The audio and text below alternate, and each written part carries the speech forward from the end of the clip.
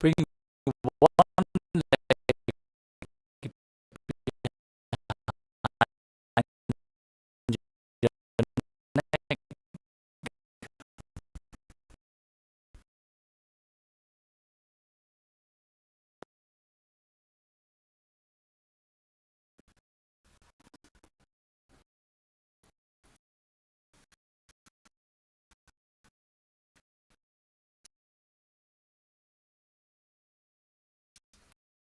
If you can bring it behind your neck, try to bring it over your shoulder.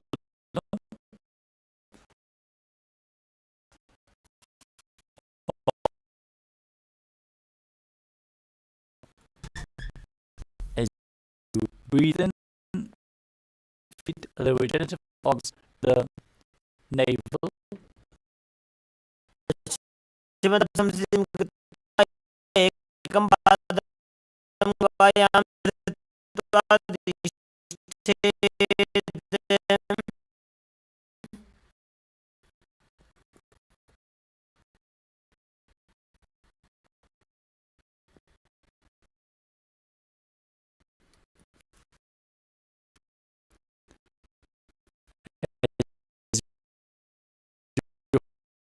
Hold on to the foot with the opposite hand. Gaze towards your nose. Visualize yourself as being endless,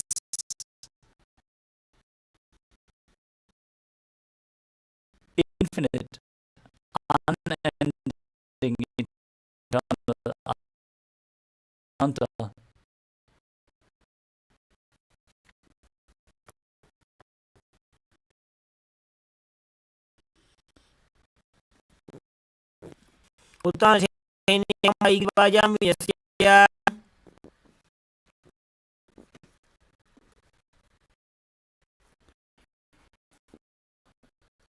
From Anantasana, roll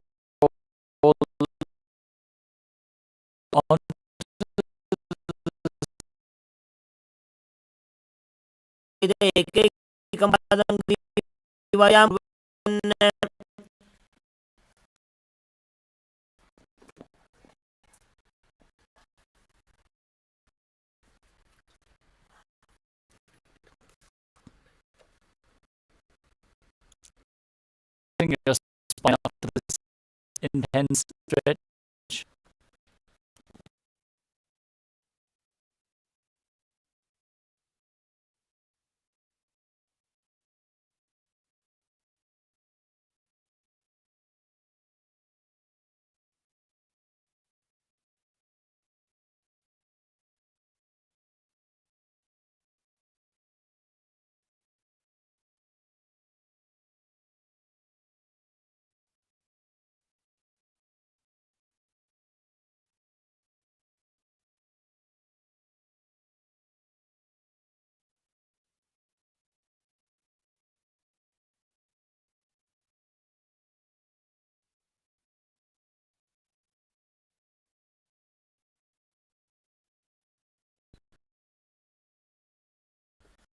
Next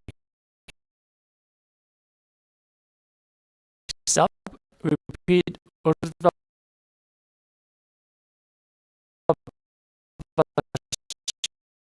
Paschimottanasana on the other side. Then both solid, bring the leg behind your neck, lift forward and down, and hold onto the front foot with both hands.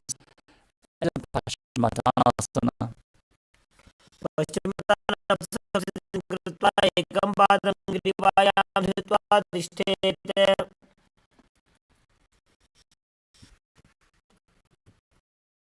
Anatasana, and visualize yourself as being unending, Ananta.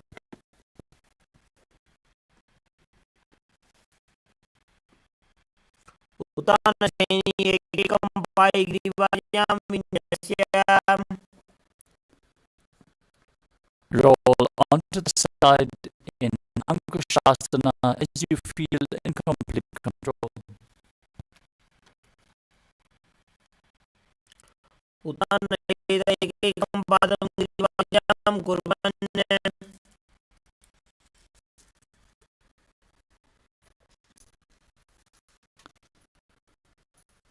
The next asana is Yoga Nidra, feet in front of you, and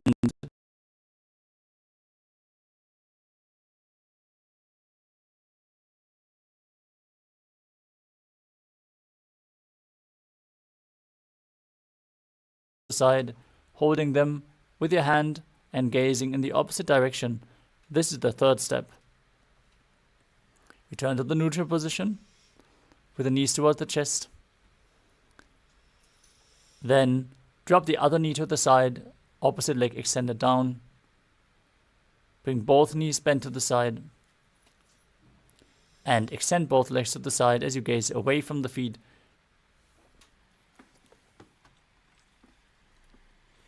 परिवृत्ति कुक्षि भागे त्रिदाहि परिकीर्तितः. Next up is the Dviparapitam.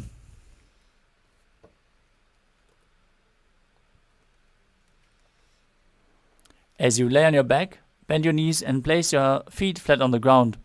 Hold your ankles and lift your hips up as you gaze through your nose and visualize yourself as sturdy as a bridge. Perform Murcha Kumbhaka as you keep Jalandhara Bandha engaged on the exhalation. प्रतिक्रियायुतं द्वन्द्वपीठः सर्वबलप्रदम्.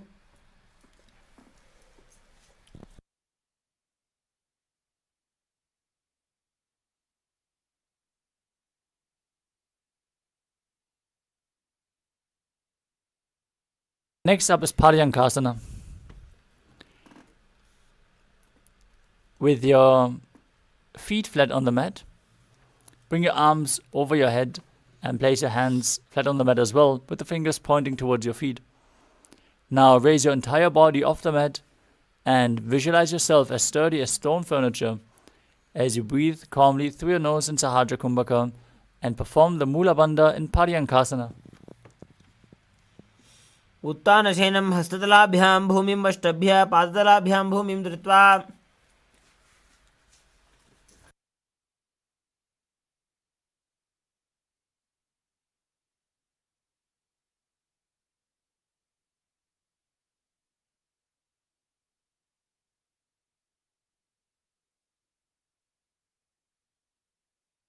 The next asana is Shvatanasana.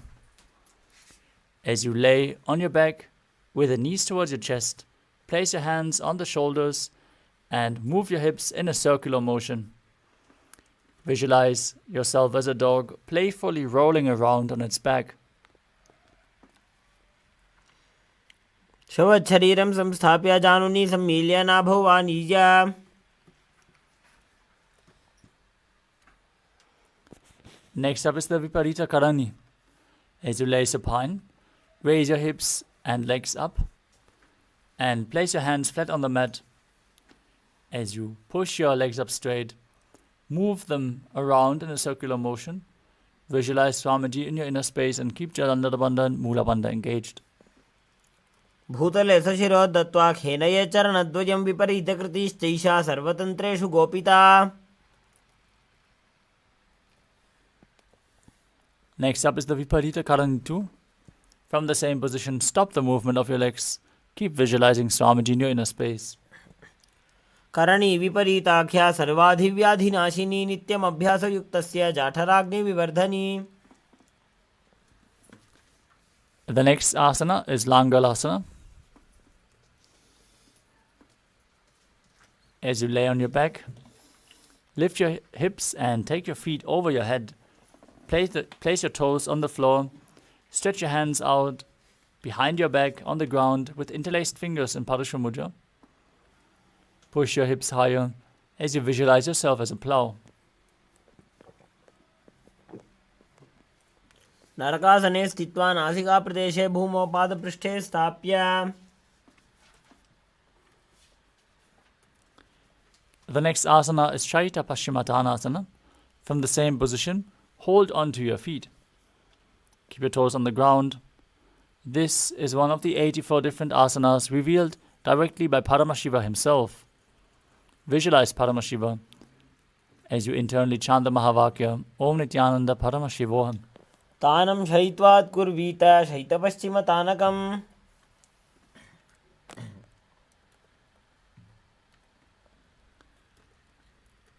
Next up is Supta Konasana.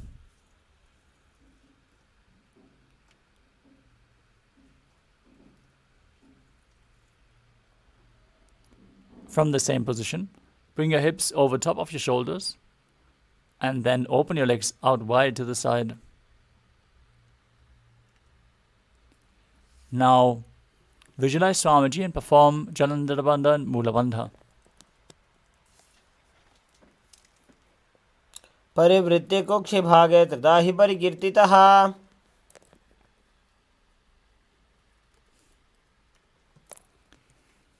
The next asana is Chakrasana. As you join your feet together above your head, hold onto the ankles of the feet and roll onto your back while visualizing yourself as a chakra, a wheel, keeping your legs and arms straight. शवासनस्तद्वौ पादौ कुर्यान् मस्तकतः परौ.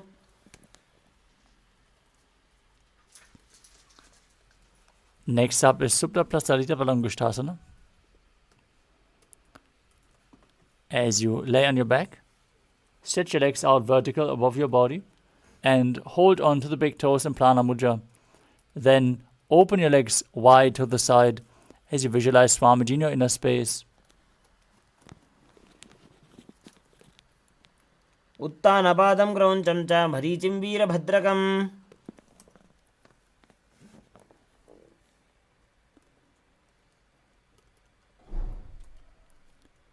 We move on to Supta Padangushtasana.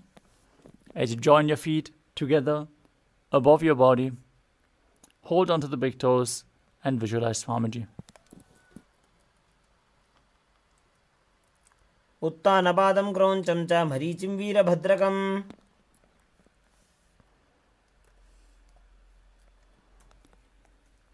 The next asana is Matsyasana.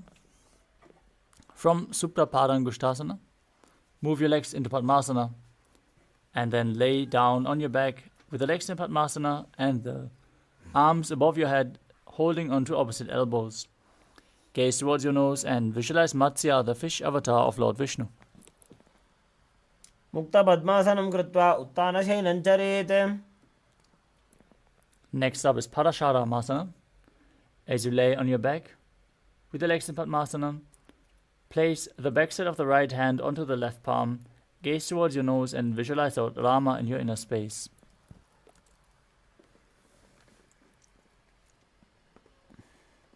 प्रथमकरे पद्मासन आचे सुदोषो वे भूपरिपाचे.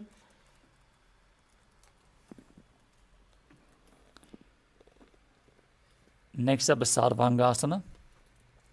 With the legs in Padmasana, raise your legs and hips off the ground. Support your hips with your hands, with your elbows on the mat. Gaze towards your nose as you visualize Swamiji in your inner space. अथवा क्षेत्र संक्षेपात् सर्वांगासनमुत्तमम्. Next up is Vrishchikasana. As you lay on your back, place one foot on the opposite thigh. Lift the opposite knee towards your chest and extend your arms up above your head, hooking your fingers forward, gazing to your third eye and visualizing yourself as a scorpion. प्रथमशयन सूधो शीशिकेशिकी सन्धि सुदाखे. Now place the other foot on top of the opposite thigh as you repeat Vrishchikasana on the other side.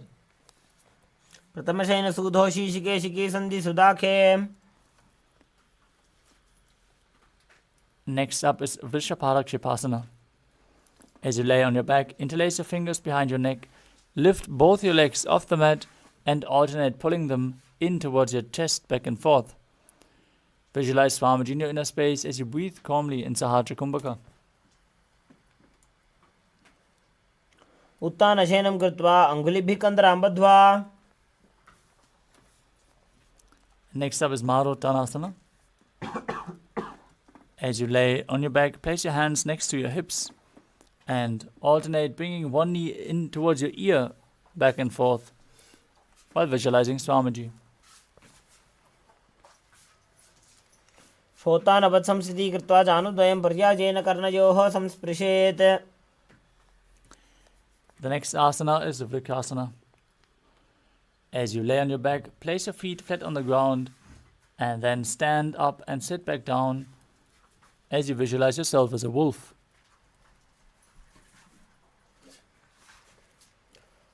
उत्तानशयनं कृत्वा पादतलाभ्यां भूमिं धृत्वा.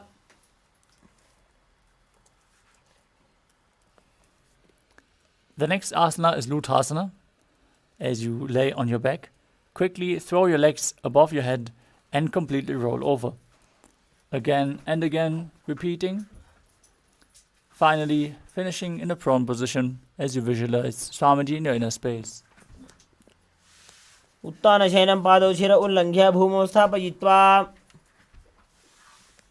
As you lay down on your stomach, keep your toes pointing backwards, hands next to your shoulders. Contract your lips, make the sound of a flute, whistling while inhaling. As you visualize yourself as a chariot, carrying warriors into a battle for Dharma on your chariot back. युग्जं शयनं कृत्वा नाभिं भूमौ निधाय. Next up is Dehalyo Langanasana. Now push your body up into a plank position and jump your feet back and forth in between the arms as you visualize yourself transcend body and mind. हस्तद्वयं बद्ध्वा तन्मध्ये चरणद्वयम् उड्डानैव बहिरानीय. Next up is Jatyasana.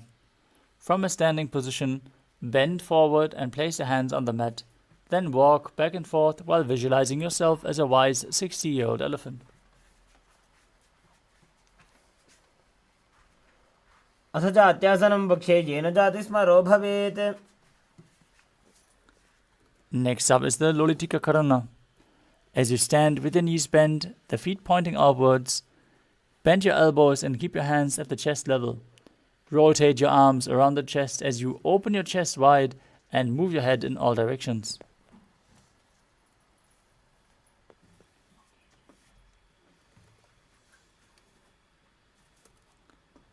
Next up is Sadapasana.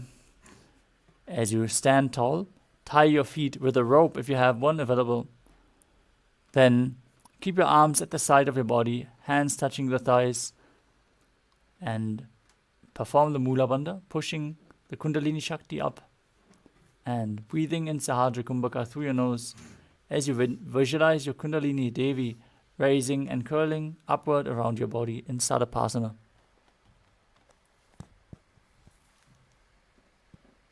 अथ सर्पासनं वक्षे वायुपाणाय केवलम्.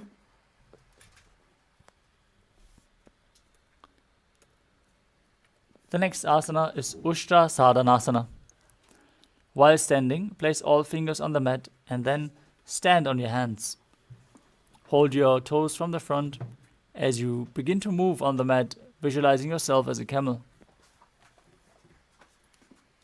मुष्टिकनिष्ठिका प्रदेशेन भूमौ निधाय उपरि पादतले संस्थाप्य.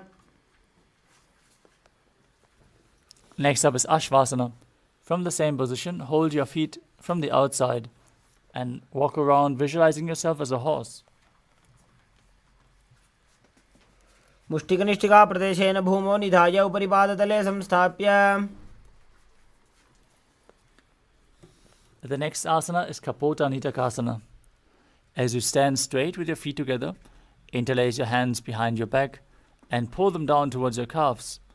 Visualize yourself as a soaring bird diving headfirst in rapid speed as you perform the Mula Bandha. पादतले भूमौ निधाय पृष्ठभागेन हस्तौ जङ्घापर्यन्तं नीत्वा.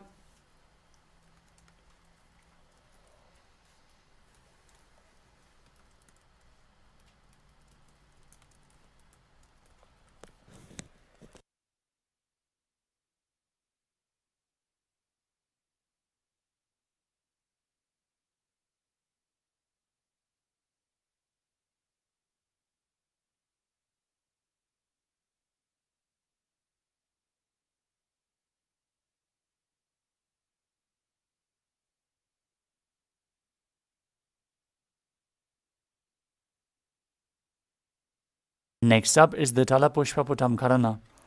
As you stand tall, with the palms together in Namaskara Mudra.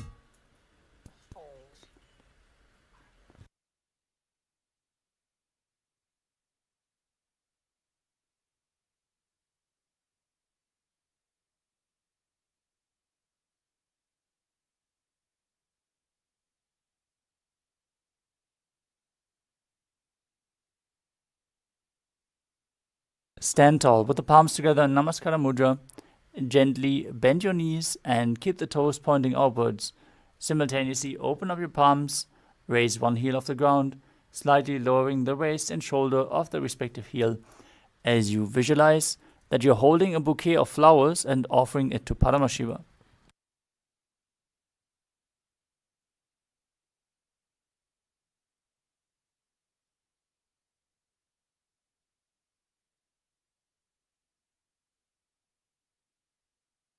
Next up is Khadgasana.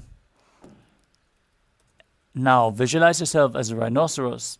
Gaze towards your nose, perform Mula Bandha as you lay down on your stomach and jump your feet back up towards your hands and stand, placing your hands in Namaskara Mudra, forming the horn of the rhinoceros.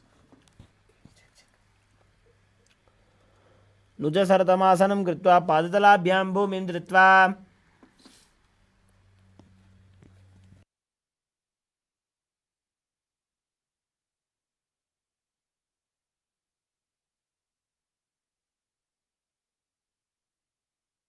Next up is the Uttanottanam.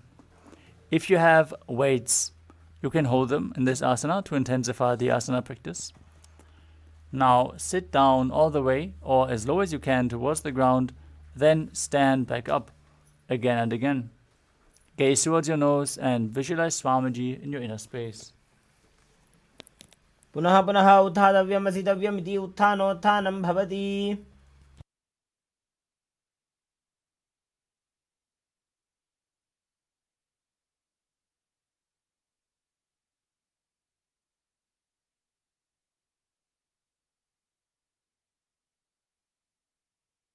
Next up is Musalasana. As you stand up straight, raise your arms over your head and jump repeatedly as you visualize yourself as a mace. सरलं स्थित्वा ऊर्ध्वं बाहुं नजेत् वारं वारम् उड्डानं कृत्वा. The next asana is Utshirshakasana. From a standing position, pull the sole of one foot towards your belly. With the other leg, sit down and stand back up. Alternate on both sides as you visualize Swamiji in your inner space and gaze towards your nose. एकैकं पादतलं कुक्षौ निधाय तिष्ठेत् उच्छीर्षकं भवति.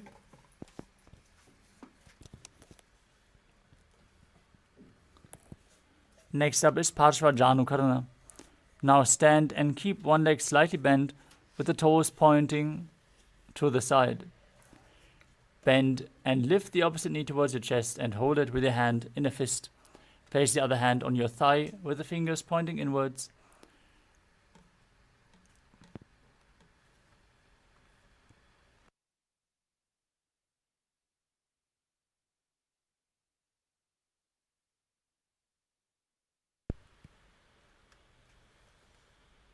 The next asana is Tandavasana. You can hold weights if you want to intensify this asana.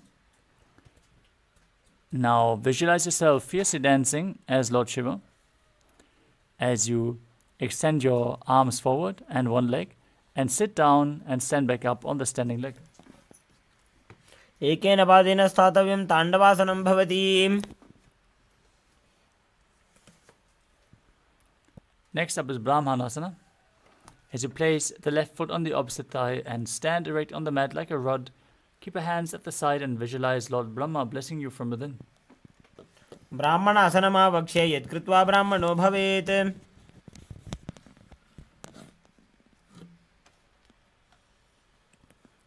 Next up is Garudasana 3. As you stand tall and wrap the left leg over and around the right knee, tuck the left toes on the other side of the right calf as you simultaneously cross the left arm below the right and bring your palms together in Namaskara Mudra, visualizing yourself as Lord Garuda. उत्थानकूर्मपीठं च संहस्गारुडमेव च. Next up is Eka Padasana. As you stand straight on the right leg, lift the left foot onto the opposite thigh and keep your hands relaxed by the knees. Visualize Swamiji in your inner space as you do so. दक्षाङ्घ्रिं वामपादस्य जङ्घोपरि निधाय च The next asana is Dhruvasana.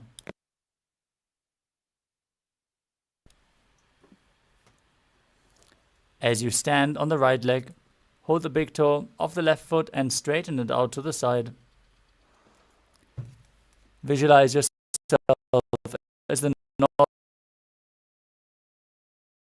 Pole star as you rotate your body quickly on the standing leg. रूपस्य एकस्य As your foot stand tall. If you can't bring it behind your neck, pull it up towards your chest.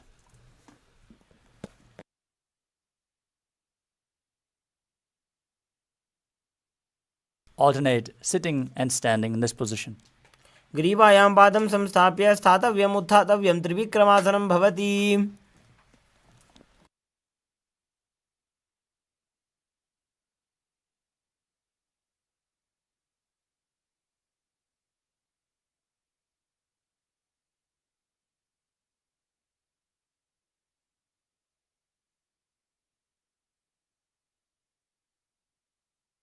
Now repeat Parshva Karana on the other side. Pull the other knee in towards your chest with a hand in a fist. Opposite hand on the respective thigh. Fingers pointing inwards.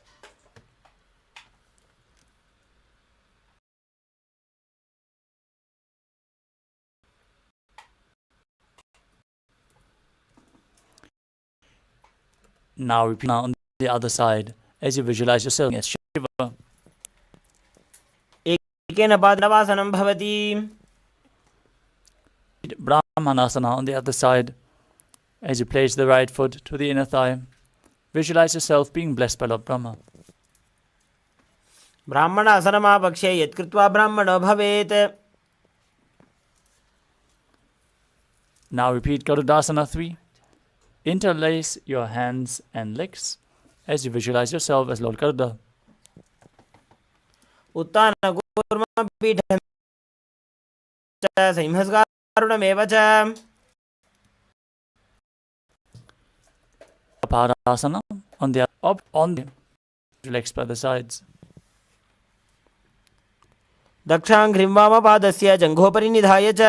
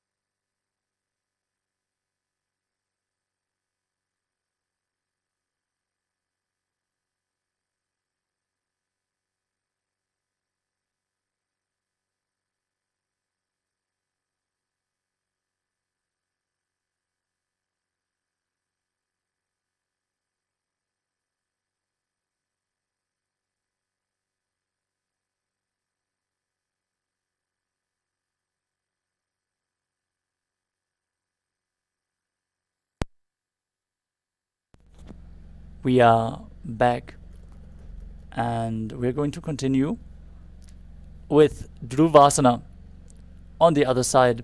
So stand tall on one leg as you hold the opposite foot in Prana Mudra and rotate on the standing leg while visualizing yourself as the North Pole Star. एकेन हस्तेन दण्डरूपस्य एकस्य पादस्य अग्रं धृत्वा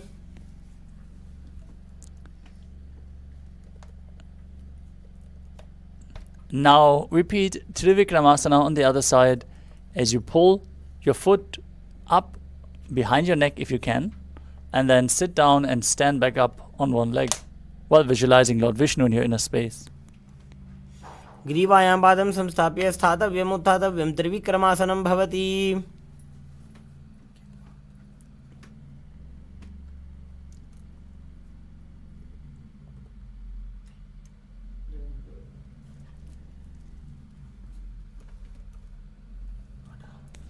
Next up is the Samana Kakarana. As you stand with your feet close together, heels touching, toes pointing outwards, keep your hands at the side of your body, slightly outwards with the fingers one by one in a comfortable, natural posture. As you move on to the final 100 asanas of this sequence. I want to thank all the participants for the sincere participation, even during those intense asanas that we were going through right now. The next asana is Gorak Anjali Asana. As you stand erect and then bend forward, bring both hands underneath the knees and make a finger lock. As you sit in a squatting position, let the finger lock touch your navel and visualize the great sage Goraknath, the founder of the Natha Yoga Hindu Sampradaya, as you perform Jivachala Kumbhaka, inhaling deeply into your stomach and moving the prana throughout your body by the strength of your will. प्रथमे बो होए बाहुरीनी चौपुनी होवे. Next up is Kanchi Asana. As you insert your hands between the thighs and calves, wrap them around behind your butt and interlace the fingers in Padusha Mudra. Now, visualize Swamiji in your inner space and perform the Mula Bandha.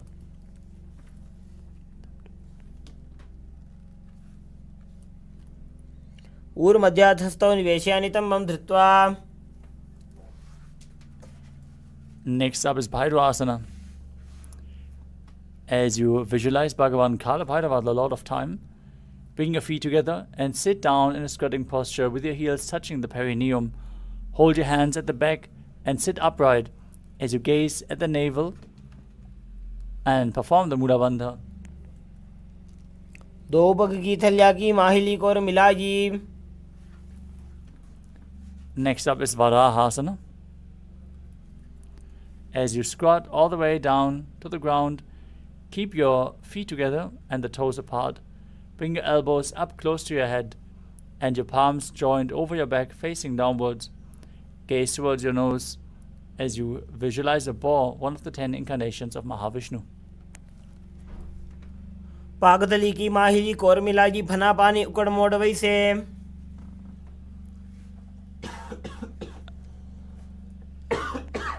The next asana is Pripitasana. As you keep your heels touching, hold on to the big toes in Prana Mudra and bring your hips to the same level as your knees. Let your hands hang down, fingertips touching the toes as you visualize Swamiji in your inner space. बार्षद्वयसं मील्या स्थित्वा नितमं जानुप्रदेश आनीय.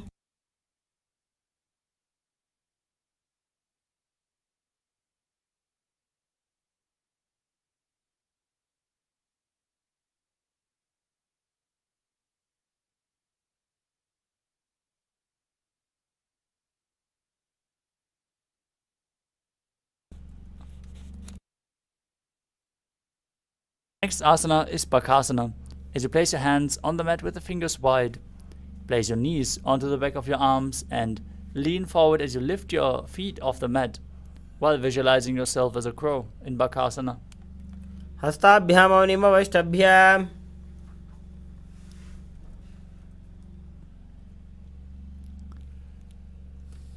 Next up is Sushtanga Kapali Asana, another inverted posture. Now kneel down, head on the ground, palms spread for support. As you raise your body up onto your head, your legs into Padmasana, and gaze towards your nose as you visualize Swamiji in your inner space. आसन Kogan कपाल आछो होई. Next up is Guptasana. Now sit in a kneeling posture with the top of the feet flat. Sit in between the heels with the toes touching behind your body. Gaze towards your nose and visualize you're sitting in the secret seat with Paramashiva and Guru. जानोर्भोरन्तरे पादौ कृत्वा पादौ च गोपयेत्. The next asana is Vrikshasana too.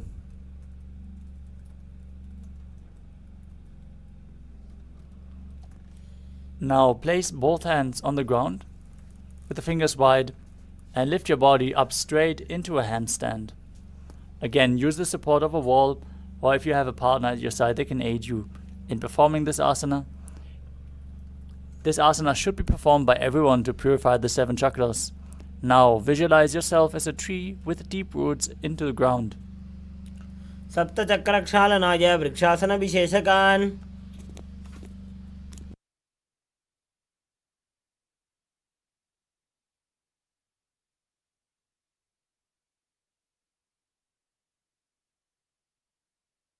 Next up is Shiva Asana.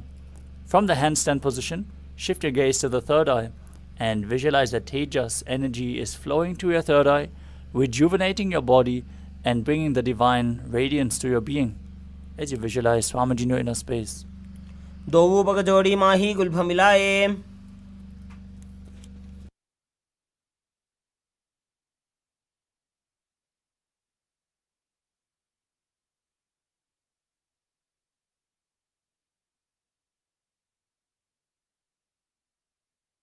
Next up is Matsyasana too. From Bakasana, place your hands flat on the mat and step your feet back into a plank position. Then lower your body down to the mat and push it back up again and again as you visualize yourself as a fish in Matsyasana too. निब्जं शयनं कूर्परो पार्श्वभागायामूर्धकृत्य. Next up is Sarapasana too. Lower your body down onto your stomach, place your hands on the respective hips and lift and move your upper body from left to right as you visualize and move your body like a snake. Breathe calmly through your nose as you do so. निब्जं शयनं कृत्वा हस्तौ नितम्बं संस्थाप्य. The next asana is Nidalambanasana. As you lay prone on your belly with your hands in Padma Mudra, the lotus mudra, holding onto your chin, elbows on the ground, toes stretched behind. Feel self-supported and completely independent in Nidalambanasana. कराभ्यां पङ्कजं कृत्वा तिष्ठेत् कूर्परयासुधीः. The next asana is Chaturasana. As you lie on your stomach, place your hands flat on the mat in front and then straighten your arms, bend your knees and place your feet towards your upper back as you gaze up. Visualize yourself as an umbrella protecting your guru from the sun rays. अर्ध्यासनवस्थित्वा हस्ततलाभ्यां भूमिं धृत्वा. Next up is Vajrasana. Now sit in a kneeling posture with your perineum down on the heels. Extend your arms out in front. Place them flat on the mat as you place your forehead on the mat as well. Gaze towards your nose. Visualize yourself as Vajra, the weapon of Indra, symbolizing indestructibility. इदानीं गर्भिणीनां योगाभ्यासो यथा लघो.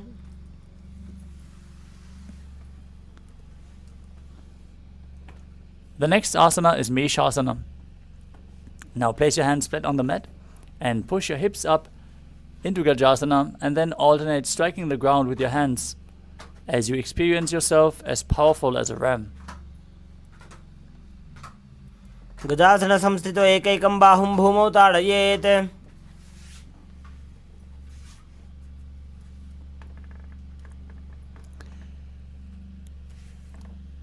The next asana is Ajasana. From Gajasana, lift your legs up into the air and slowly bring your forehead down towards the ground as you visualize yourself as unborn, existing for all eternity. गजासन संस्थितो पादद्वयमन्तराळे कृत्य.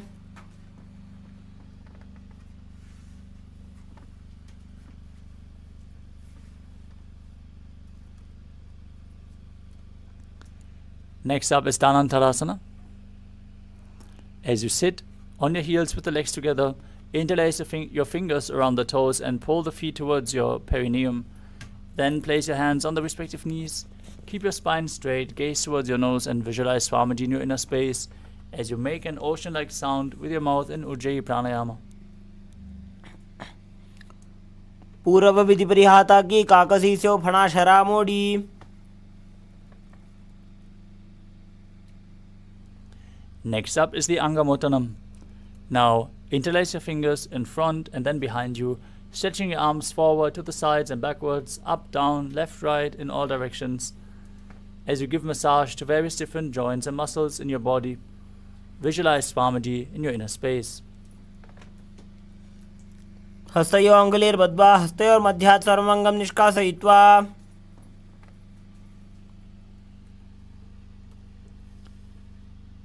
The next asana is Garudasana form. Now sit on your heels in Vajrasana. Keep your feet turned out to the sides with the toes pointing outwards. As you keep your thighs and knees resting on the ground, keep your spine straight, hands on the knees, and visualize yourself as Lord Garuda, flying Lord Vishnu and Lakshmi on his back in Garudasana form. जङ्घोरुभ्यां धरां पीड्य स्थिरकायोद्विजानुना. Next up is Ananda Mandirasana.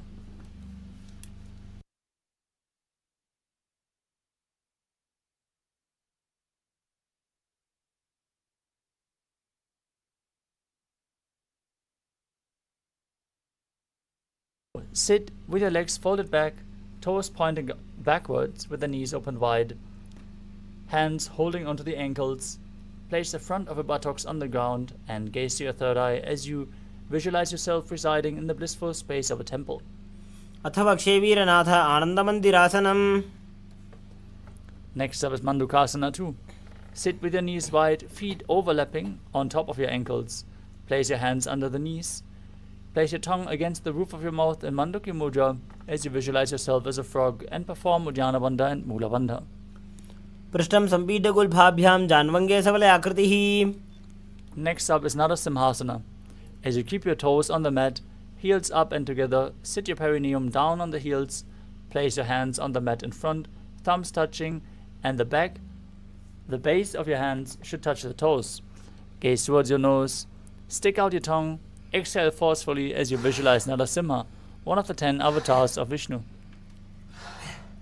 दोवो फणा पानी होय वैसे AD Mailer गुदानी वैसे. Next up is Bishrakasana. As you sit on your toes with the perineum on the heels, knees separated, cup your hands and place them over your mouth and nose. As you keep your thumbs underneath the teeth and close your lips. Inhale through the right nostril and exhale through your mouth in Bishraka Pranayama as you gaze to the nose and visualize yourself as Devi, victorious over all your fears. दो पकां की AD Joji गोड़ा फनोवान पुनि होई. Next up is Makadasana. Keep the soles of the feet together, top of the feet on the ground, sit on your heels and bend your elbows, bringing your fingers towards your armpits as you imitate as if you were a monkey scratching itself. Visualize yourself as a playful monkey and gaze to your third eye in Makadasana. दोवो पकतली संपुटटाने तिनकी पिष्टि भूमि पर इठाने. Next up is Vajrasangarasana. As you stand on your toes with the soles of the feet together, sitting on the heels, hold on to the opposite elbows behind your back and gaze towards your nose, embodying a diamond-like strength for yourself and your Sangha. प्रथम बना पानी होए बैसे दो वेड़ी गुदानी वैसे. Next up is Kanjanasana. Keep the toes down, ankles crossed behind, and sit on your heels. Place your palms on the ground to the sides of your body as you gaze through the nose and visualize perfect health beyond any and all physical or mental ailments while engaging Uddiyana Bandha and Mula Bandha. खञ्जनासनमावक्षे यत्कृत्वा सुस्थिरो भवेत्. Next up is Kurmasana. With your feet crossed behind, sitting on the feet, place your hands on the knees and stiffen your upper body and neck like the shell of a turtle as you gaze through your nose and visualize yourself as a turtle with a stable body and mind to live for centuries. गुल्फौ च वृषणस्याधो व्युत्क्रमेण समाहितौ. Next up is Yogasana. From the same position, relax your upper back, gaze to the nose and visualize Swamiji in your inner space. गुदं नियम्य गुल्फाभ्यां व्युत्क्रमेण समाहितः.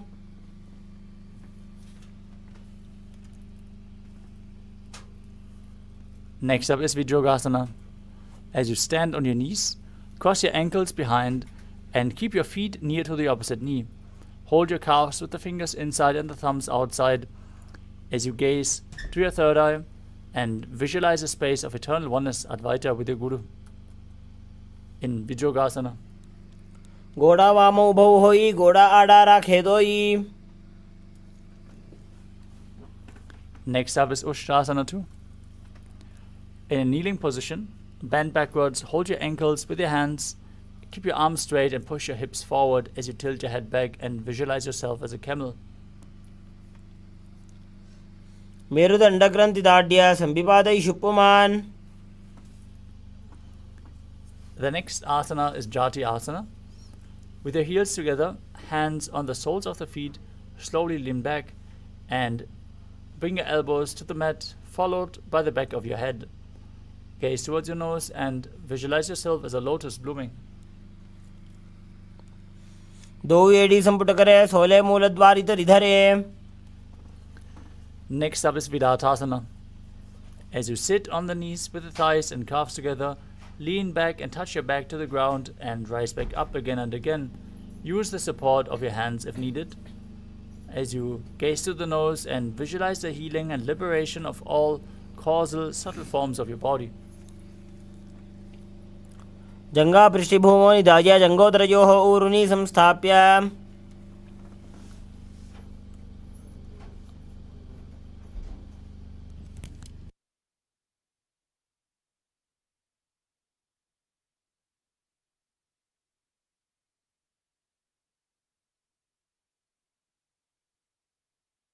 Next up is Kapotasana. From Vidatasana, raise your hips even higher. Bring your forearms to the mat and hold the back of the heels as you bring your head in between the feet. Visualize yourself as a beautiful dove as you perform the Mula Bandha. मेरुदण्डग्रन्थिदाढ्य संविपादैषु पुमान्.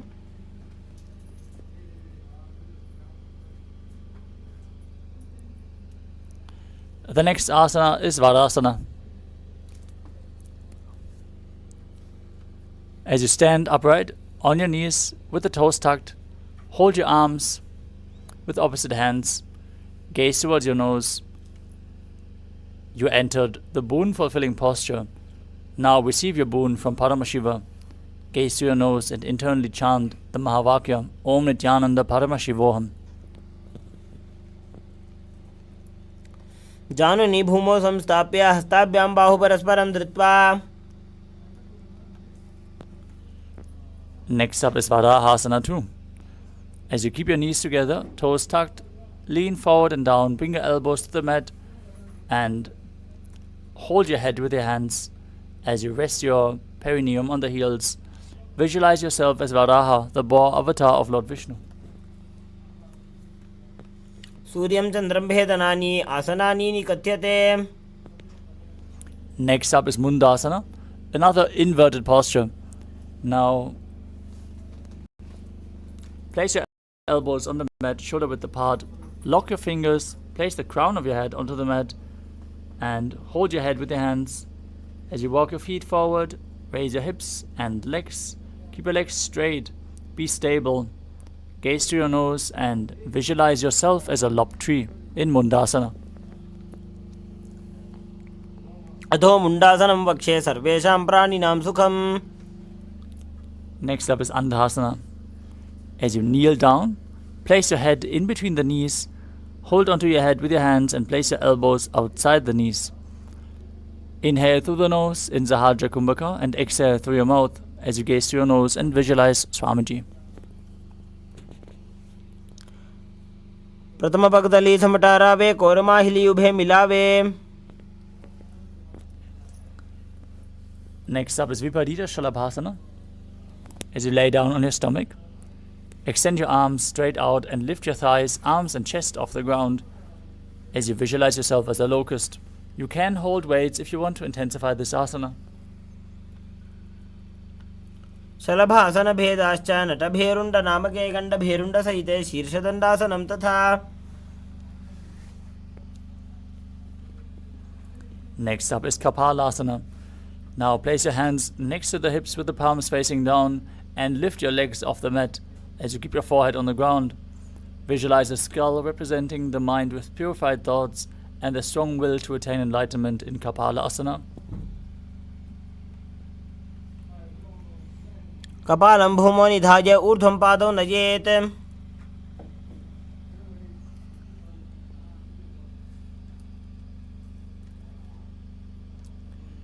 The next asana is Akasha Kapotasana.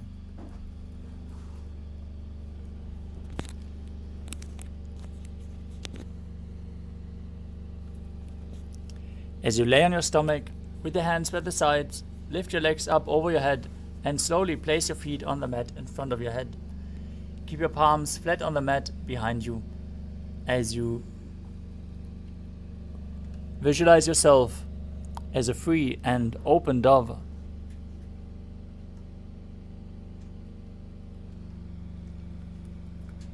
उष्ट्रासने स्थित्वा चरणौ भूमेरुत्थाप्य.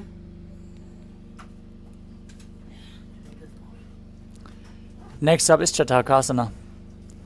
As you sit on the knees, bring your chest down so your navel touches the knees. Keep your hands flat on the mat, forearms on the ground, be sturdy, and visualize yourself as a sparrow. कूर्परपर्यन्तौ हस्तौ धरामवष्टभ्य जानुनी नाभौ संकुञ्च्य तिष्ठेत्.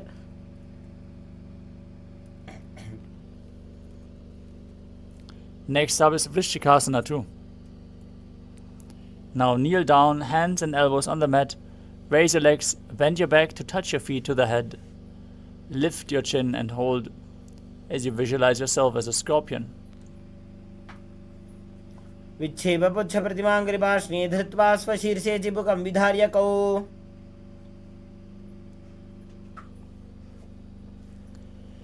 Next up is Vrishasana.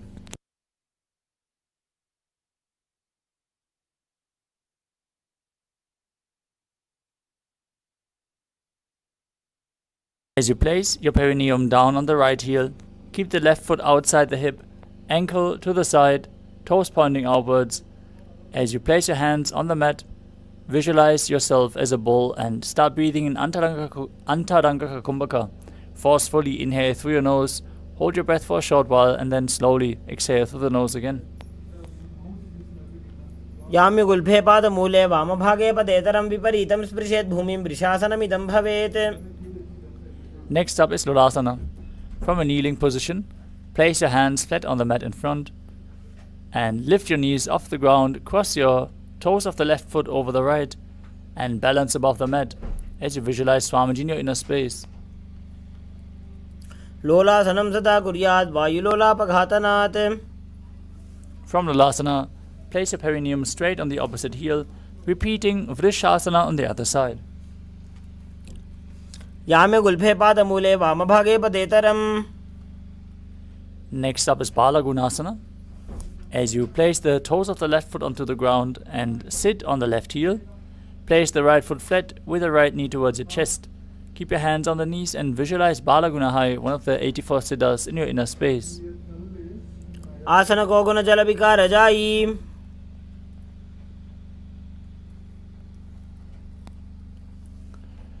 Next up is Grahasana. As you squat with your feet flat on the mat, bring your elbows under the thighs and wrap your hands around the shins. As you hold on to your ankles from the outside, visualize yourself as the entire planet. पादतले भूमौ संस्थाप्य जानुमध्ये कूर्परौ स्थाप्य. Now repeat Bala Gunasana on the other side. Keep the right toes down, sit on the right heel with the left knee towards your chest. आसन को गुण जल विकार जाई. Next up is Utkatasana. You can hold weights if you want to intensify this asana. As you squat on your toes with the heels up, knees off the mat, place your perineum onto the heels and your hands on the respective knees. Keep your spine straight, visualize Swamiji in your inner space as you perform the Mula Bandha. युजास्पुजोस्तीयत ऊर्वजानो यत्रासने पादतलद्वयो परी. Next up is Vajrasangarasana 2. As you sit on your toes, with the perineum on the heels and the soles together, keep your knees wide and off the ground. Hold onto opposite elbows behind your back and visualize Swamiji. प्रथम बड़ा पानी होए जैसे दो वेड़ी गुदानी वैसे. Next up is Anilasana. As you squat or sit with your feet hip width apart, place your hands flat on the ground and step onto your hands with the heels. Keep your arms straight, gaze to the nose and visualize you're able to consume and live off of air alone. दो हाथ भूमि पर ठाने कहूनी जाड़ी ना भी लगाने.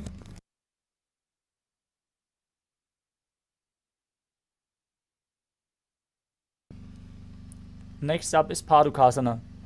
As you place the back of your hands onto the mat with the fingers facing towards your body, step your feet on top of the hands and wrap your hands around the feet like a shoe. Walk around on the mat as you visualize you're wearing padukas walking across India. हस्ततलयोः पादतले कृत्वा तिष्ठेत् गच्छेत् पादुकासनं भवति. Next up is Kukutudanasana. As you place your palms on the mat, raise both feet upwards into the air and let them fall back down again and again while visualizing yourself as a rooster. हस्ततले भूमौ कृत्वा पादतले च ऊर्ध्वमुड्डानं कृत्वा.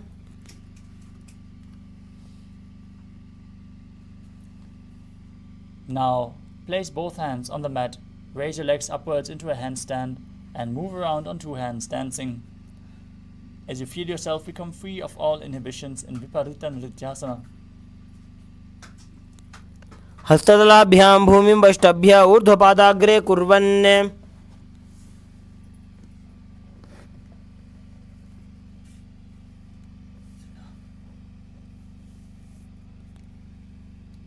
Next up is Kunjarasana.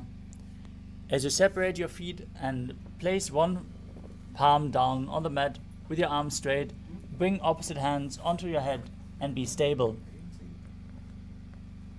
Visualize Swamiji in your inner space as you breathe calmly in Sahaja Kumbhaka and perform the Mula Bandha. अथ पक्षे Mahadev कुञ्जरासनमुत्तमम्. Now exchange the position of your hands. Repeat Kunjarasana on the other side. अथ पक्षे Mahadev कुञ्जरासनमुत्तमम्. Next up is Karambasana. As you sit on the ground with your feet flat and the heels close to your body, hold the respective ankles and lift your feet off the ground. Visualize yourself as a Karamba tree, a pious tree that promotes a long life. पार्श्विभ्यां भूमिं वष्टभ्य हस्तद्वयेन गुल्फौ धृत्वा. Next up is Pavana Muktasana. As you sit with your heels at the perineum, hold your knees with your hands and press them towards your chest. Visualize any excess vata being released from or balanced within your system. द्वयोस्तु पादयोः पाणिं लात्वा सस्वनितम्बगे.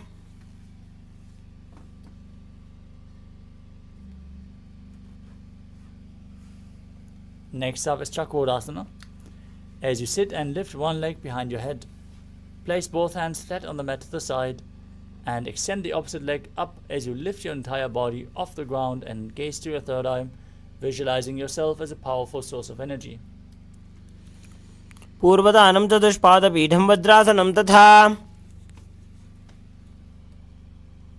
Next up is Dhanurasana 2. As you sit on the ground, hold the big toes with prana mudra, and keep one leg straight and pull the other foot towards your ear as you visualize yourself as a bow. पादाङ्गुष्ठौ तु पाणिभ्यां गृहीत्वा श्रवणावधि.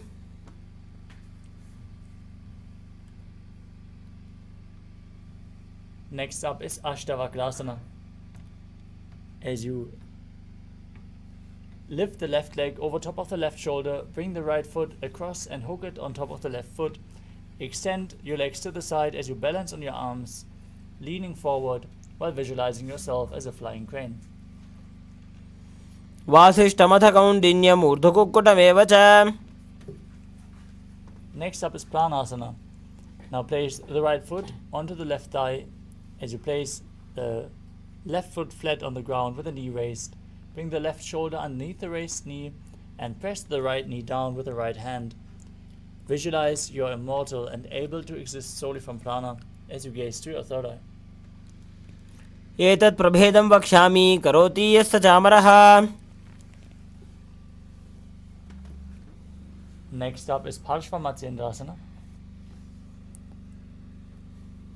As you keep the right foot at the root of the left thigh and bring the left foot over top of the right knee, twist your body around the raised knee and bring one arm below as you interlock your fingers behind your back. Gaze towards your third eye and visualize Sage Matsendranath, the master of Hatha Yoga, in Parshvamatyendrasana. पार्श्वाभ्यां धृतदेयास्तु पार्श्ववत्सेन्द्रमुत्तमम्.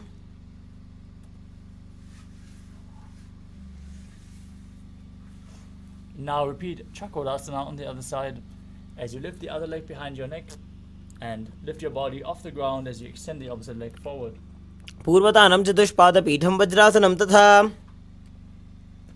Next up is Dhanurasana 2 on the other side. Hold onto the big toes in Prana Mudra and pull the other foot towards your ear, visualizing yourself as a bow. पादाङ्गुष्ठौ तु पाणिभ्यां गृहीत्वा श्रवणावधि. Now repeat Ashtavakrasana on the other side. As you lift the right leg over the shoulder, hook the left foot over top, extend your legs to the side and balance while visualizing yourself as a crane. वासिष्ठमथ कौण्डिन्यम् ऊर्ध्वकुक्कुटमेव च. Now repeat Pranasana on the other side. As you place the left foot on the right thigh, right knee raised, right shoulder underneath the right knee, with a hand flat on the mat, pushing the left knee towards the ground, gaze to your third eye and visualize you're immortal and able to exist solely from prana. एतत् प्रभेदं वक्ष्यामि करोति यस्य चामरः. Now repeat Parshvamatyendrasana. As you place the other foot outside the hip and step the other foot over top the knee, bring your arm underneath, hold on to your fingers behind your back and twist your body as you gaze to your third eye and visualize Sage Matsendranath. पार्श्वाभ्यां धृतदेयास्तु पार्श्ववत्सेन्द्रमुत्तमम्. Next up is Ardha Paschimottanasana. As you keep one leg straight, press your perineum with the other heel, keep your chest forward and down, hold onto the front foot and bring your head towards the knee as you visualize Swamiji in your inner space. एतत् एकं पादं प्रसार्य एकं पादस्य पार्श्वनासीवनी सम्पीड्य. Next up is Kraunchasana. Now place your left ankle outside the hip and hold onto the sole of the right foot. As you extend it forward and up in front of your face, visualize yourself as a crane. वासिष्ठमथ कौण्डिन्यम् ऊर्ध्वकुक्कुटमेव च. Now repeat Ardha Paschimottanasana on the other side as you press your perineum with the other heel and lean forward and down. एकं पादं प्रसार्य एकं पादस्य पार्श्वनासीवनी सम्पीड्य. Now repeat Kraunchasana on the other side as you bring the other foot outside the hip and extend the opposite leg up, holding onto the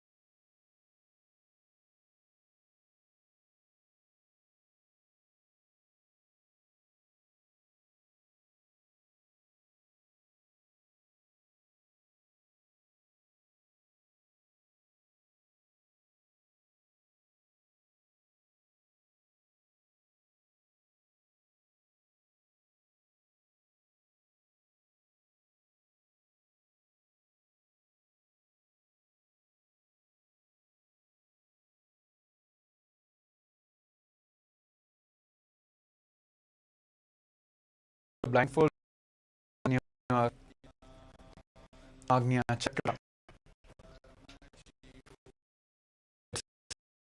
Mahavakya Om Nithyananda Paramashivoham.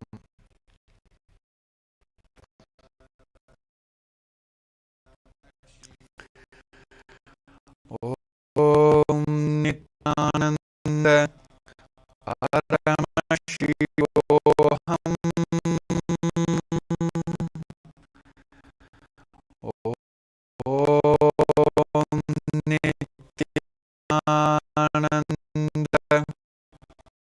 Nithyananda Paramashivoham.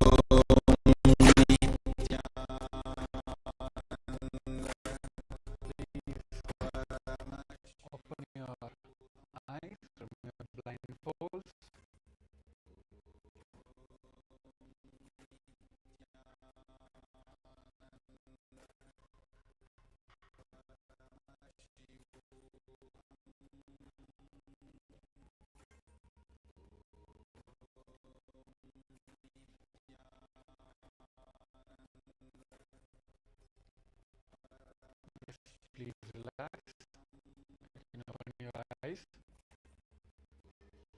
Yes. Let's take a quick moment. Quickly pen down and also you can put in the Zoom chat what Paramashiva, what Swamiji have showed you during this manifestation. Whatever it is, from the moment you close your eyes, started manifesting the power of the day. Whatever sounds you have showed you during this power manifestation, please spend. And also you can type it in the Zoom chat. So before verifying the answers,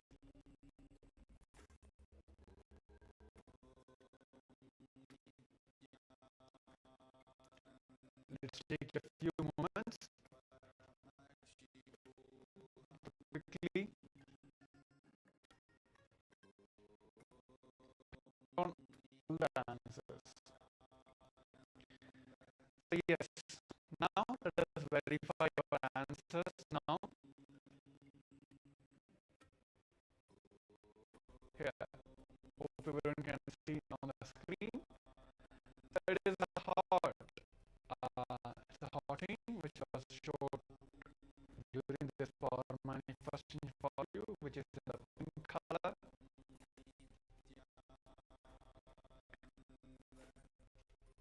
So I request all of you, I think yes, I'm seeing so many smiles in the participants.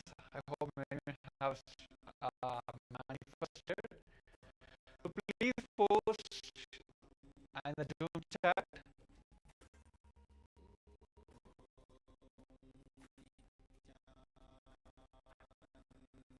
if you have manifested.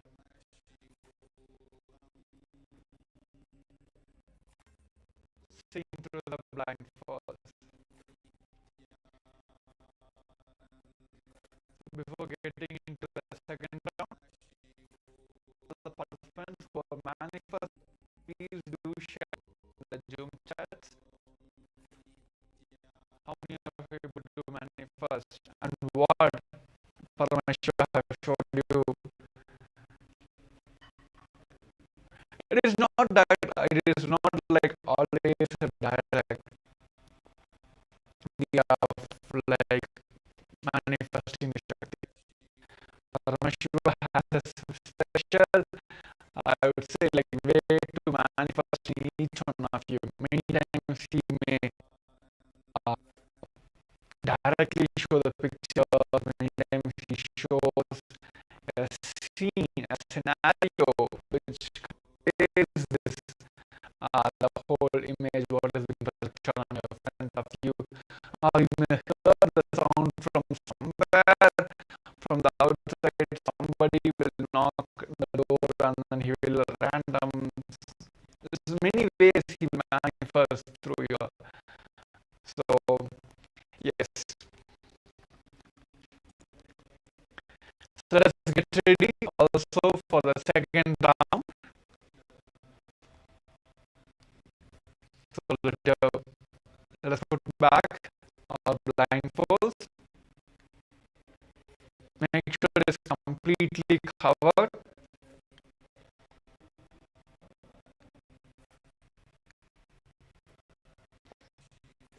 And please do pen down as well all the images of manifesting you're seeing through this power manifestation segment. So yes, let's get ready. We now entering into the second segment. This segment also we're gonna see shapes will be projected on your screen during this power manifestation. So yes, let's close your eyes.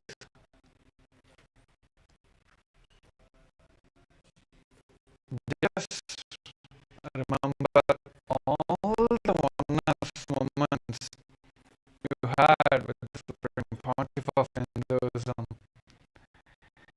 just the oneness flow inside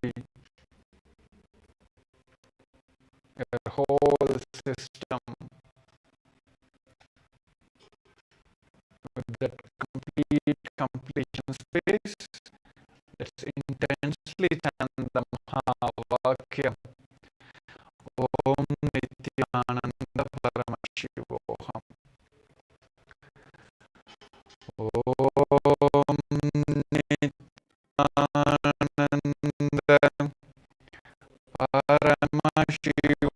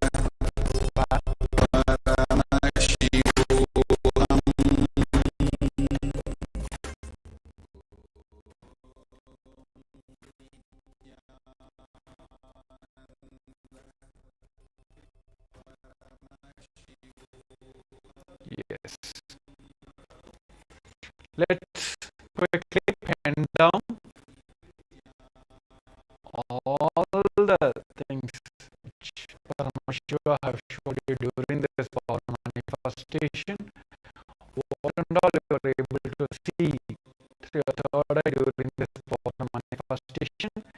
Let's quickly pen down, and also please do write in the Zoom chat so that all the acharyas can help you. Sorry. All the acharyas can help you. If you are facing any obstacle during the power manifestation, please post that as well. So that way,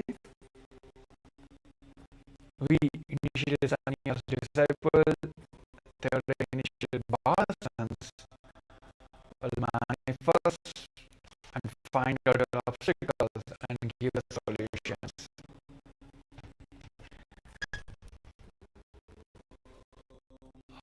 Okay, golden triangle.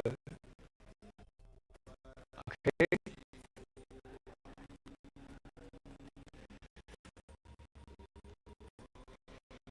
It's wonderful. And also request what you have manifested during the last segment as well. Get anything at all. Okay. So yes. Even that also, even this space,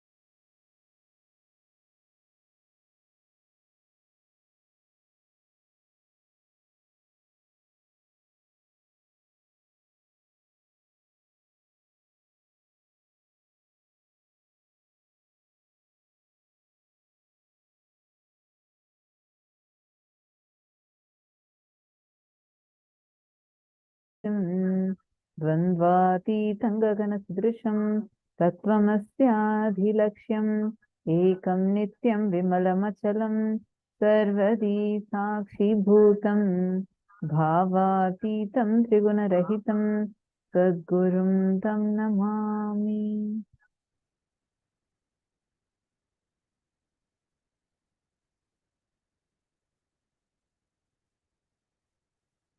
Nityanandam to all the participants that are here today, gathered here for yet another extraordinary day with Swamiji himself, the Supreme Pontiff himself, each day experiencing various amazing dimensions of Paramashiva, various incarnations of Paramashiva, celebrating these dimensions, celebrating these auspicious forms and receiving their powerful darshans. And we are on the day 5, and today is a very exciting day, because today we are going to be having the darshan of Bhagavan Ardhanareeshwara Murti and experiencing completion with our gender identity and understanding the deeper concepts about subjects that are literally taboo in many parts of the world, but a very intrinsic part of our life.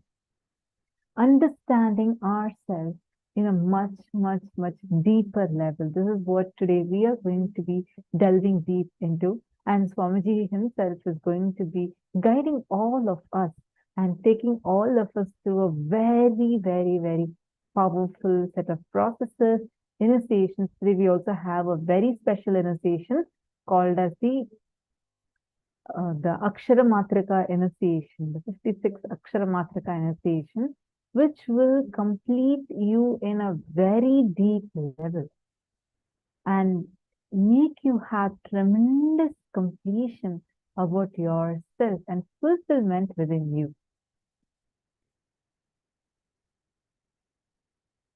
Yes, Nityanandam, Nithyananda, Diana Stilo, Lilian Mustaf, and Donna, Janet Chung, Vivian Kia, Nityanandam, Sandy Liu, Pei Wong, Yanan Wong, Nityanandam, Karine, Amsa Kala, Nityanandam. So lovely to see all of you here. You all can also invite if you have any of your children, or like especially youth. Today's day is going to really help them shape their life, especially the people that are entering into relationships. Nityanandam, Sanitikanandaya, Ashokam Vinaya, Nityanandam. So wonderful to have all of you over here.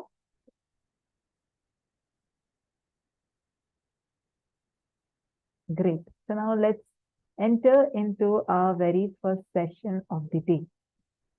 The first session that all of us are going to be entering into is understanding about Sayujya Samadhi and understanding what is the meaning of Sayujya Samadhi and how can one experience the Sayujya Samadhi. And today we are also going to be having a special Kriya that we all are going to be doing for awakening our Kundalini Shakti. And I know I'm so excited about this.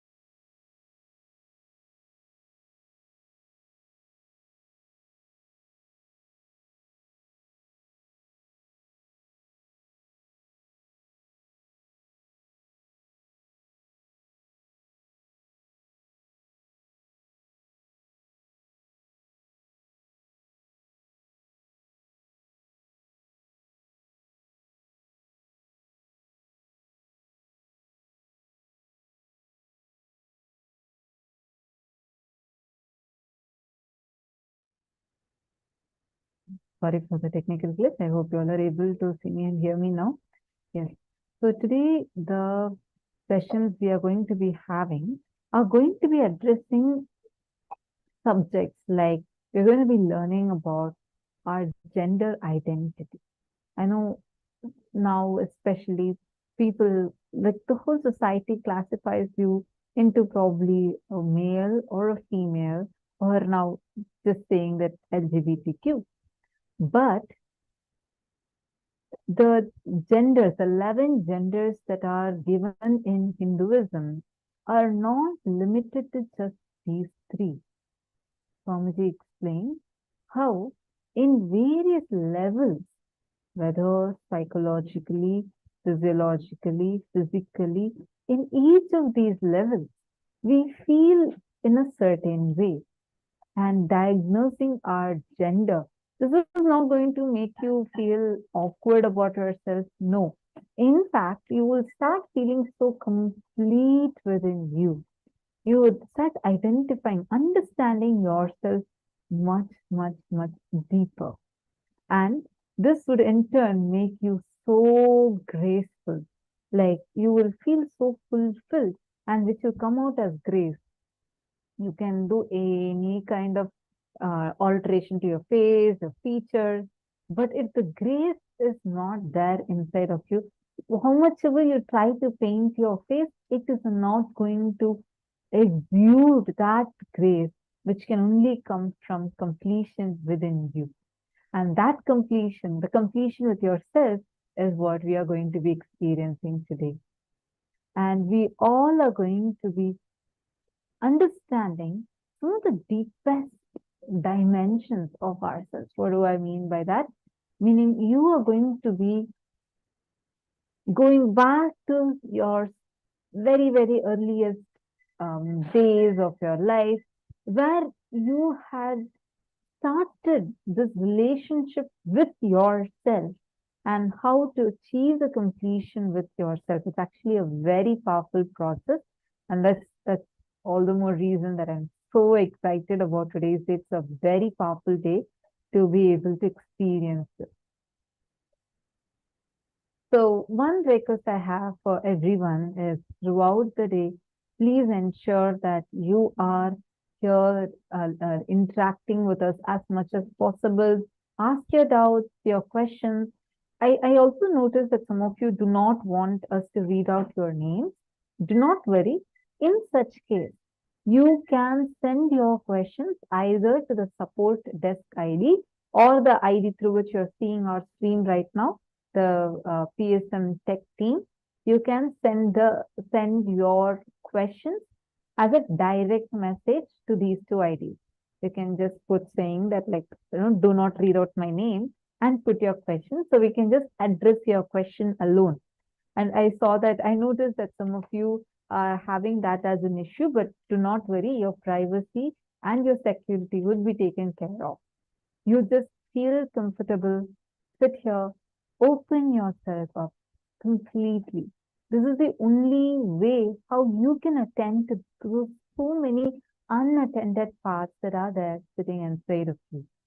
And these paths are actually even deciding and designing the way how you are relating with your life. We're going to be understanding about the way how there are 4 levels that we relate with ourselves, like, and the world, and how we are experiencing ourselves. Actually, very, very, very powerful day. So get ready. So the first and foremost thing we are going to be understanding is we are going to be first understanding about how we exist as not just a man or a woman as how we think we exist. We exist with all the qualities of male and female components put together inside of us. So for today's day, we have a detox recipe. Can we all prepare that first and then enter into today's day? So this dish is called as the panagam, and especially given that there's a lot of heat wave coming, and the heat, the atmospheric temperature itself has increased a lot. So first, today we are going to be preparing ourselves with this detox recipe and then entering into our first session. So first, we are going to be preparing the detox recipe of panagam. I request all of you to follow along this recipe. This creates instant cooling effect in your gut and also helps you to make your mood swings irrelevant. It's very, very powerful recipe. You're going to prepare it now and then you're going to chill it and you're going to have it towards the afternoon time. So this is the recipe card. I request all of you to follow along with this. This requires you to have 150 grams of jaggery and 3 glasses of water, 3 medium-sized lemons, just the juice of it, and then you can add little cardamom. This is an optional recipe, optional ingredient that you have. All right, can all of us get these items?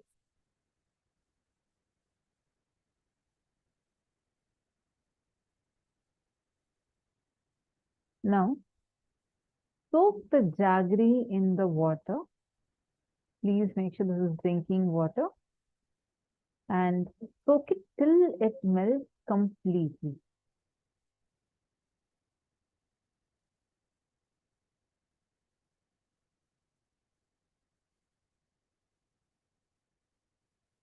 And you need to nicely crush it and put it in the water.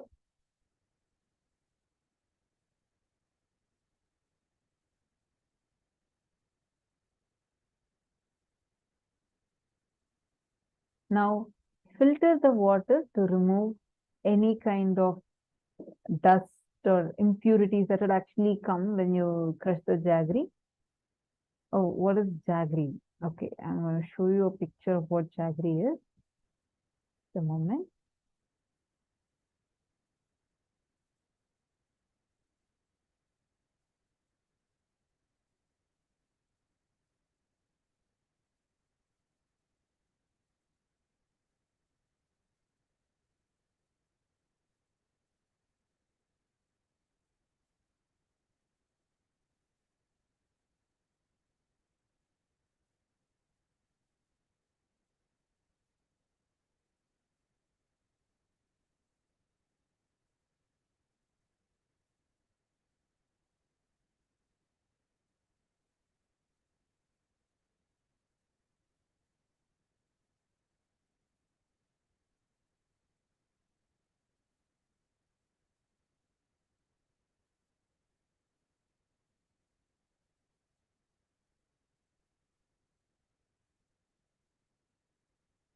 This is called as a jaggery. I hope you're able to see the images.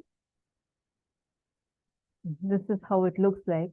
You get it. You usually use it like it's more like a sweetener, but and we make sure it is organic. You can also save this recipe card for later. We'll be also emailing this to you. So now take this jaggery and crush it and nicely soak it in the water. And there'll be some kind of particles that might come, so you can just filter the water after you let it soak. Just let it soak for now, and then you can just mix it with lemon juice and all, and then you can have it.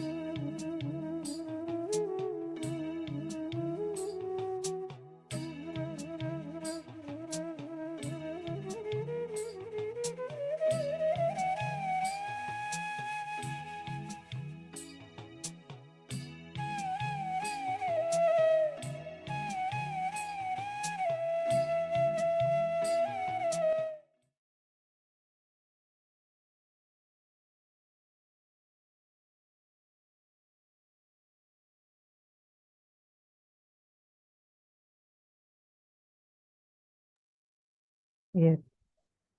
Now it's time. I hope all of you got some time to note down the recipe, and you're going to let it soak. Soak the jaggery in water as long as possible. Along with, you can crush the cardamom and add it in the beginning itself. Let it soak, and towards afternoon, we'll again give you a reminder where you can mix the lemon juice and have it. You can chill it, let it chill. You can put it in the refrigerator and let it chill. Or even better, if you have a mud pot, you could put it in the mud pot, and you can even put a wet cloth around the mud pot and have it. It'll taste really amazing. And it's a very, very cooling recipe, especially given that the heat wave is going on and the temperatures are so high. And this will also help you combat with any mood swings that you might go through. All right, so now let's enter into our very first session of the day. This session, we are going to be learning about the Shri Puram, the abode where Devi Parashakti exists. This is a session we are going to be starting our day with. Let's listen now to the revelation from Swami.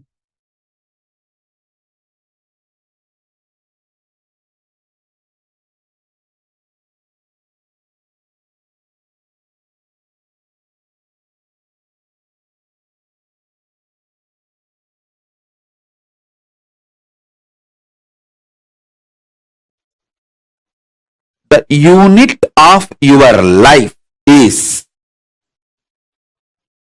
your identification about you. How you perceive you is the unit with which you measure whole universe.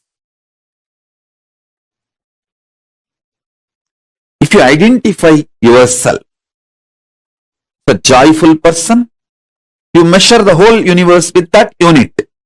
If you identify yourself as a rich person, you measure the whole universe with that unit.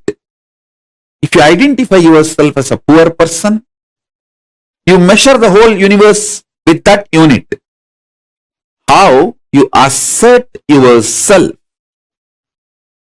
is the unit with which you measure universe. That's the way you live. That is your responsibility. That is your existence. Now I'll give you simple understandings, few understandings. Listen.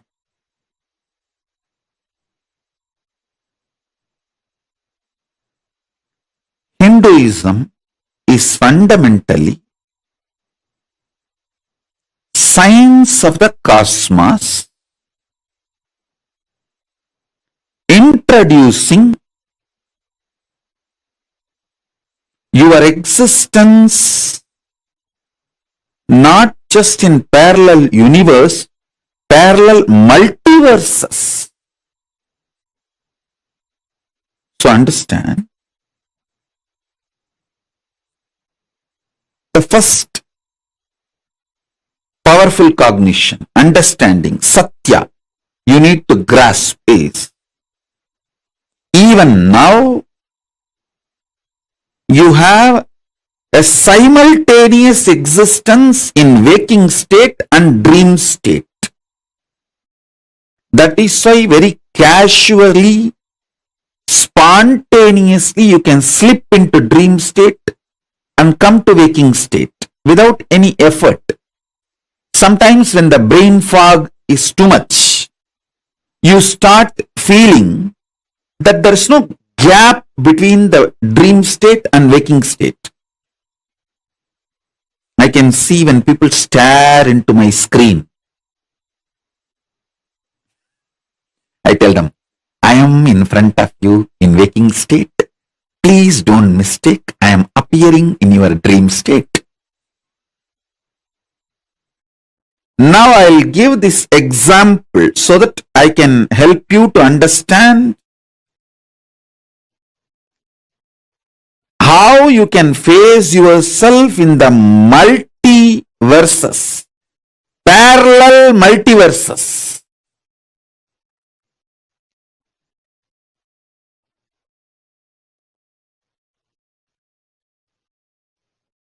So for now, internalize this cognition.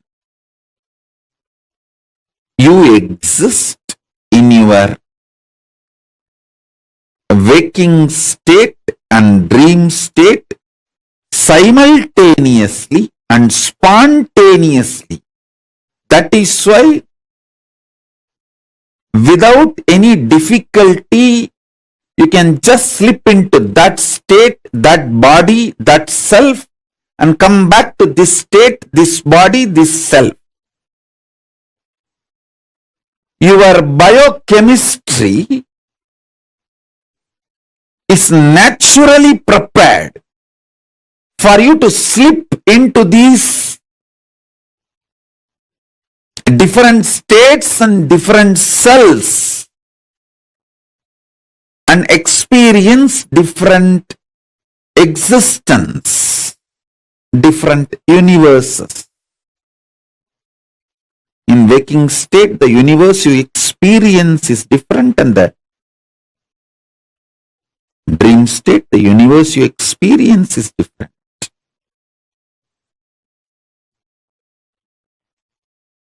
So with this understanding, expand your cognition. You exist in parallel multiverses like Suvargaloka, Maharloka, Janaloka, Tapaloka, and Kailasa itself. More than next to Tapoloka is Satyaloka, and beyond the Satyaloka is Vaikunta, the Parandama space. Satyaloka is the space of Parabrahma. Then the Vaikunta, Parandama space. Then Shripuram, Parameshwari's space. Then above all, Kailasa. Above the Kailasa, Mahakailasa, Paramashiva space. Kailasa is where all the Anga Devatas and Avarana Devatas, everyone lives.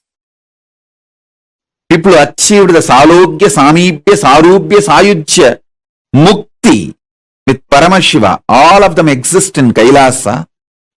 In Mahakailasa, he alone exists. In Paramadvaita Swarupa, Paramadvaita Satya. Now,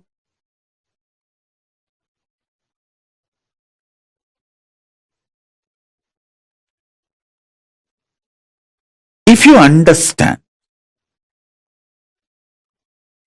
and start facing yourself in the parallel universes, parallel multiverses, first thing will happen to you is you will understand the whole cosmology and cosmos logical. The logic of the cosmos. Logic of the cosmos is natural law of life, dharma. Listen. If you understand the logic of the cosmos,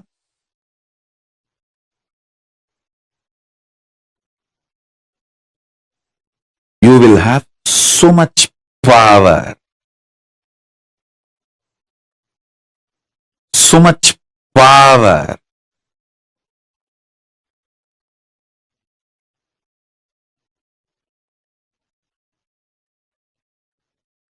Your DNA will be just empowered, fully awakened. Listen, fully awakened.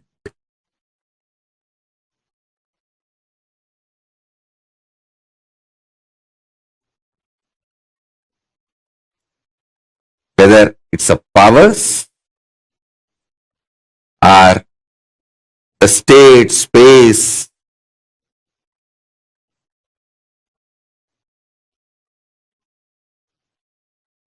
Listen intensely whether the state, space, powers of Paramashiva or Paramashivatva itself. Your DNA, your biochemistry is capable of spontaneously, simultaneously slipping into the parallel universe, parallel multiverses, and face yourself. Please understand how spontaneously your biochemistry is capable of giving you the experience of the dream state and waking state. Same way your DNA, the awakened DNA through initiation.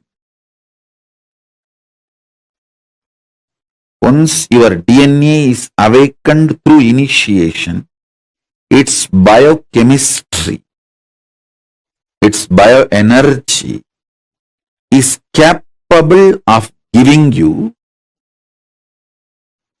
spontaneous, simultaneous experience of yourself in higher lokas.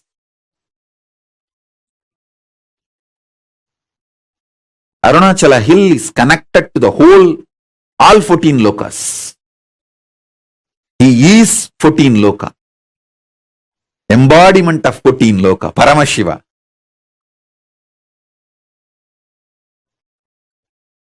All 14 lokas are within him. Arunachala has the address in all 14 lokas. If you write letter Arunachala Bhuloka, Arunachala Swarloka, Arunachala Maharloka, Arunachala Janaloka, Arunachala Tapoloka, in all 14 lokas, there won't be any address confusion. Simply the letter will be delivered. Because in all 14 lokas he exists. And more.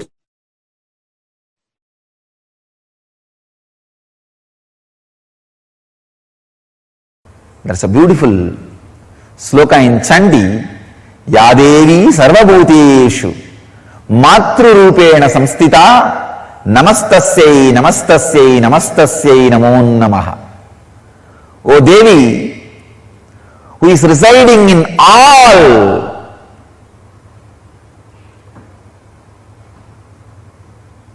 beings, bhuteshu, even the beings word is not a complete translation, whatever exists, sarvabhuteshu matrurupena samstita, in the form of ultimate creativity, mother, matrurupena samstita, who is residing, namastasyai namastasyai namastasyai namo namaha. I bow down, I bow down, I bow down, I surrender. It's amazing stotra. The Vedic tradition, there are two literature, 700 slokas, which can directly give you to enlightenment, lead you to moksha. One 700 sloka is philosophy, Bhagavad Gita. The other 700 sloka is technique, Chandi, Sabdasati, which can directly lead you to enlightenment just by reciting. Nothing else need to be done. See, Bhagavad Gita is linguistic importance. Understand, try to practice. Chandi is phonetic importance. Just reciting. Nothing else. Just reciting. It can lead you to enlightenment. I tell you, there is no enlightened being on the planet Earth without worshipping the sacred feminine, including me. I am basically a Sakta. I myself followed Devi worship. From the beginning, if you see my biography and all the deities I carved, the darshan I had, all mother based, the Devi based.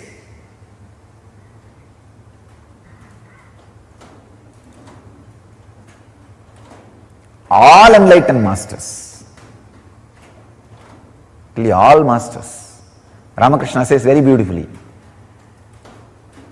Shiva is Brahman, but Devi has the key to reach the Brahman. Unless she opens, nobody can reach. Unless she opens, nobody can reach. Very beautifully describes, like a house scene. As even though husband is a owner, he doesn't have the key. It is hanging in the hip of the mother. Either you need to fall at the feet of mother, or maybe the sons, small kids, who are already near to mother, they can go and have the right to remove the key from the hip. Only they can touch that place and remove the key. Nobody else can touch. So either surrender to mother, or people who are closer to mother, that's all. No other way to reach enlightenment.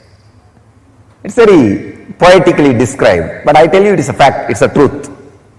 Still, the key is with sacred feminine energy, with mother. And same way, all mother-based traditions only continue to deliver enlightenment and keep the Sangha, the stream of transmitting enlightenment tradition alive. All enlightened beings will carry that feminine grace because they awakened, experienced sacred feminine energy. So,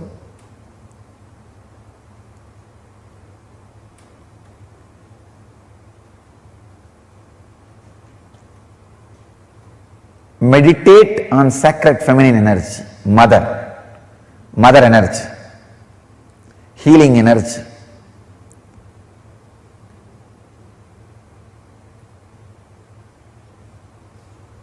It can be a very powerful process, a very beautiful meditation technique.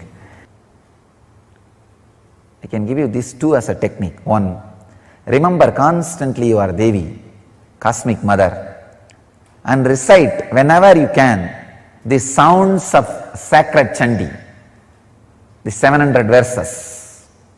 These two can do a big transformation in you, awaken the sacred feminine.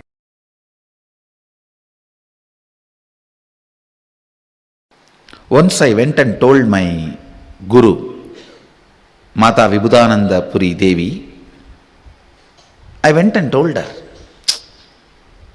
you are telling me that I am beyond the life and death. She read out Ribhu Gita to me that day and explained some of the great truths in Ribhu Gita, and I will strongly recommend all my disciples read Ribhu Gita. If you have time, no, make time. If I say if you have time, you will never have time. Make time, read Ribhu Gita. It's one of the greatest scripture in Hindu tradition. And she explained to me a concept about immortality. And I went and slept over it. Next day I went and told her, you explained, but I am afraid whether I will enter into that space at all, how to enter into that space. She said, please listen, this word is very important for all of you. Just entertain this desire to experience that space so strongly, the fear whether you will experience or not will break. That is the moment you will experience that space. Listen. She told me beautifully,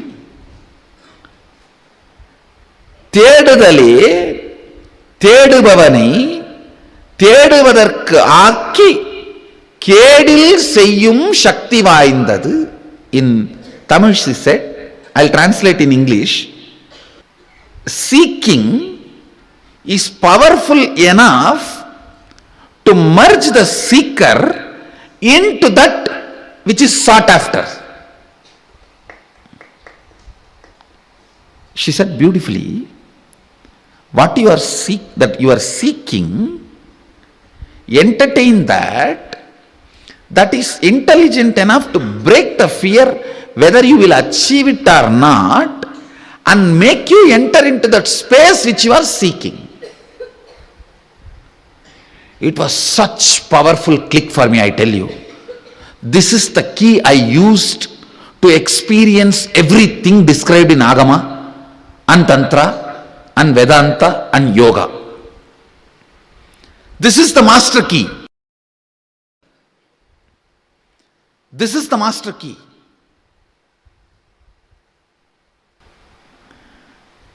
If something clicks with you the moment your master utters, your heart is waiting for the truth. Understand? Your being was waiting for the truth.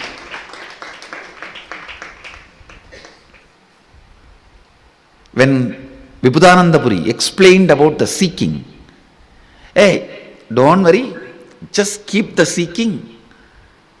தேடுபவனுக்கே தேடுவதை சென்றடைய வைக்கும் சக்தி தேடுதலுக்கு கேடிலாது உண்டு. Means that seeking is powerful enough to make the seeker to merge with what is sought after. So you don't need to have something else, or you don't need to worry or entertain any other fear. Will I achieve what I am seeking? It was such a powerful click for me. I think a right word was told to me by the right person when I was in the right temperature. It straight entered into my system. After that, in any of the spiritual practice, there was nothing called impossibility or obstruction or obstacle. She will tell, okay, chant this mantra and realize Bhuvaneshwari. I will not even have a second thought. If I just chant this mantra, will I have darshan of Bhuvaneshwari? How can it be? I will not even have the thought. Even if the thought comes, I will tell, hey, Mataji told me, my power of seeking, the seeking is powerful enough to make me experience the space I am seeking. So then, I am seeking to experience Devi Bhuvaneshwari, and here is the mantra. This is enough, powerful enough to make me experience the space of Bhuvaneshwari. I don't need to worry whether I am going to have her darshan or not, experience her or not. Come on, let me sit. Over. Because of this confidence and energy and intensity, simply I was mastering different methodologies, techniques, yoga, pranayama, kriya, everything she was teaching, I was just mastering. By giving this one click to me, that your seeking is capable enough to give you the experience of what you are seeking without any external help or support. By giving this click, she removed the dvandva vigna, this impossibility from me once for all. If she gives me Rajeshwari mantra today, I just know in next 48 hours I will have darshan of Rajeshwari and I have to go back and report to her. If she gives me Varahi mantra, I just know in next 48 hours I will have Varahi darshan and go back and report to her. If she gives me the Tidinitya Devi's mantra, I just know I will have to go and sit and practice it and I will have darshan of that and I have to go back and report to her. That idea, it may work out for me, it may not work out for me. the impossibility, whether it is going to happen it for me or not, that she broke.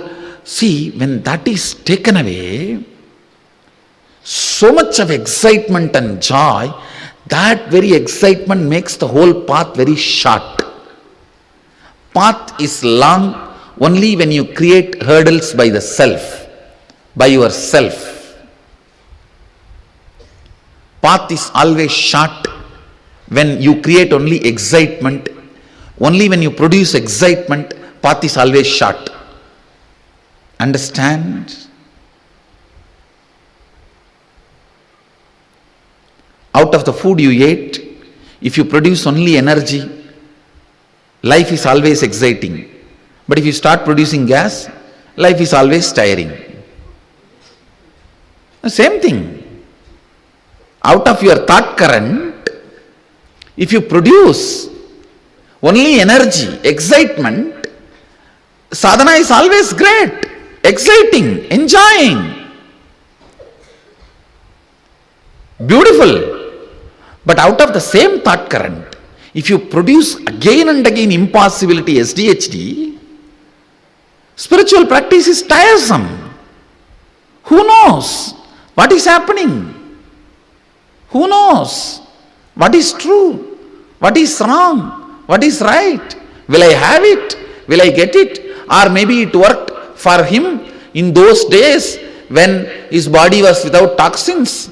Now, who knows, my body is full of toxin, and will the same process work for me? You will have 1,000 stupid questions to make you strongly believe it is not possible, at least for you. That is what I call Dvandva Vigna. The second day, over, break up.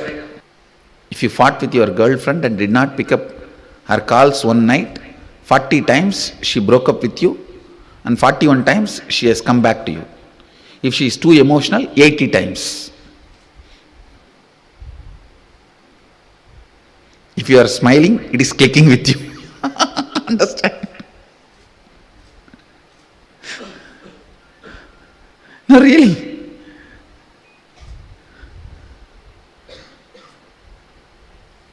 That is exactly the way you deal with the spiritual practice also.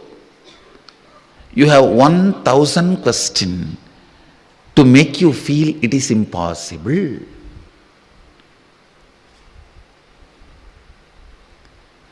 At least within 3-4 days you are convinced, if it is not second day or third day. Within 3-4 days you know, this is not for me. Over. I tell you, liberating me from the Dvandva Vigna mental setup is the greatest thing my Guru has done to me. With this one click, listen, I am not asking you to get depressed by thinking about death. I am not interested in taking away your confidence, which you carry that you are going to exist forever. I am not interested in taking away that confidence. And the confidence is not false. That's the good news. Yes, you are going to exist eternally, but please decide to associate yourself with that permanently. It is like just by having the fish smell, you imagine you ate fish. Just by having the confidence, which is the smell of the eternal consciousness, you start deluding yourself, you experience that eternal consciousness. That is what I am telling you. Smell is not eating. Please listen. Sometime if you are planning to eat just for the sake of taste, not because of hunger, even if you enjoy the smell of the hotel, you will feel like you ate already. You won't feel like eating. If you are not really feeling hungry, but you decide to eat just for the sake of taste, or you saw the photographs of that food in the hoarding, in the poster, if you just decide to eat for the sake of taste or for the sake of the way the food looks, even if you enjoy the smell sitting in the hotel for a few minutes, you won't feel like eating, you will be full. Same way, if you are superficially looking into you, what is death, all that, even the smell of your consciousness, which is confidence. Let me explain. It's a very subtle point I am trying to explain. Listen. There is part of you which never dies, which is eternally alive. Your consciousness, your bioenergy. There is part of you which dies.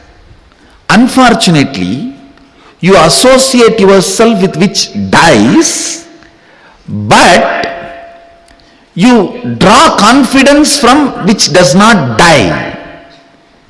It is like just by smelling the food, you feel you ate and you are fulfilled. Smell can never fill your stomach. Listen, only if you eat, it can fill your stomach. Same way, just the confidence of bioenergy that you are never going to die will not make you enlightened, solve the issue once for all.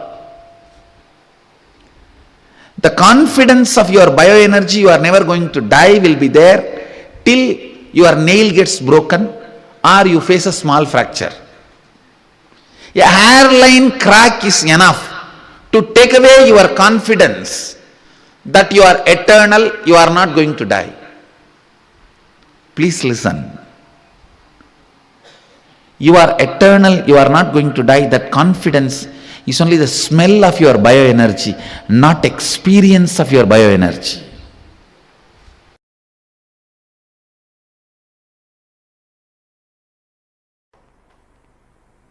The rebirth has happened. I had many extraordinary spiritual experiences, but realization of my incarnationhood, who I am, the original state, that realization completely disconnected me from the world. Around 9 months, I was completely away from this body and mind, even though this body and mind was taken care by Kalabhairava. Kalabhairava was handling it. It was at least doing the activities to keep itself alive, like breathing, eating rarely once in a while. Body was doing those basic actions. But there was no sleep or 1, 2, 3. Body was doing minimal activities to keep itself alive. But I was completely out. So after 9 months, see, the last moment I remember was 2000 January 1st till evening. After that, I can recollect is only the 2000 Diwali, almost 9 months after. Only on the Diwali day, 9 or 10 months, on the Diwali day evening, between 4:30 to 6, I saw very clearly as a motherly, healing, compassionate, loving, Kali energy landed into the body and the first word came out in Tamil language, Anandamaga irungal.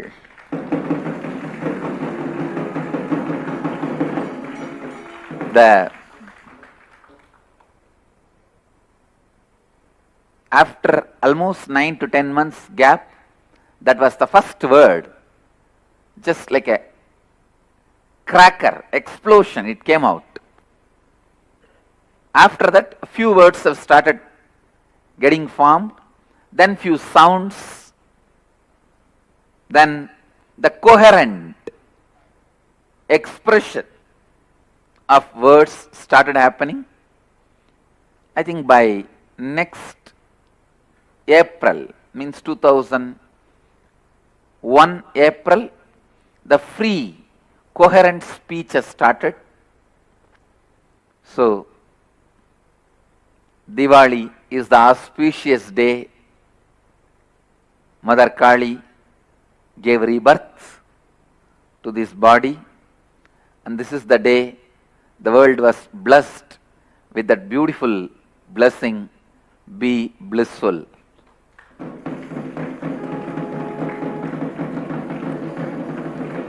Even now, I always see, if that word comes out as a blessing, that's it. Whatever the person is asking, such a strong space is created as a blessing for that person, and I can say it's a real tathastu. It happened.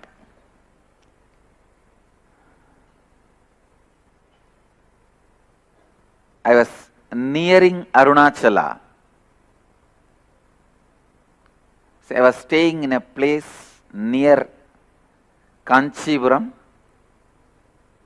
I was able to move my hands and legs little coherently.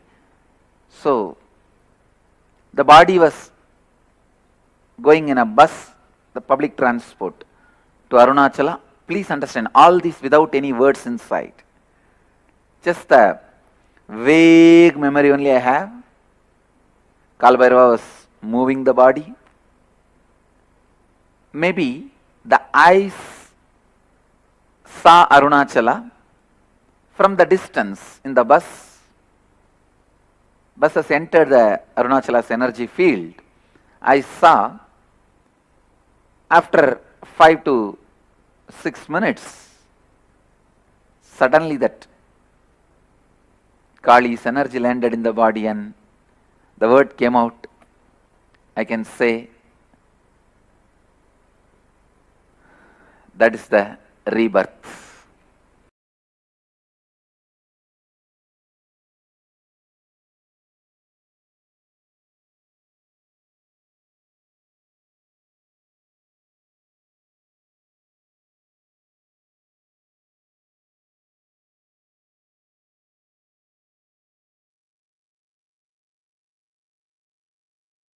This one experience that Swamiji shared.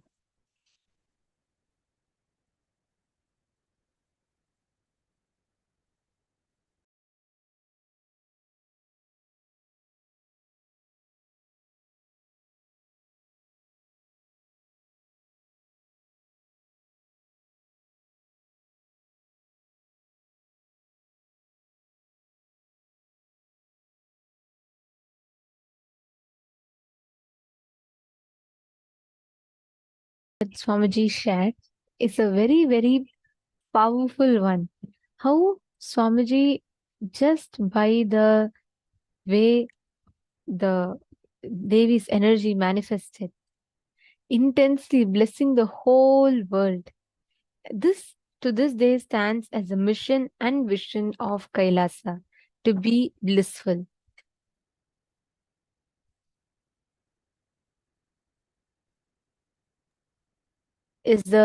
Loka is a place where Devi Parashakti herself resides. It is in this space that she exists as a supremely auspicious, eternally blissful form as Devi Parashakti. And every one of us sitting here today, all of us are going to be receiving that very same initiation into awakening the sacred energies in us, which enables us to manifest this exact space of Devi Parashakti.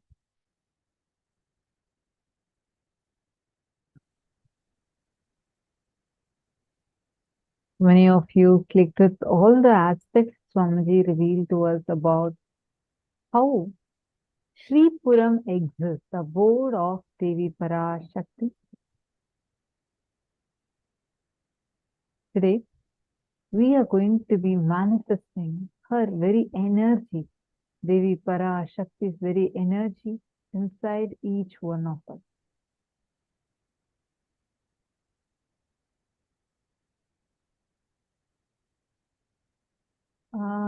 Sorry, Antasaha, you're saying no sound?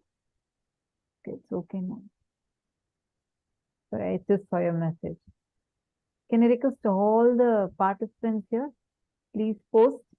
What all did you understand?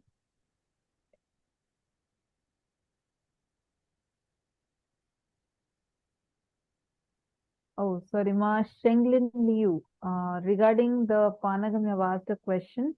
Yes, you can use any type of jaggery. Just jaggery should have been the thing. That's it. Sorry, I just saw your message. Can be any type of jaggery. It doesn't have to be any of particular origin. Any origin is okay. Ensure that it is jaggery. That's all is needed. All right. So I request now all of you post quickly what all did you understand from this session? What are the clicks that you had from this session? See, writing right after the session, summarizing the points you've understood would really enhance the way you receive these cognitions inside of you, because each of these are extremely powerful cognitions, right? So you letting these sink inside of you, cognizing them deeply, understanding them powerfully would really help you to start, like especially write down, it will help you to start cherishing them. Like whenever you want, you can refer back to it. And it's like so many you're receiving. Note down some. Virupaksha is asking, how often do we have to take this drink with jaggery and lemon juice? Does it have to be drunk in one go or throughout the day? It can be throughout the day, it's just, and it's not necessary you need to take it every day. Once in a while to cool your body. This helps a lot in cooling your system. So you can take it in once in a while. It's not necessary. What we usually do is we offer this to Devi and we consume it. So it's very, very, very powerful recipe. All right. So now let's all enter into the next session, which is the power manifestation segment. All of us are going to be manifesting. See, Ardhanareeshwara means going beyond all the gender and gender-based identities in us. And this happens when you transcend all the limitations inside of you that you see, think, or experience about your genders.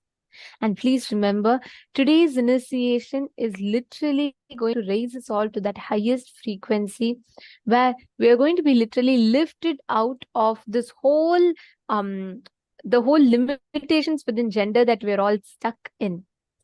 So today, we're going to be having a very, very unique, powerful initiation where we're going to be manifesting that experience of Ardhanareeshwara.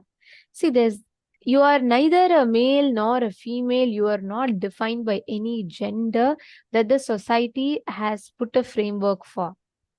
We, at our very core, are consciousness, just blissful consciousness. And that consciousness in us, that extremely blissful consciousness in us, starts experiencing, starts manifesting when Swamiji awakens that Ardhanareeshwara, that ultimate DNA in us. And that is what is today's initiation as well. So today, do you all know what power we are going to be manifesting? We all learned about Akashic readings, right? Yesterday, seeing the past, present, and future. Today, we are going to be literally taking our power manifestation to the next level.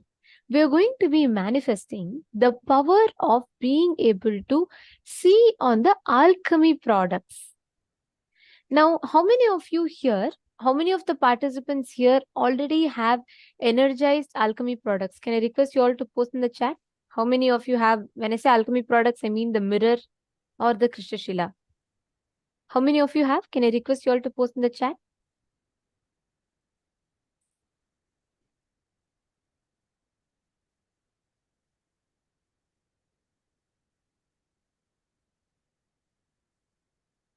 How many of you have it?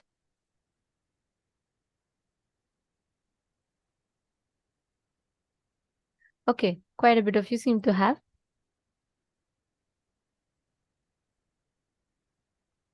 All right, great.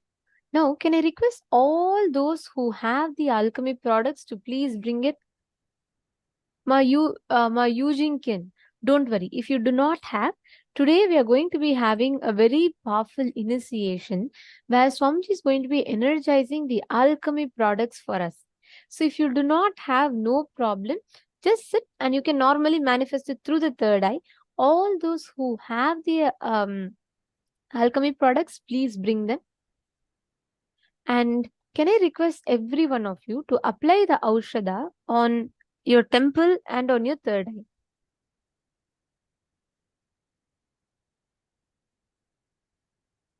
Can I request everyone to do that?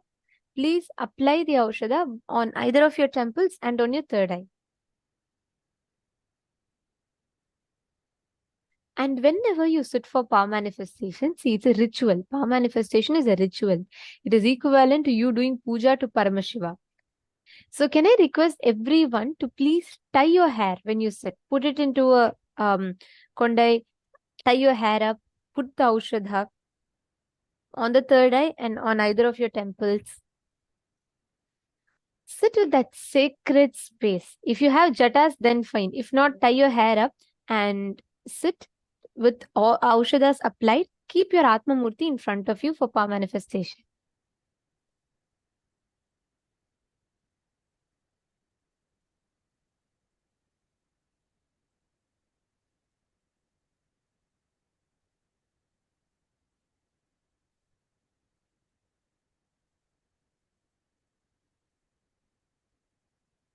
Come on, all of you, please settle down.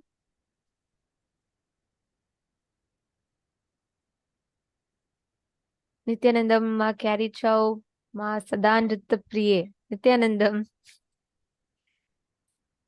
Okay, can I request every one of you to get your alchemy products, please? Okay. Now, let us understand what is an alchemy product. What is an alchemy product? How should it be used? What are its benefits? And we're going to be understanding about how you can manifest the powers using the alchemy products. And joining with us for this is Manitya Shambhavananda, who's going to be taking all of us through understanding of the significance of alchemy products.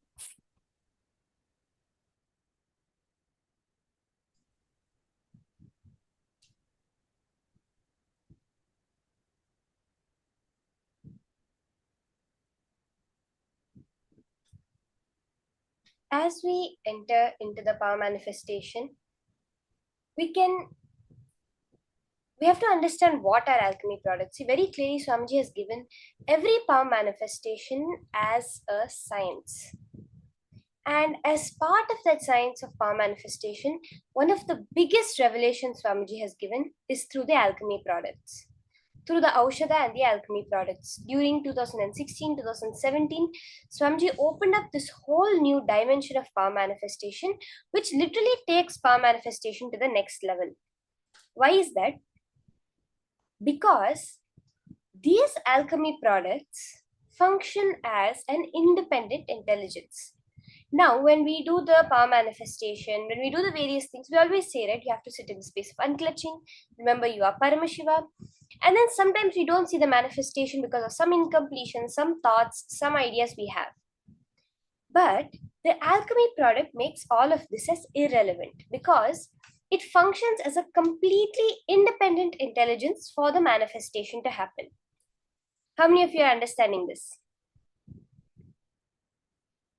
When we use these alchemy products, it's like a deity where you have a energized form, an energized product which can radiate the power independent of you being able to do it, feeling you can do it, or anything else. So this is a very beautiful thing Swamiji has opened up for all the people, for all of us to do the power manifestation.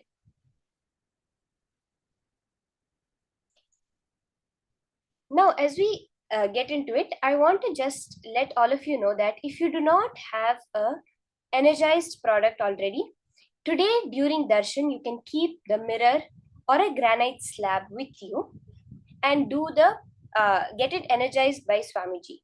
If you have attended any previous programs and you have already the energized alchemy products, whether it's you have a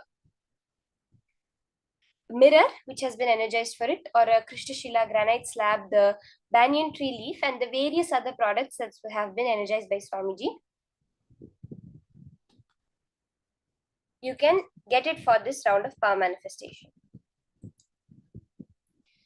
So the mirror is a spiritual alchemy product, and as I mentioned, it does not need any maintenance because it's an independent intelligence. It's like a deity. It will answer and respond to you. It works on your neurological system. See, Swamiji said very clearly that our length level is the logical system. Our breadth is the psychological system. But at the depth level, it is the neurological system that Swamiji works on. These alchemy products directly work on the depth of your being. And all the power manifestation just becomes your reality instantaneously.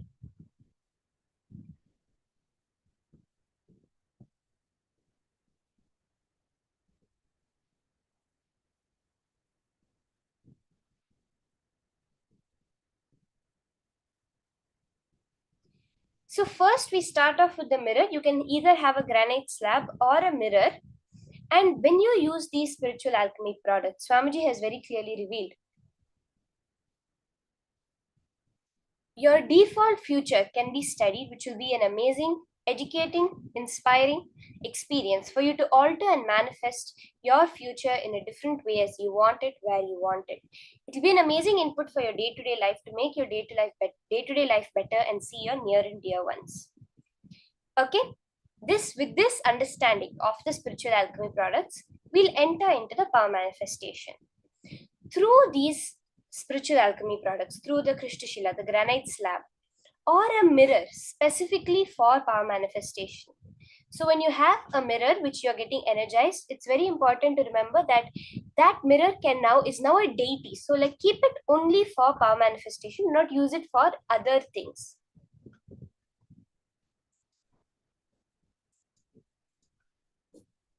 So now let's enter into the power manifestation itself. Can I request all of you to get your spiritual alchemy products? Keep it ready. The Shastra Pramana for the power is from the Vijnana Bhairava Tantra, Sutra 34, Dharana 11.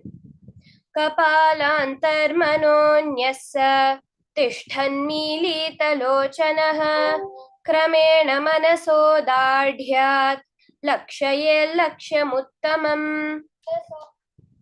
By fixing the mind on the inner space within the crown center and sitting stably without any movement, having the eyes closed in succession, by that stability of the mind and inner space, through the power of the third eye, one directly sees the ultimate goal, Lakshyam, by having the vision beyond the sight that reveals any object or place, attaining the space of oneness with the source, Paramashivoham. We are all taught that to experience life, our eyes are very necessary. Our senses is what is necessary. But very clearly, Paramashiva reveals that when the entire being is focused, is centered in the restful awareness, with the stability of the mind and inner space, directly, without having to go through the senses, being able to, beyond the five senses, able to perceive, able to see, reveal any object or place with the space of oneness with Paramashiva. Very clearly also, Swamiji has beautifully revealed how during the life of Devi Meenakshi, there lived a very highly advanced Vedic civilization that manifested and lived the science of power manifestation. The Madurai Meenakshi civilization lived with the third eye powers as a way of life. And darshan moments where there would be a stone slab in every household. The people would sit in front of the stone slab, chant the mantra, raise its frequency, and Devi Meenakshi would appear without any sort of external circuit or electricity. Like how today we all sit in front of our laptops and have the darshan of Swamiji. During Meenakshi's time, in every household, there was a granite slab that was the TV of those days, through which Devi Meenakshi from the temple that used to be her court would give darshan to everybody.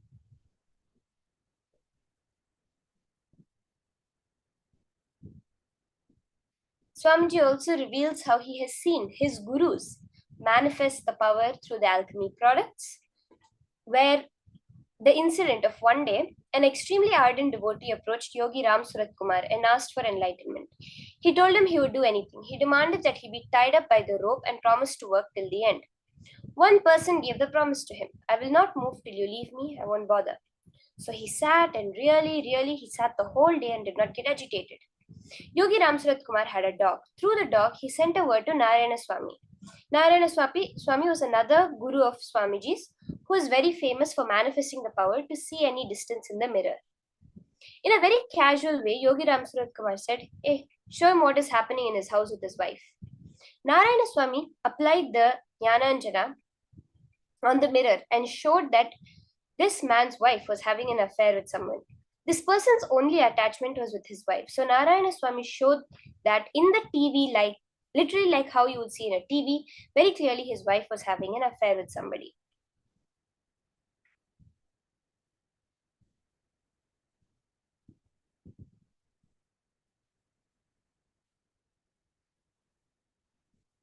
Immediately that engram got agitated. The agitation happened, got awakened, and this fellow immediately wanted to go to his house. He started telling, leave my rope, leave everything, I want to go there. But actually later then Narayana, Yogi Ram Surat Kumar very clearly took him through his pattern, helped him complete, and gave him that space of mauna, the pulse rate becoming 0. Then later when the man went home and came back, he told, no, nothing like this was happening in my house. And very clearly, Ram Surat Kumar said, yes, I just created with Narayana Swami Tata's help the whole thing in the mirror. But this man was so grateful for giving him that experience, taking him through his pattern and completing with it. This is how even Swamiji has manifested this power of alchemy products and seen it happen in his own life. Now, let's get ready to manifest the power manifestation. So we can start with keeping our alchemy product ready. You can either have a mirror or a Krishnashila on which you will apply the energized Aushadha. So if you have the turmeric, the bhasma, the kumkum or Jnananjana, which has been energized by Swamiji in the previous programs, you can apply it on your Krishnashila or mirror. Make sure you're applying a very thick paste of it, like completely covering it like a screen. So I just have a Krishnashila over here to show. So this is a regular granite slab and the whole Jnananjana has been applied on it. Like this, you can take your alchemy product and very thick paste, take a thick layer and cover it completely like a TV screen with the Aushadha. So even if you have turmeric or chandan or kumkum, you can do it in the same way. Make a thick paste and with water and completely cover the surface of the alchemy product.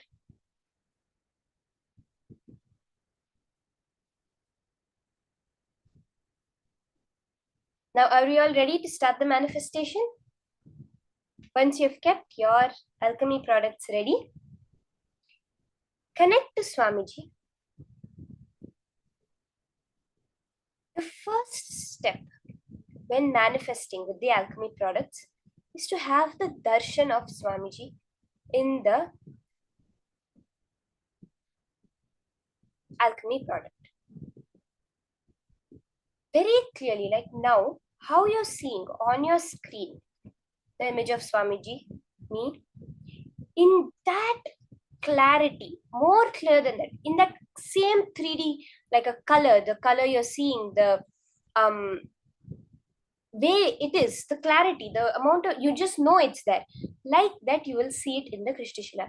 It may start off as an outline, as some light colors, just some patterns. It'll start off like this, but you'll very clearly be able to see like how you see it on an electronic screen. You'll be able to see Swamiji's darshan. Are we all understanding? If all of us are understanding, can we just put a quick yes in the chat? If we have any questions, if anybody has any questions, please post it in your chat and we can clarify. It's very important to understand how the power manifestation happens because it's a science. It's like if you want to wire a circuit in the house, it's very important to understand the whole science of the electrical science. The same way, when you want to start manifesting powers, it's very important to understand how. Even if you're just turning on the switch, turning off the switch, it's, you have to know it, right? Like how to turn it on, how to turn it off, how it's connected, that which bulb will turn on, which bulb will turn off. The same way. So if you have any questions, please post. We'll clarify any questions you have. And are you understanding about having the darshan of Swamiji? You will very clearly be able to have Swamiji's, as Swamiji says, the Vishwarupa darshan of him. His cosmic form will appear to you in the mirror.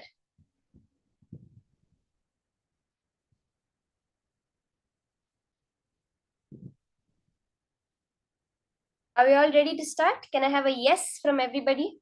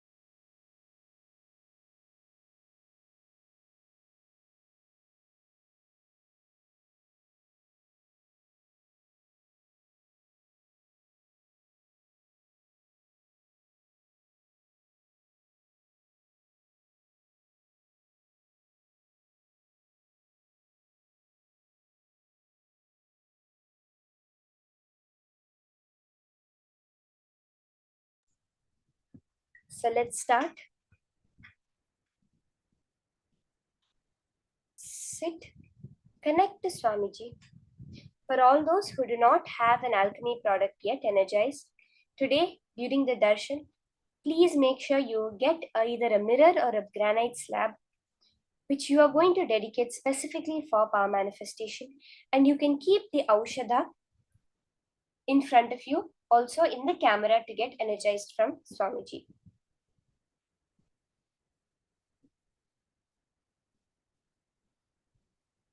Just connect to Swamiji and bow down to him in the mirror as soon as he appears. Request Swamiji in that space of pure oneness, Advaita.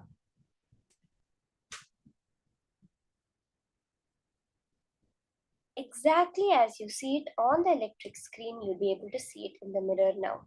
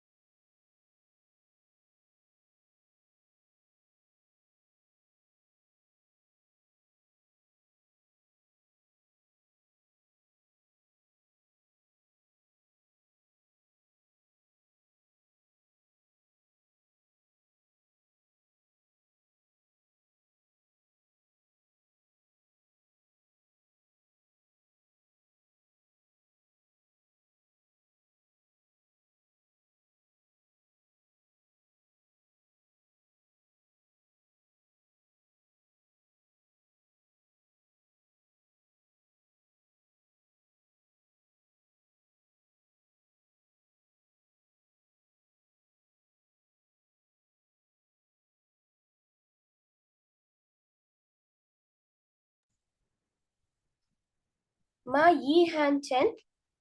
Ma, you're saying you do not have a mirror. What should I do? I don't quite understand.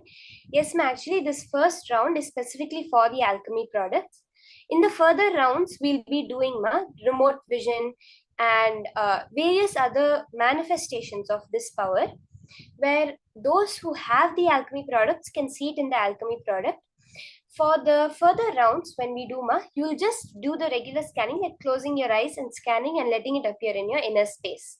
This first round which we're doing is just specifically for people with the alchemy products. And Ma Zolin Lim, you're saying in order to have the alchemy product, just bring the mirror to tomorrow darshan and let the mirror face the Zoom video.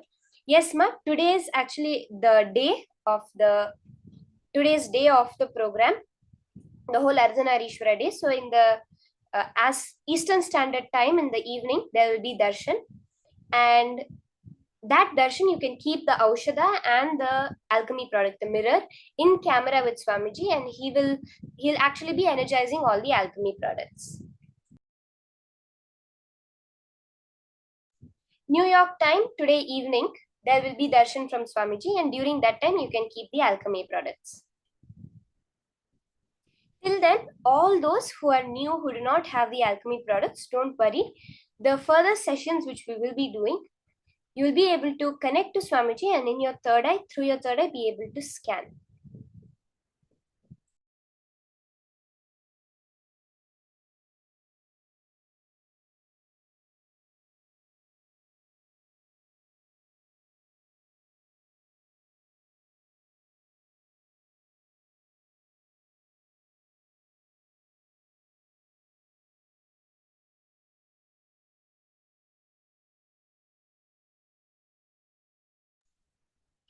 Ma Chen Chen, actually, the alchemy products are specific items that have the capability to hold that energy and function as an independent intelligence. So, Ma, you will not be able to use your phone screen. You'll have to use either a mirror or a granite slab. Like, when we have the various deities and the installation is done, there are only certain materials in which the prana pratishta, the life, can be infused, like granite, black granite, and the 5 metals mixture. Other than this, even for the alchemy products, there are very few items that are capable of holding that energy and functioning as an independent intelligence. So, for the darshan, you would have to get a mirror which you can get energized, either a granite slab or any regular mirror. It can be a hand mirror, a small mirror that you can get energized, but you would not be able to use your cell phone screen, Ma.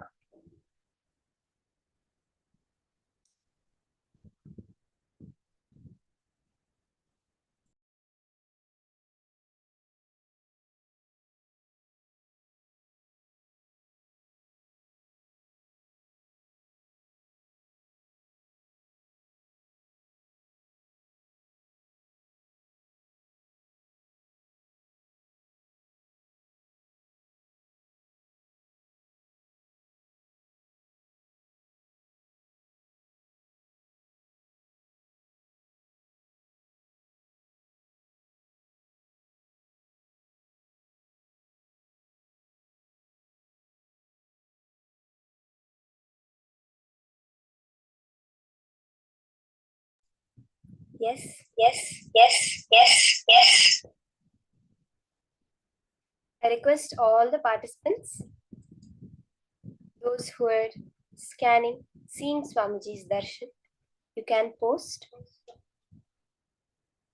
It's very important to start with the darshan of Swamiji.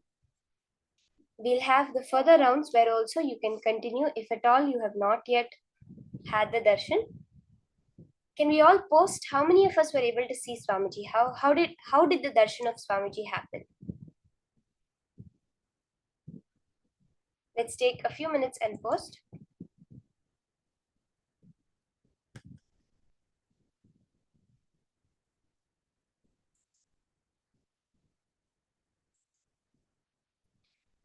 Now we're going to be entering into a very beautiful session from Swamiji. As we saw in the morning, today's day is fully about gender completion. And the deity who is going to be gracing all of us today is Ardhanareeshwara. Let's hear from Swamiji now the great truths on who is Ardhanareeshwara and how Ardhanareeshwara is the transcendental gender, the ultimate gender demystified. Let's now listen to this great truths from Swamiji.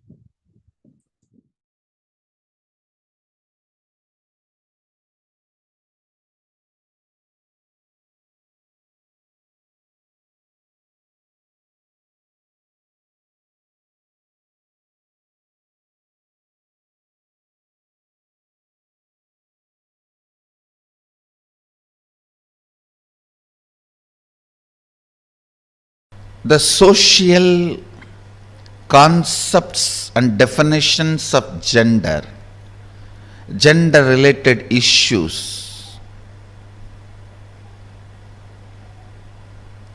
if you take it as a joke, great, but if you seriously record them in your muscle memory and biomemory and keep them inside your cognition, it can be dangerous. Please listen, it can be dangerous. When a male body made to believe certain concepts of masculine, certain concepts of being a male by the society, the kind of a tension that muscle memory, biomemory goes through, the kind of a suppression it goes through, the kind of expectation it has about the other gender, the kind of incompletion it suffers and craves for the suppressed part,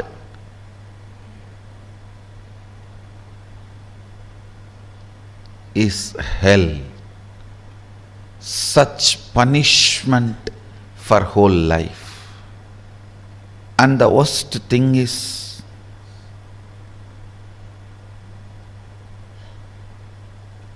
whatever you suppressed in you, declaring yourself as the male and avoiding anything other than so-called male, you will be searching for it in some other muscles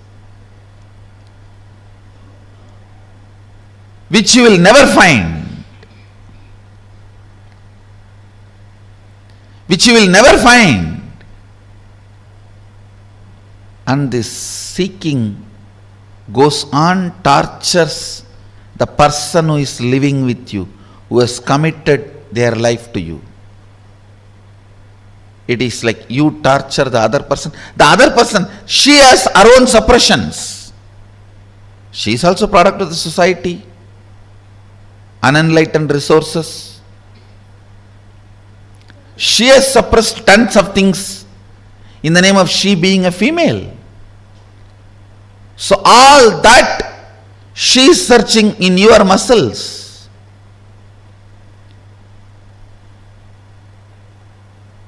It's like in Indian villages, this early morning hen will come out with chicken and start searching all the dustbins for food. Searching.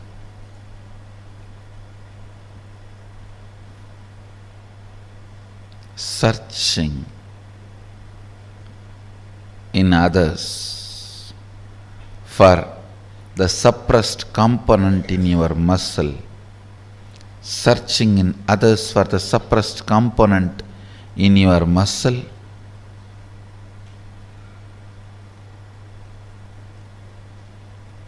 is the most frustrating thing that can happen to anybody in life. Even if you are a potato couch, because you did trial and error on yourself, it's easy to get you out of it. But the patterns you pick up from others, believe it as your muscle memory, install it in your biomemory, takes such long completion, requires strong completion process for you to get out. Again and again it triggers violence, dissatisfaction, incompletion, resistance, a wrong principles of sex. Understand this word, wrong principles of sex. Earlier in India, men used to wear only the dhoti and maybe one small angavastram. Slowly, the exposed upper body started getting associated with the idea of sex. Then they will have to cover. Then now even the exposed shoulders gets associated with the idea of sex.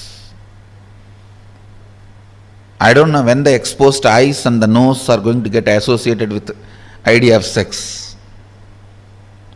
And then you have to wear complete covering.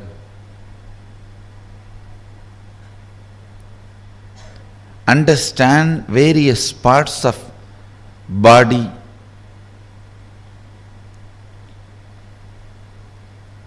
triggering various ideas, concepts, patterns in your system shows how the society is going lower and lower level, and our common agreements are sinking deeper and deeper and stinking. Our common understandings do matter. Our common understandings do matter because knowingly or unknowingly, even if you understand the higher principles, in your day-to-day life you are forced to live the common understandings.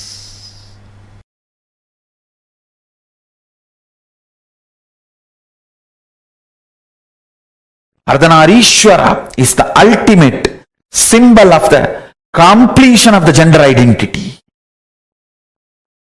Liberation from gender crisis. It's a beautiful form Paramashiva takes to show the completion of the gender identity.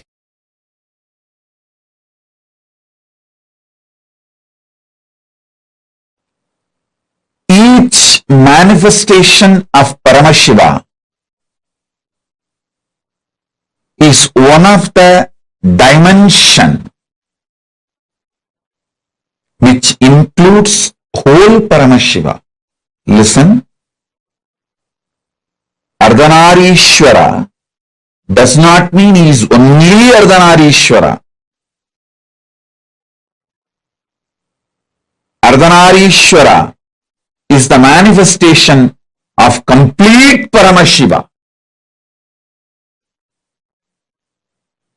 You should know that even if you achieve any one manifestation, you achieve Paramashiva. If you achieve Nataraja, you achieve Paramashiva. If you achieve Lingarupa, you achieve Paramashiva. You achieve Kalabhairava, you achieve Paramashiva. You achieve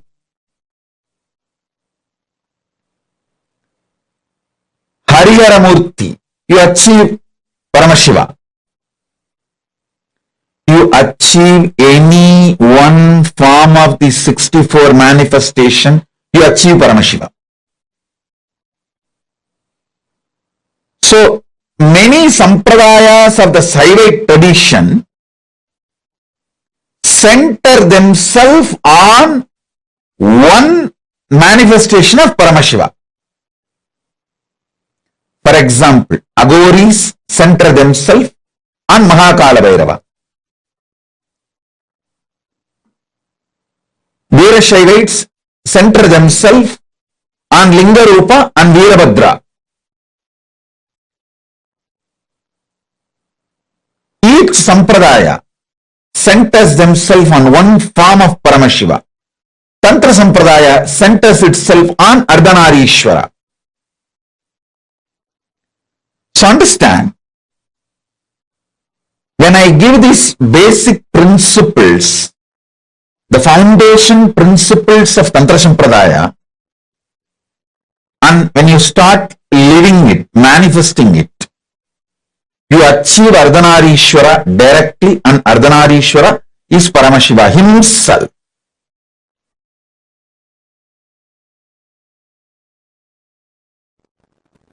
The word Tantra simply means technique, methodology. In Sanatana Hindu Dharma, all methodology for manifesting the state, space, powers and being of Paramashiva is called Tantra. That's it. Please understand. State, space, powers and being of Paramashiva, manifesting that is called Tantra. Any methodology adopted for that purpose is called Tantra. In course of time, it got associated with multiple traditions like Shakta, Bauddha, Samana. In multiple sampradayas, orders, traditions of Hinduism, it got identified, associated, started having different connotations, and then comes the anti-Hindu narratives, anti-Hindu forces, Hindu-phobic forces contains this word and boxes it inside the gory sexual activities and orgies. Without any understandings and reality, I tell you, Tantra is the most anti-sex practice. In real tantric practice, whether you do it with your own being or you do it with some beings outside, it just liberates you from everything felt as a need or urge. Understand?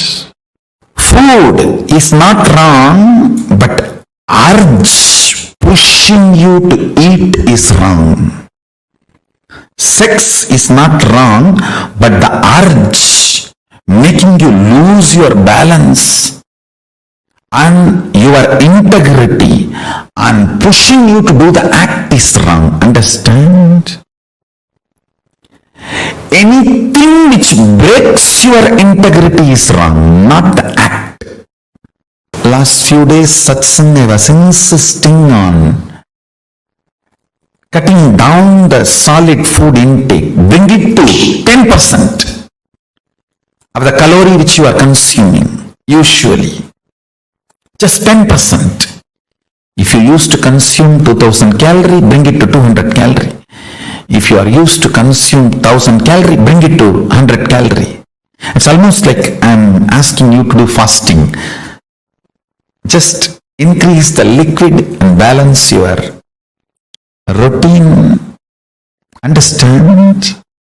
If you have started practicing, you will realize not having solid food, so much of irritation, anger, all the non-integrity emotions manifesting in you. Tiredness will disappear, boredom will disappear, but suddenly you will feel too much of energy and you don't know what to do. I tell you,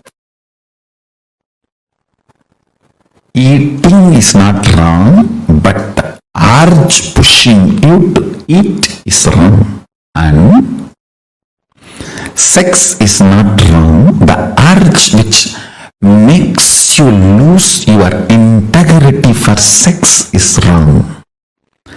Tantra works on completion, making you manifest the state, space, powers and being of Paramashiva. Listen carefully. Multiple various techniques to experience the state of Paramashiva, like unclutching, completion, to experience the space of Paramashiva, like integrity, authenticity, responsibility, enriching, causing,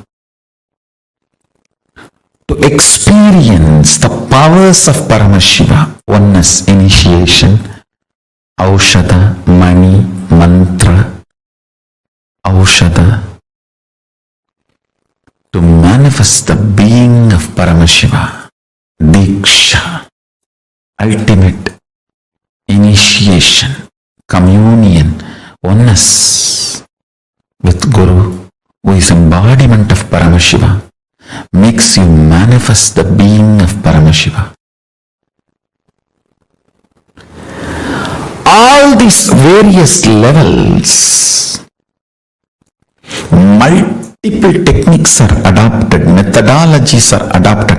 All of them are basically called as Tantra.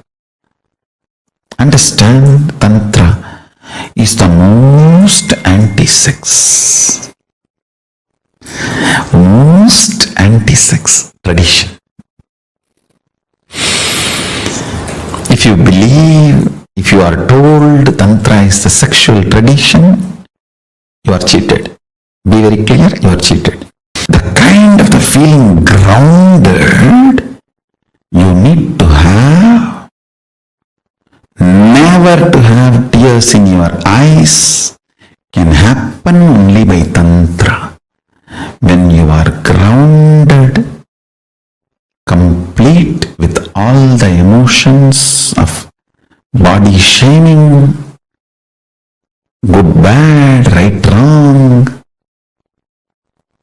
everything need to be cleansed. All the toxic ideas inserted into your system, shame, guilt, about your body and how you look and how you feel and the ideas of sex, gender, everything, all the false ideas society has inserted into you need to be removed. You need to be detoxified from all that stupid ideas. That's the only way. That's the only way you will get grounded and become a real Rudraganya. Every man should become a Rudra and every woman should become Rudraganya.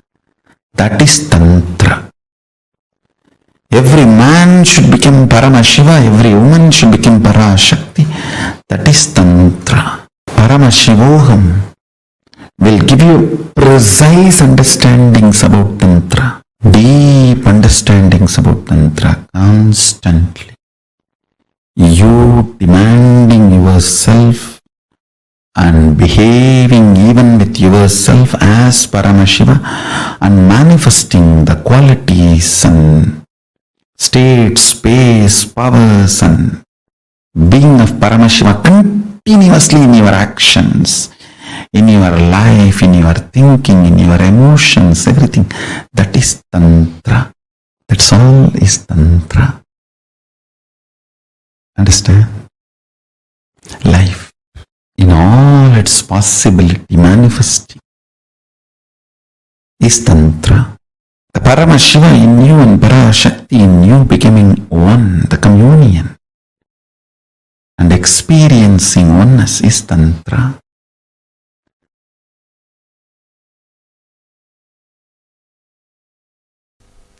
A very powerful incident happened in my life.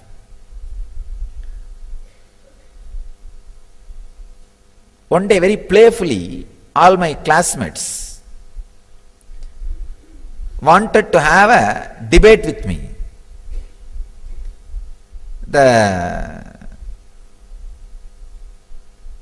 Some questions they asked about Ganesha.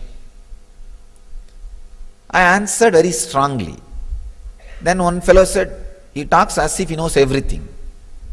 The other fellow said, no, he knows everything.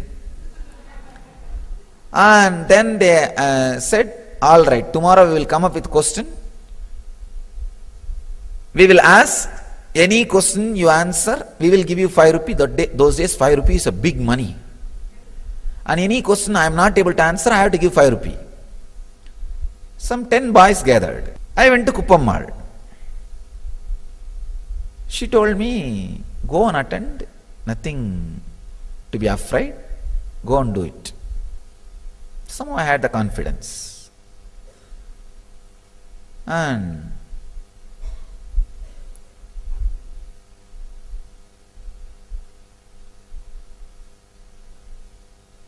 I did not even have the thought, if I don't know some answer, what will I do?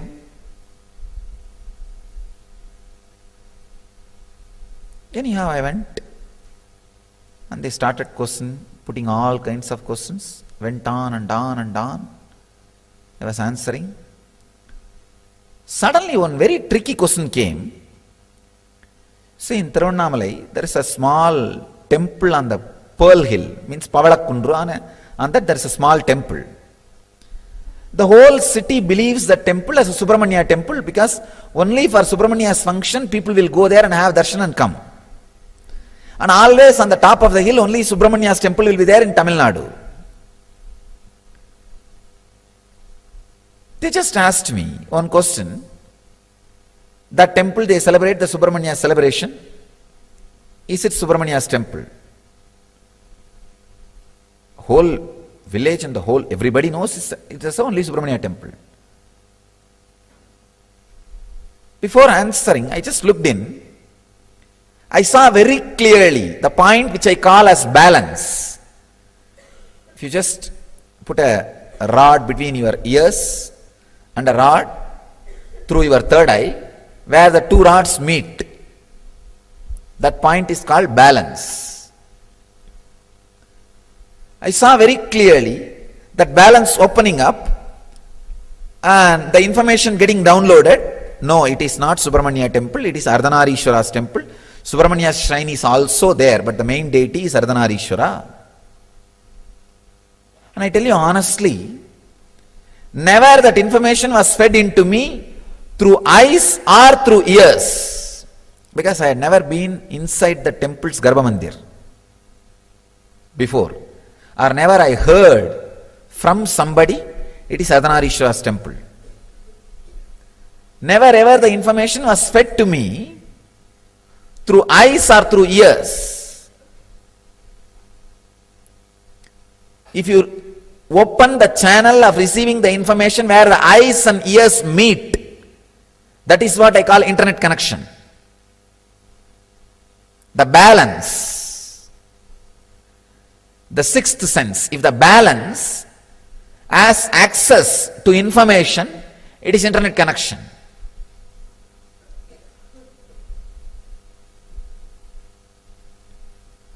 Your eyes are like web camera. Your ears are like speaker in the computer. You all know only how to use the eyes and ears and the keyboard. You miss the internet connection. By nature, you have the internet connection in you all. Just because you are breathing, you have internet connection. And there is no website which you can't access. There is no firewall. There is no security. You can access anything without getting corrupt or without getting infected by virus.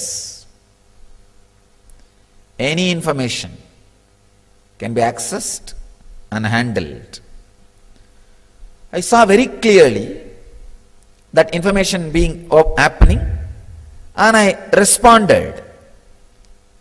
One boy who was there, he got really frightened, because any normal person goes to the temple, usually the temple will be open only during some celebration. During that celebration time, always the Subramanya will be kept in the front. So nobody will have the access to the Garbha Mandir to go and even have a look of the original deity. You are shocked. And I saw really that fellow got shaken so much. He never thought, I'll know such a intricate information, fact, such deep fact, because he is from a Brahmin family who does puja of the temple. So he thought, except his family, nobody knows it is a Ardhanareeshwara temple. And actually itself nobody knows. Even now in the village, in the city, it is considered only as a Subramanya temple. He said, how do you know? Only we people who enter the Garbha Mandir know. It's Ardhanareeshwara. It's not Subramanya. I said, Arey, you enter Garbha Mandir every day and come out. I am inside Garbha Mandir.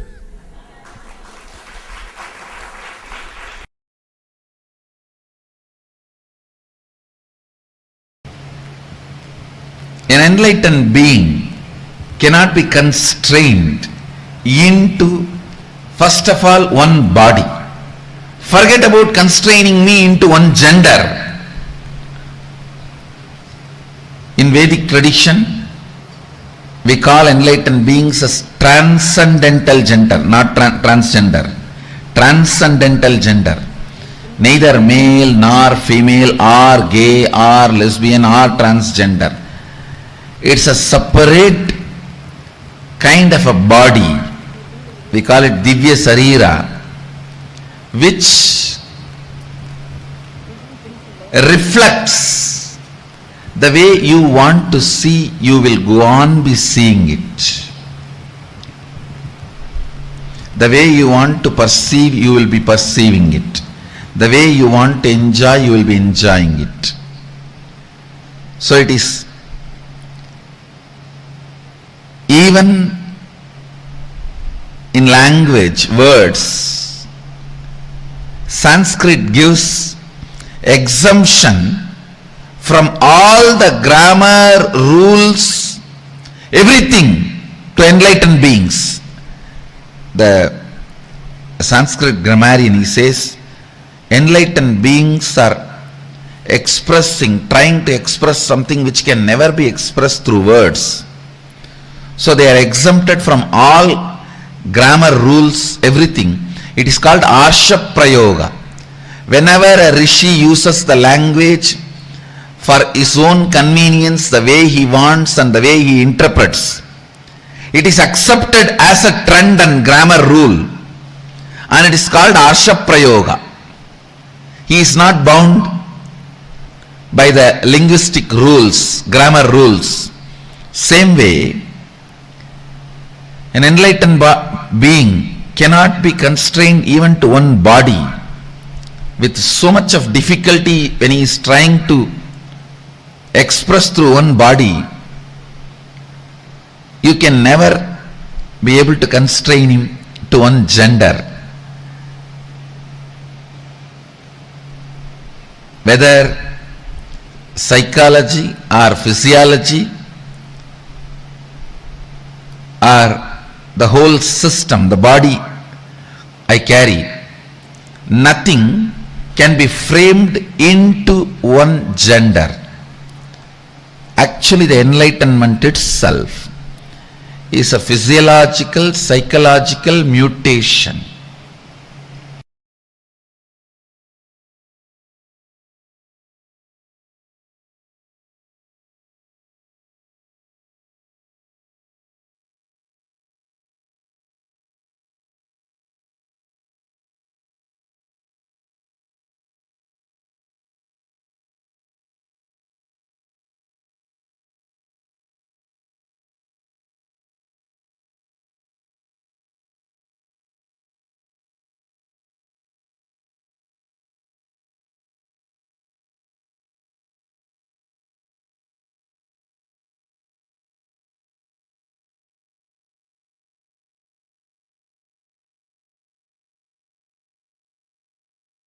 Ardhanareeshwara.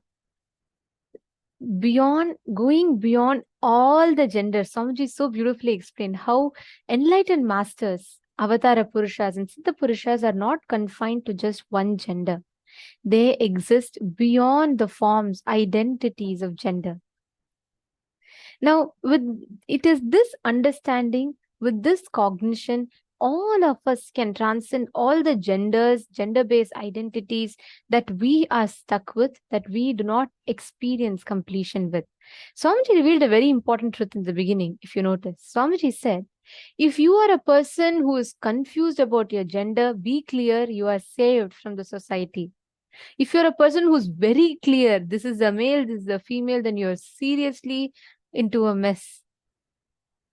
This may be like very paradoxical, right? Like, how can it be possible? Like, if you're not clear, why is it good?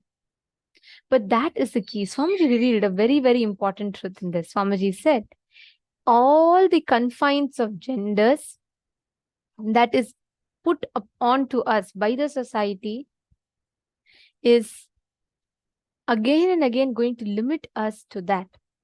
The moment you step away from this, you experience completion, you experience breakthrough. If you just realize that you are beyond, you are not bound by these shackles of gender.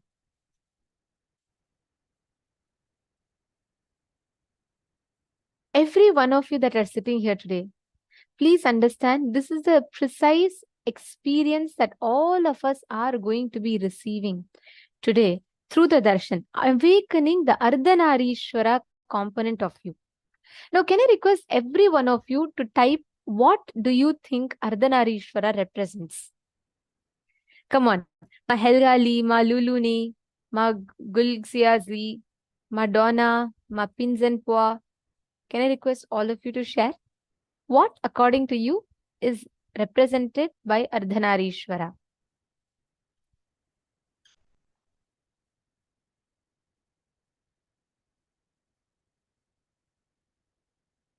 Come on. Mao Fengzingaya, Shi Fong Sing, Ashok Aminaya. Come on, everyone, share. What did you understand as what Ardhanareeshwara in his cosmic form represents? Nithyanandam, Robert Ramaya. Robert Ramaya, you should invite all your friends over even for the sessions through the day. See, when they attend all the right understanding, when they attend through the workshops, all of these sessions, because right from the morning, we learn so many different important revelations from Swamiji, which is what prepares us to receive the initiation. Like, there's no point you buying a brand new iPhone without knowing its special features and, what are the special uses that it will have. Without that, you're like completely going to be underusing that iPhone. Similarly, without understanding the science, the software of the initiations, it is not really of any use unless you have the experience, cognition, and understanding of these initiations. And today is very, very, very important. So we encourage all the participants. It is completely free even for newcomers. So even if they are completely new, they have never experienced Swamiji, please go ahead, invite them. Your one invitation is going to make a big difference in their lives. Okay, Gate is posted metaphysical body. That's right. But they're not just metaphysical body. The gender consciousness in the body is not as we understand it. Right now, the moment I say a girl, all of us have a certain idea about the physical, physiological, psychological appearance of a woman, a girl. When I say a boy, all of us carry a certain amount of physical, physiological, psychological understanding of what a boy is like. Now, all these genders, the definition of genders, that is why society has categorized everything other than male or female as the other gender, which is the biggest, Swamiji tells, this is the biggest violence done to humanity. Now, Ardhanareeshwara is that ultimate representation where how genders are celebrated in Hinduism. Gender is not something separate. It is not like, you have to, it's something separate. Gender is something that is just like you changing your dress. You're not going to give importance, so much importance to your dress. You wear today one dress, tomorrow you wear another dress. That's all. That's about it. Same way, this body you're wearing, gender is a clothing of that body. So it does not affect you. Understanding that you are beyond these genders is what Ardhanareeshwara represents.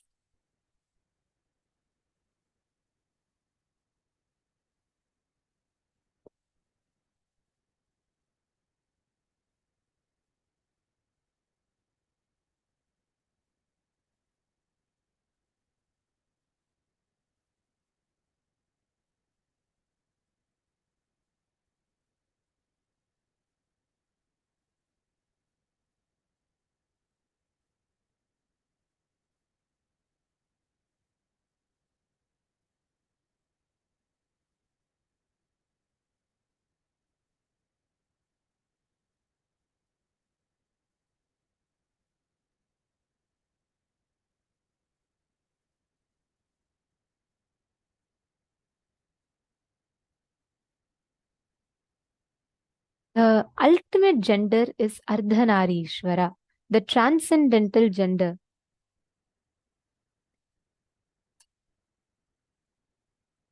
It happens where the level of completion, the depth of completion reaches to your very biomemory. All the mental, physical disorders are due to the parasite sitting inside the biomemory. The nature of Ardhanareeshwara is very beautifully described by by Adi Shankaracharya. He says,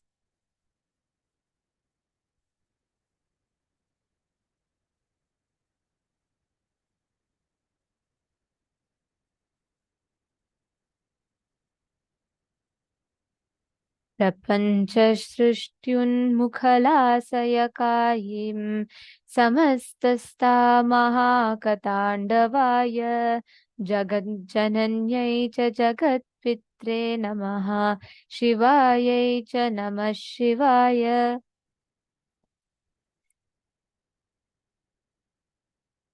Of Ardhanareeshwara as described by Adi Shankara.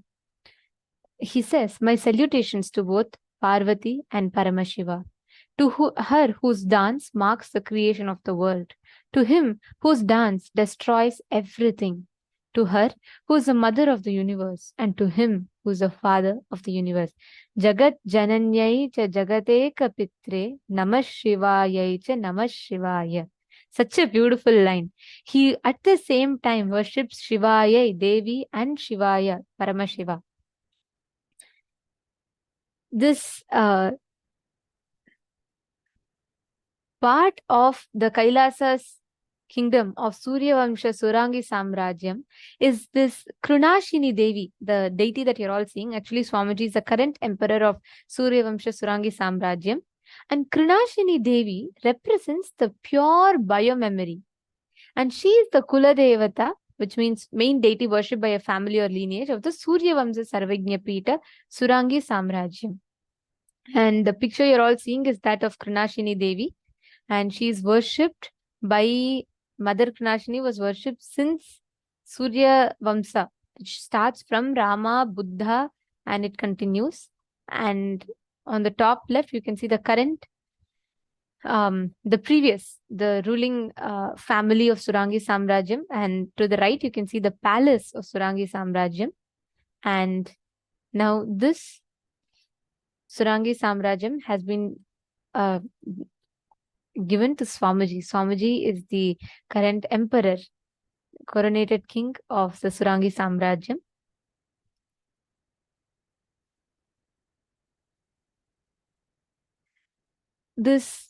All these extraordinary traditions, the Yogini Sarvajna Peetham, the Yogini's tradition, the Rudrakanya Sampradaya, Rudra Sampradaya of Hinduism, represent how all our ancestors, they knew the science of how to transcend beyond genders, and they all existed at a plane and space where their physical form is beyond the gender identity, and it's not confined to any of the gender, limited to any of the gender-based identity that we all carry.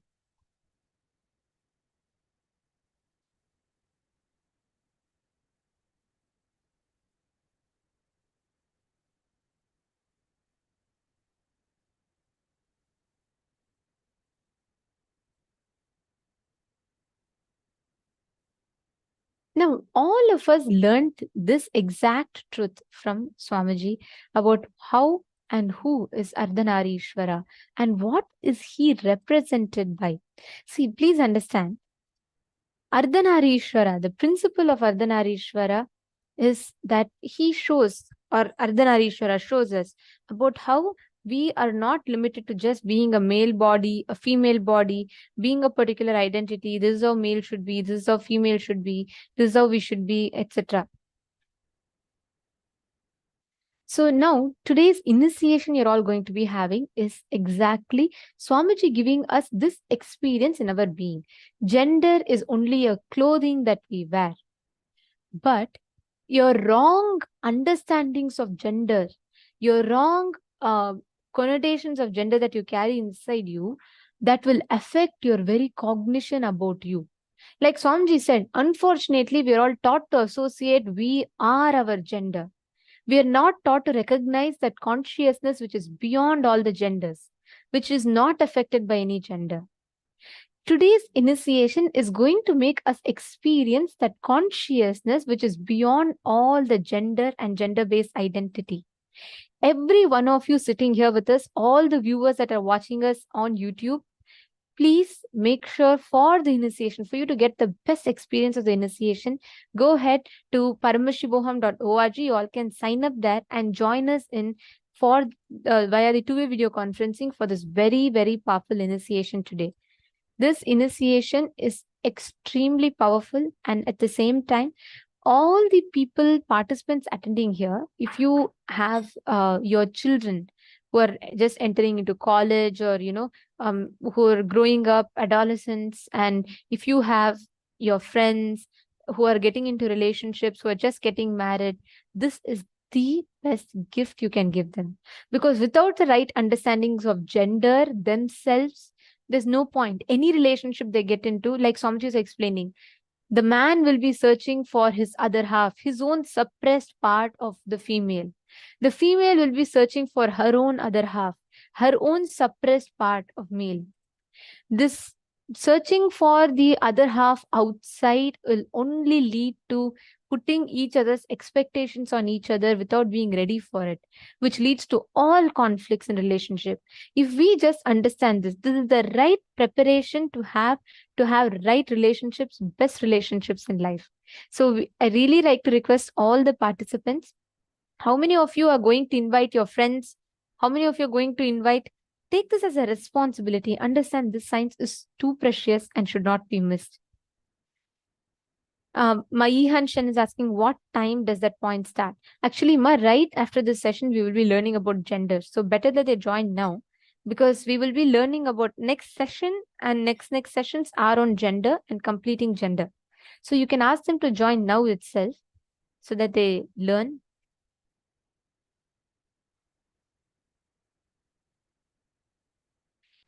Yes. Okay. Can I request all of you to post how many of you are going to invite your friends? How many of you are going to take responsibility to reach out, especially kids? Do this today. So many kids literally, they spend so much time on YouTube. They spend so much time on these TikTok trends, these Instagram reels. And there is so much of pressure on them to grow up so fast. And without the right understanding about themselves, they get into relationships, and then that's all. They have heartbreaks. They suffer so much unnecessarily because of these.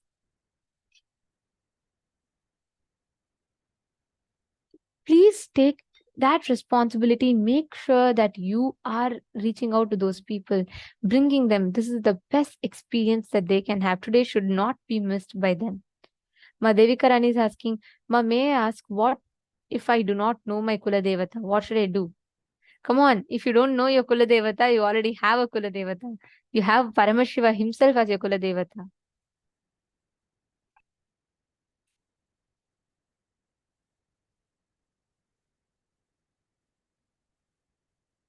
Great. All right. So wonderful. Now, let us all enter into the power manifestation session. Listen very carefully. With this understanding, you will be able to see, have the start manifesting the powers. When you realize your consciousness, you are beyond the ideas of right, wrong, good and bad. You will be able to manifest these conscious alchemy-based powers. Now, last time, how many of you saw on the mirror? How many of you were able to see the items appearing in the mirror?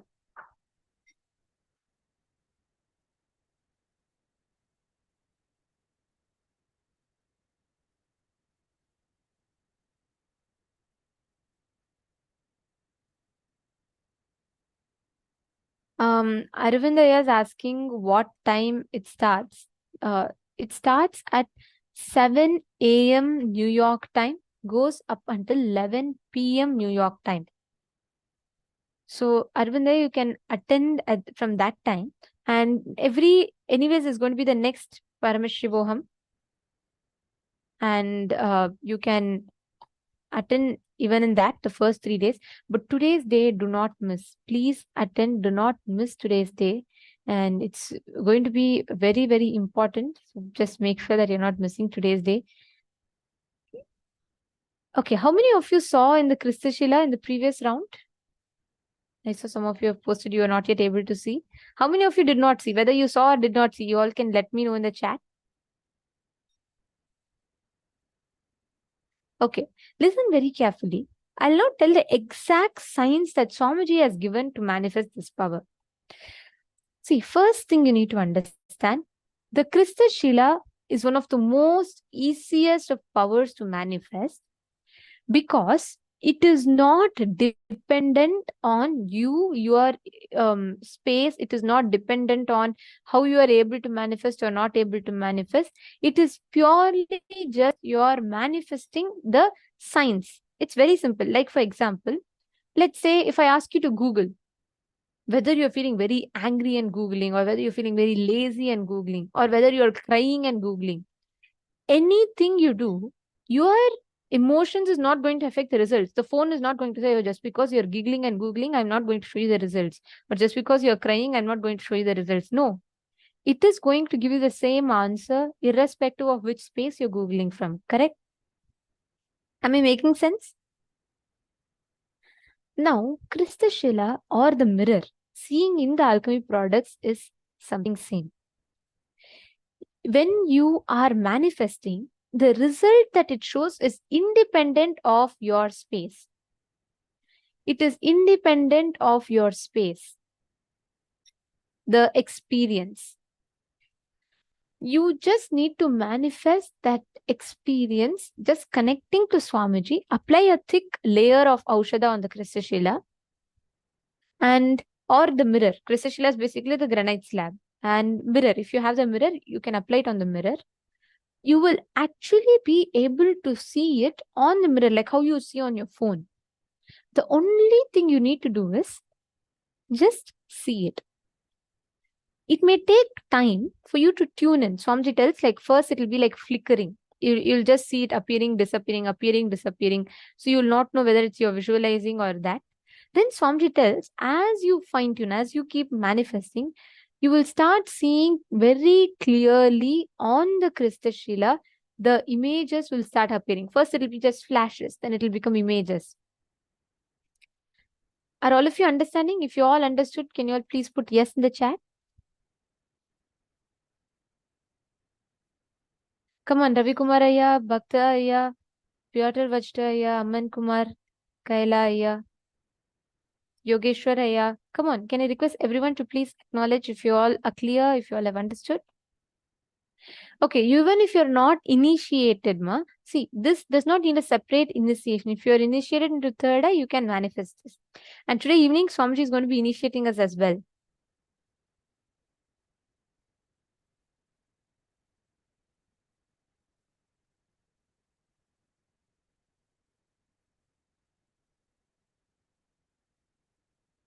Okay, many of you have posted not yet manifested.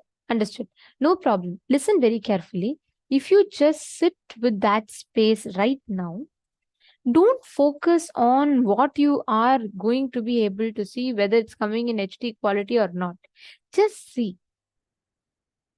Let's start with one thing. Every one of you See, just have the darshan of banyan tree in the mirror. You should be able to see the banyan tree. Even if you have visited already, it does not matter. Just see the banyan tree on the mirror. Wait till it appears. It will appear as a clear pattern. You will be able to clearly see. Just have the mirror in front of you and just pray to Swamiji and say, Swamiji, please reveal the banyan tree to me. Shall we all get started?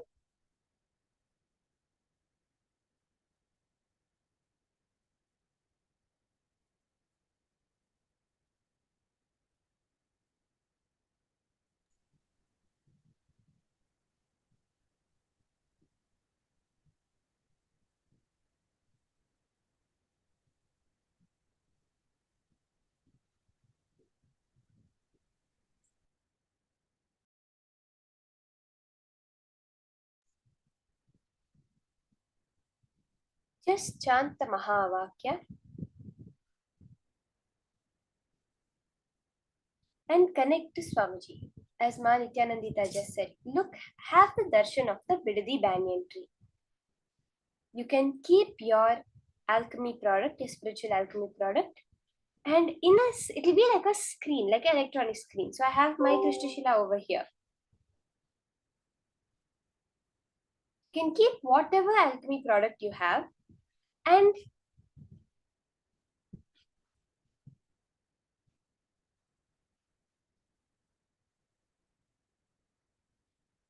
see the thick layer of Aushadha that is there on it. You can apply a thick layer of Aushadha.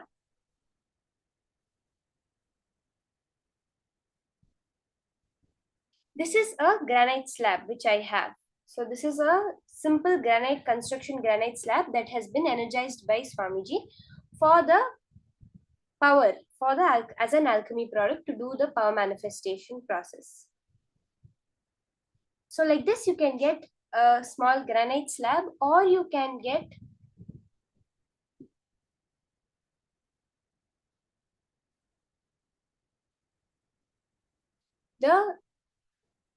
get any mirror with which you can manifest. Maya Yi Han Chen is asking, you're not sure. First of all, you need to wipe the mirror clean. Next, cover the whole mirror with turmeric powder, as well as my temples and 3 eyes, and then close my eyes and start chanting.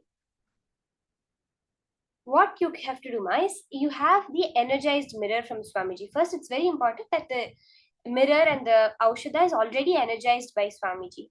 So you can keep that, wipe it clean, cover it with the Aushadha, and then connect to Swamiji. See, there are 3 steps for power manifestation that Swamiji has revealed. 3 very clear scientific steps. So you start with unclutching. If you close your eyes, right, normally you have a lot of thoughts that come up, a lot of emotions that come up. Becoming first a witness to these emotions. Then you'll see all your thoughts, everything will just settle down. It will become an empty space. Now to maintain that unclutched space, chant the Mahavakya. Om Nithyananda Paramashivoham. You chant the Mahavakya. Connect to Swamiji. Remember Swamiji in your third eye, the darshan of Swamiji, the form of Swamiji. Just connect to Swamiji. The feeling connection you bring in. These 3 that Swamiji says. Swamiji calls it EFU, enchanting, which is the Ajapa Japa, feeling connection, and unclutching. These 3, just hold them again and again and again. Do not expect. See, there's a very important thing, which is when we're doing the power manifestation, it's important that we're not expecting something to happen. That we're not holding, okay, am I seeing? Am I seeing? I'm not seeing. Oh my God, I have to see. That is not the context we're holding. Power manifestation happens as a result. But the main thing that we're doing, it's just a byproduct. The main thing is connecting to Swamiji, experiencing that oneness space, experiencing yourself as Paramashiva. That experience is the main thing we're looking for here. So while you're sitting, turn your attention back onto the observer. When you're chanting the Mahavakya, Who is it that is chanting?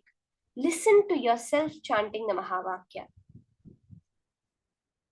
This is how, the more and more you put your attention on that, yes, the images will start appearing. You just hold it and look at it. Swamiji says, you do the actions, but without any reaction within you. No idea of, oh, it's appearing, or oh, it's not appearing. Just hold it, look at it, and connect to Swamiji and lose yourself in that space. Now, whatever appears after that, you will tell out, you will reveal it, you will have the darshan. But the main focus is on these three: the unclutching, the ajapa japa, and the feeling connection. Because that is what will connect you with that cosmic source of energy. We just heard the incident from Swamiji's life, how just by connecting with that cosmic knowledge, he was able to scan the deity of the temple. Like this, the higher and higher truths will get revealed to you when you connect to it. But the important part is not expecting a result. The important part is connecting to Swamiji. Whatever comes after that is his manifestation. But I want to experience myself as Paramashiva now.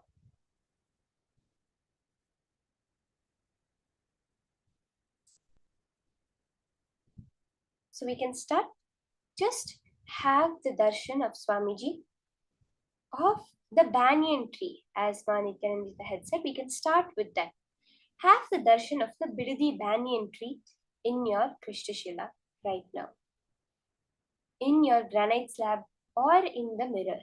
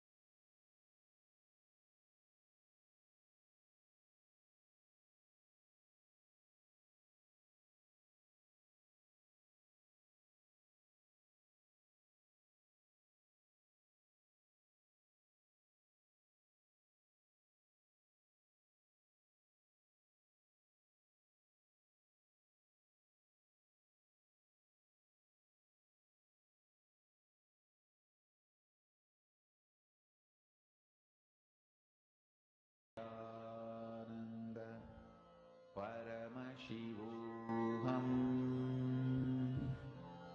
Om Nithyananda Paramashivoham. Om Nithyananda Paramashivoham. Om Nithyananda Paramashivoham. Om Nithyananda Paramashivoham. Om Nithyananda Paramashivoham. Om Nithyananda Paramashivoham. For all those who have had the darshan of Swamiji, you can choose a particular place which you are going to be. Like one gentleman said, in this round we are going to be scanning the Bidadi banyan. That is the place we are going to be. All those who do not have an energized alchemy of product, you can just close your eyes and sit and look through your product. If you do have the alchemy, you will not be closing your eyes. You will be keeping your eyes open and with all three eyes, including your two eyes, looking at the alchemy product in front of you and seeing it, like how when you look at the screen, you look through your both eyes and you see the happenings happening on your electronic screen. The same way, through your two eyes, you'll be able to look at the object in front of you. You'll be able to look at the Krishtashila, at the granite slab, the mirror, and on the screen, very clearly you will see it. You'll be able to see it with all your three eyes. It will not be you closing your eyes and seeing it.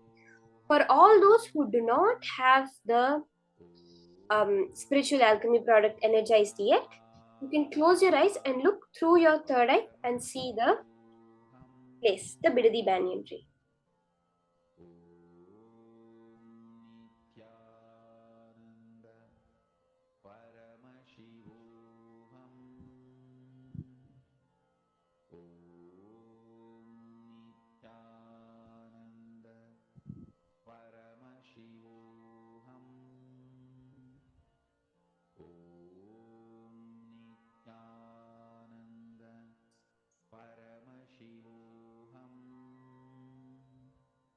Ma Yan Hanchen, is your question answered, Ma?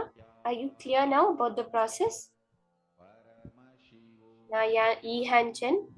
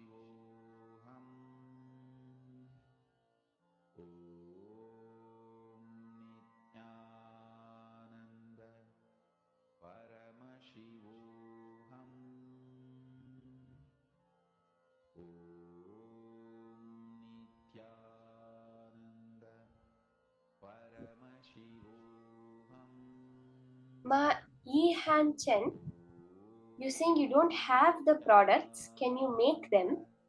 Actually, Ma, for today's darshan, you can get and come a mirror and any aushadha, meaning any sacred powders like turmeric or sandalwood or vibhuti, the bhasma, or jnananjana. So these are the few products, the few aushadhas that Swamiji has given. And you can get any mirror which you are going to keep just for power manifestation for the darshan today. So you can get both of these and get it energized by Swamiji during the darshan. In my opinion, Chen, you're asking what's the difference between using the third eye and the mirror. See, Ma, as we had explained earlier, the many times our idea of our manifestation is impacted by our ideas of how the manifestation can happen. Like when I have too many thoughts, it will not work for me. You have this kind of idea, or else no, my third eye is too blocked, I cannot work, it will not work for me. Many times when you're powerless, you feel like you're not able to manifest. When you're in a very good mood, powerful mood, you're able to manifest. So like this, there are many psychological factors or some external factors that you may feel are impacting your power manifestation. But with the mirror, with the alchemy products that have been energized, they become an independent intelligence for the manifestation to happen. Meaning, like as the example was given, like a Google search. Whether you're happy and searching, or sad and searching, or angry and searching, the answer is going to come exactly the same. The same way, whether you're in a good mood, you're in a bad mood, you believe it can happen, you believe it cannot happen, that alchemy product becomes an independent intelligence. It becomes a TV screen where the answers are automatically projected. Whatever information you're looking for is already there without any effort from your side, without any impact from your side. It becomes independent. It's independent of you.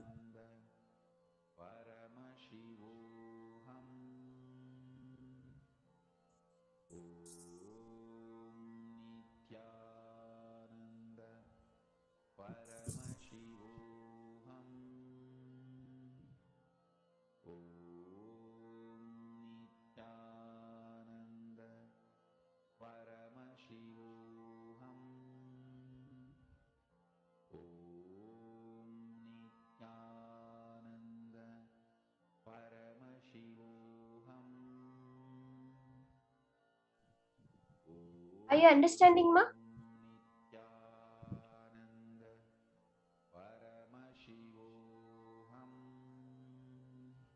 Now, we're going to be moving on to the next session. This is, I think, one of the most the breakthrough concepts, breakthrough cognitions that have been given, that has been given by Swamiji to this whole world directly from the source scriptures of Hinduism.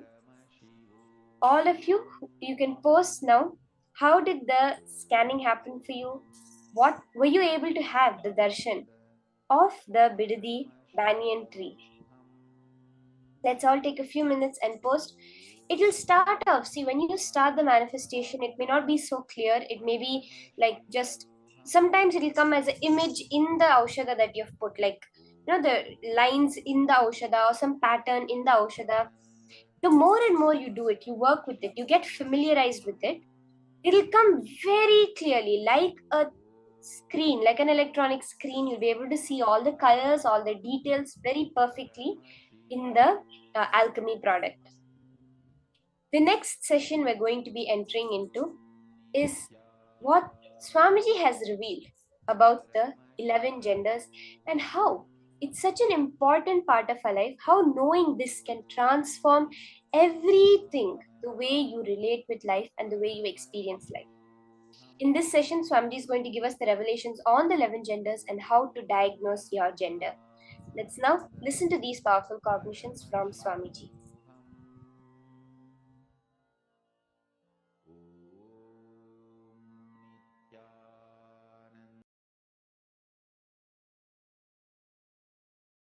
the future of the world is going to be this way. Future of the planet Earth is going to be exactly this way. Once you become 18, now you have the freedom to choose which country you want to live.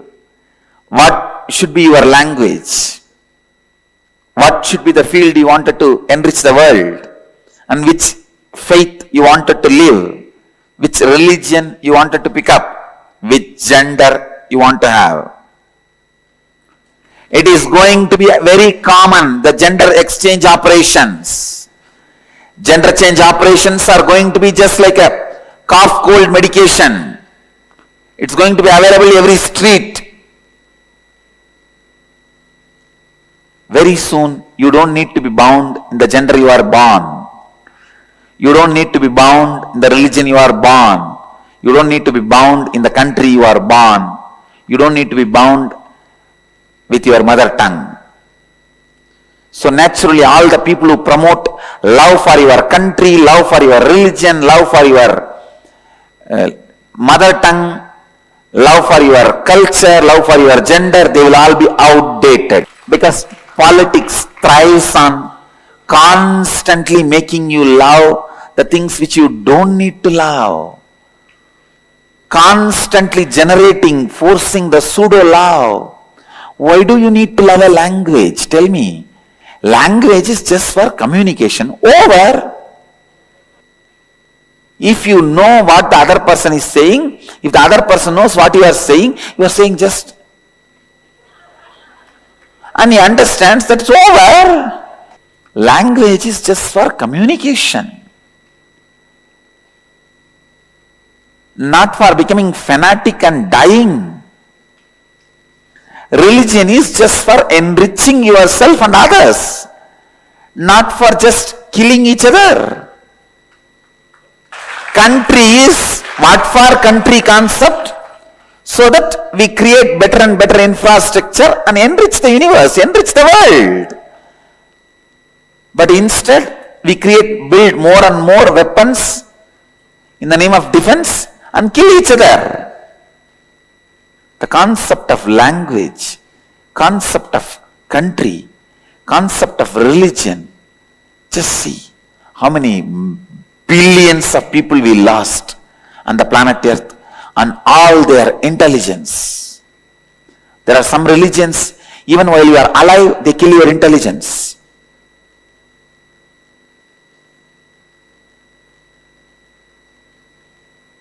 So understand, the future should be the religion, language, gender, and country. All these should be just openly available. We are not born to live in one corner of the world. We are citizens of the planet Earth. This can happen only by Vedic tradition. I tell you, only by Vedic tradition, which has a strength to stand any scrutiny. And not only that, even though it accepts all traditions, even if you don't accept Vedic tradition accepts you.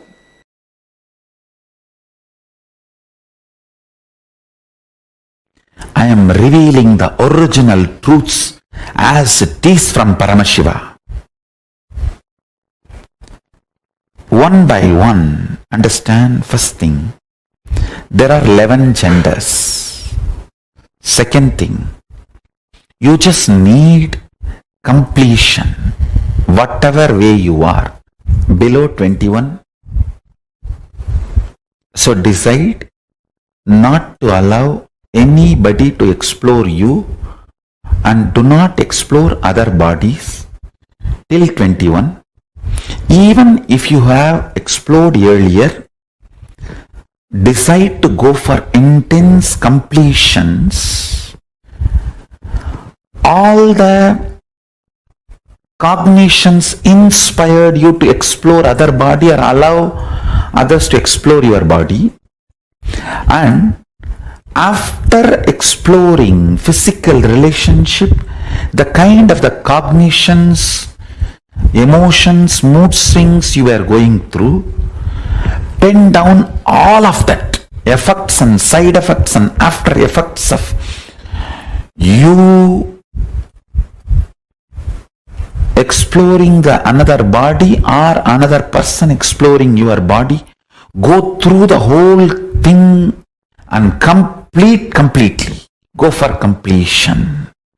In Arunachala, in Tiruvannamala, we have a beautiful deity of Paramashiva as Ardhanareeshwara.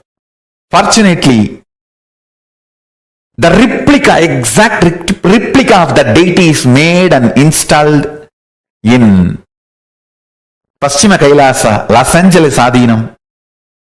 I want regular worship to happen for that Ardhanareeshwara deity in Paschima KAILASA.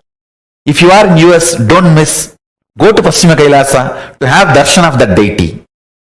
It is done as a replica of original Ardhanareeshwara deity in Tiruvannamalai in Arunachala, who is a symbol of completion of all the gender crisis, gender problems and gender identity problems and gender crisis and everything.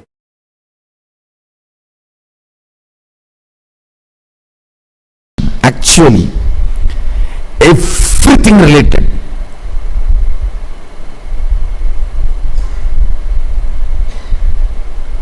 Whether problems or difficulties, understandings related to sexuality can be solved just by this one understanding of 11 genders. The moment you identify your gender, problem is solved. Then you know how you are going to be functioning. It is a simple mechanism. See, body is the best outfit you can wear. Understand this word. Body is the best outfit you can wear. The food or the pleasures your body feels is just dependent on how you feel about your body. The moment you know what is you, all struggle will stop, will drop.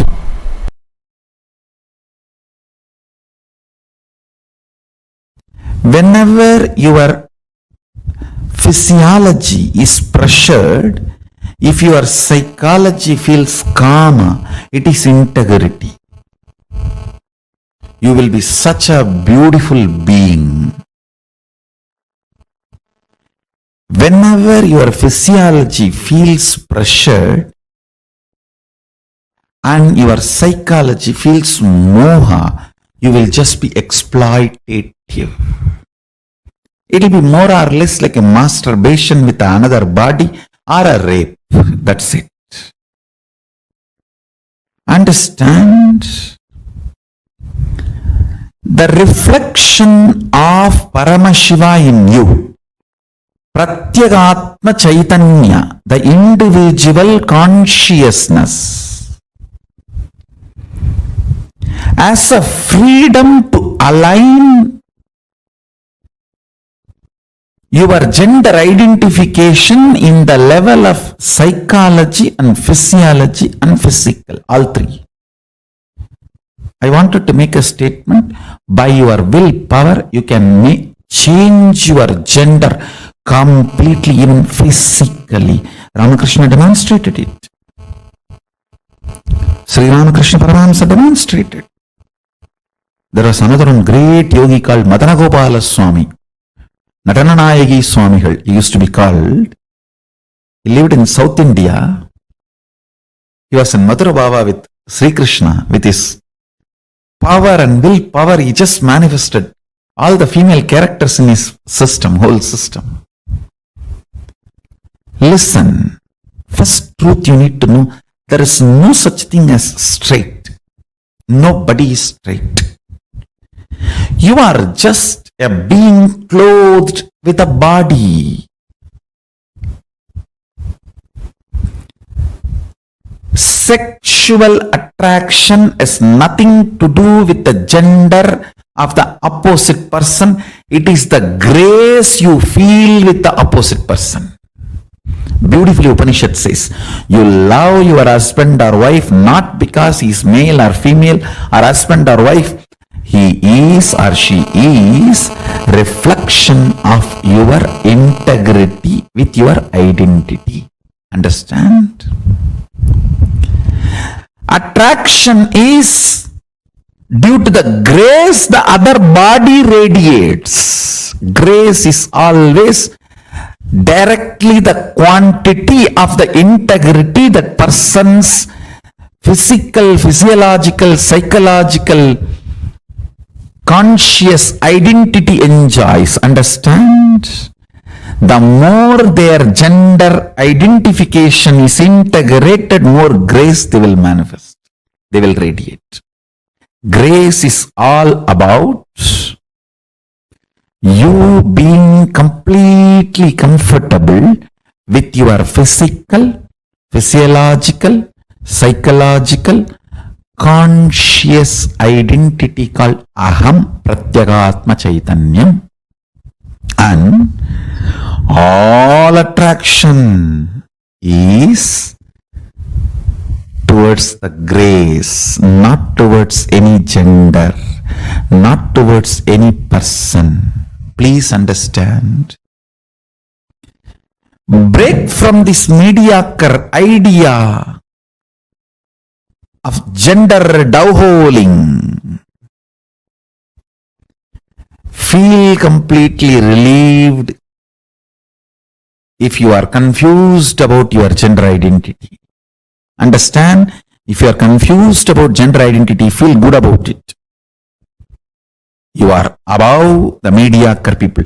Mediocre people have decided to have false belief due to their fear of society. It is the fear of society. You deny your confusion or the identity crisis and just accept something society says and go on torture yourself for your whole life to believe what society has labeled it on you. Understand?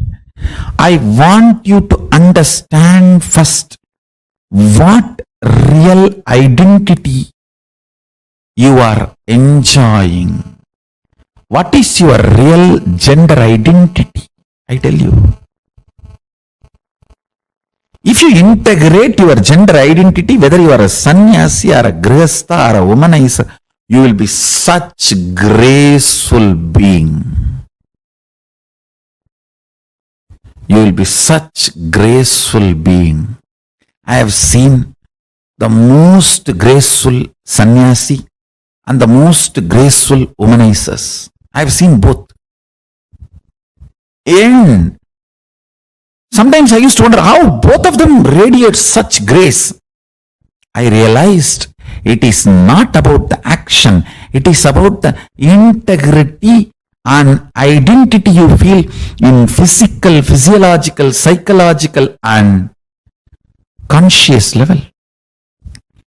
Most graceful celibate I have seen is Yogi Ram Surat Kumar. He is absolute brahmachari, but such grace. And the most graceful grihastha I have seen, Raghupati Yogi. He had 14 kids, but his grace is, I'll say, equivalent to Ram Surat Kumar. The most graceful women I have seen, Kuppammal, my guru. She lived with only one husband and 4 kids. All 4, such graceful beings, because the grace comes from inside completion. It is nothing to do with external action.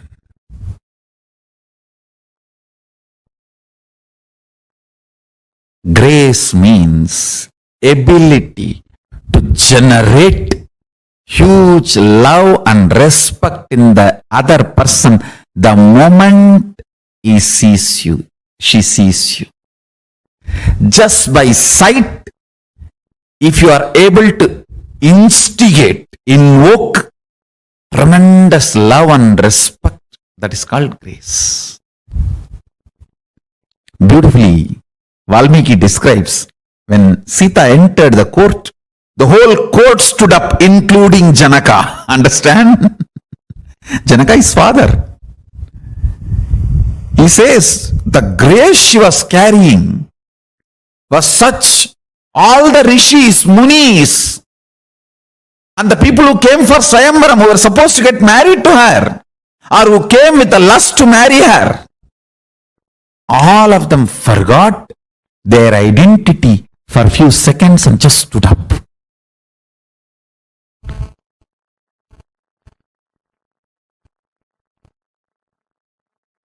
The grace she was radiating. I tell you,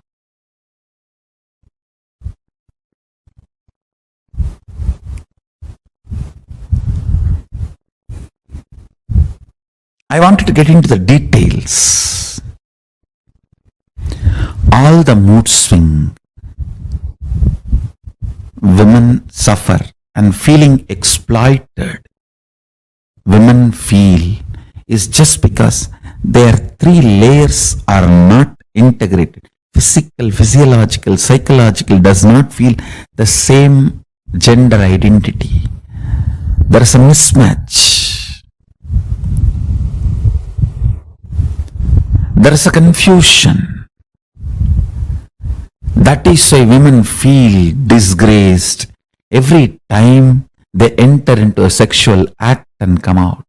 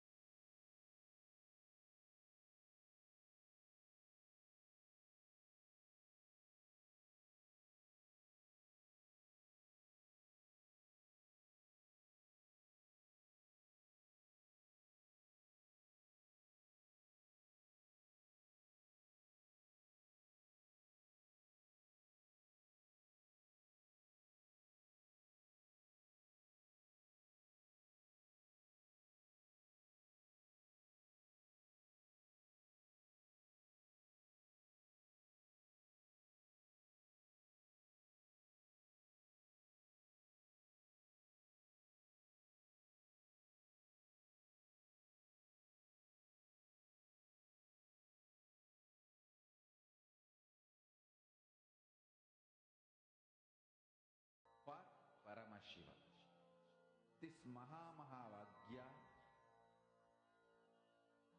is spiritual lullaby for you to fall into samadhi.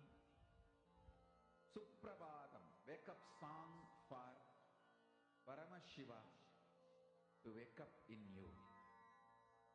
Just remember this one powerful cognition. This Mahavagya puts me in samadhi. This is spiritual lullaby for samadhi. And Suprabhatam, wake up song for Paramashiva in me. For Paramashiva to manifest. With this one spiritual powerful cognition, chant this Mahavagya.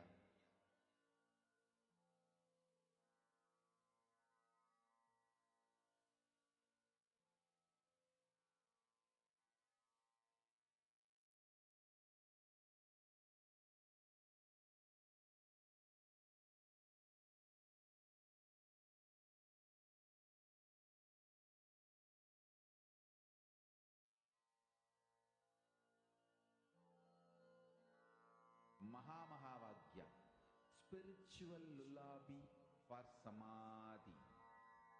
And Suprabhatam, wake up call, wake up song for Paramashiva. For Paramashiva to manifest. With this one spiritual powerful cognition, chant this Mahavagya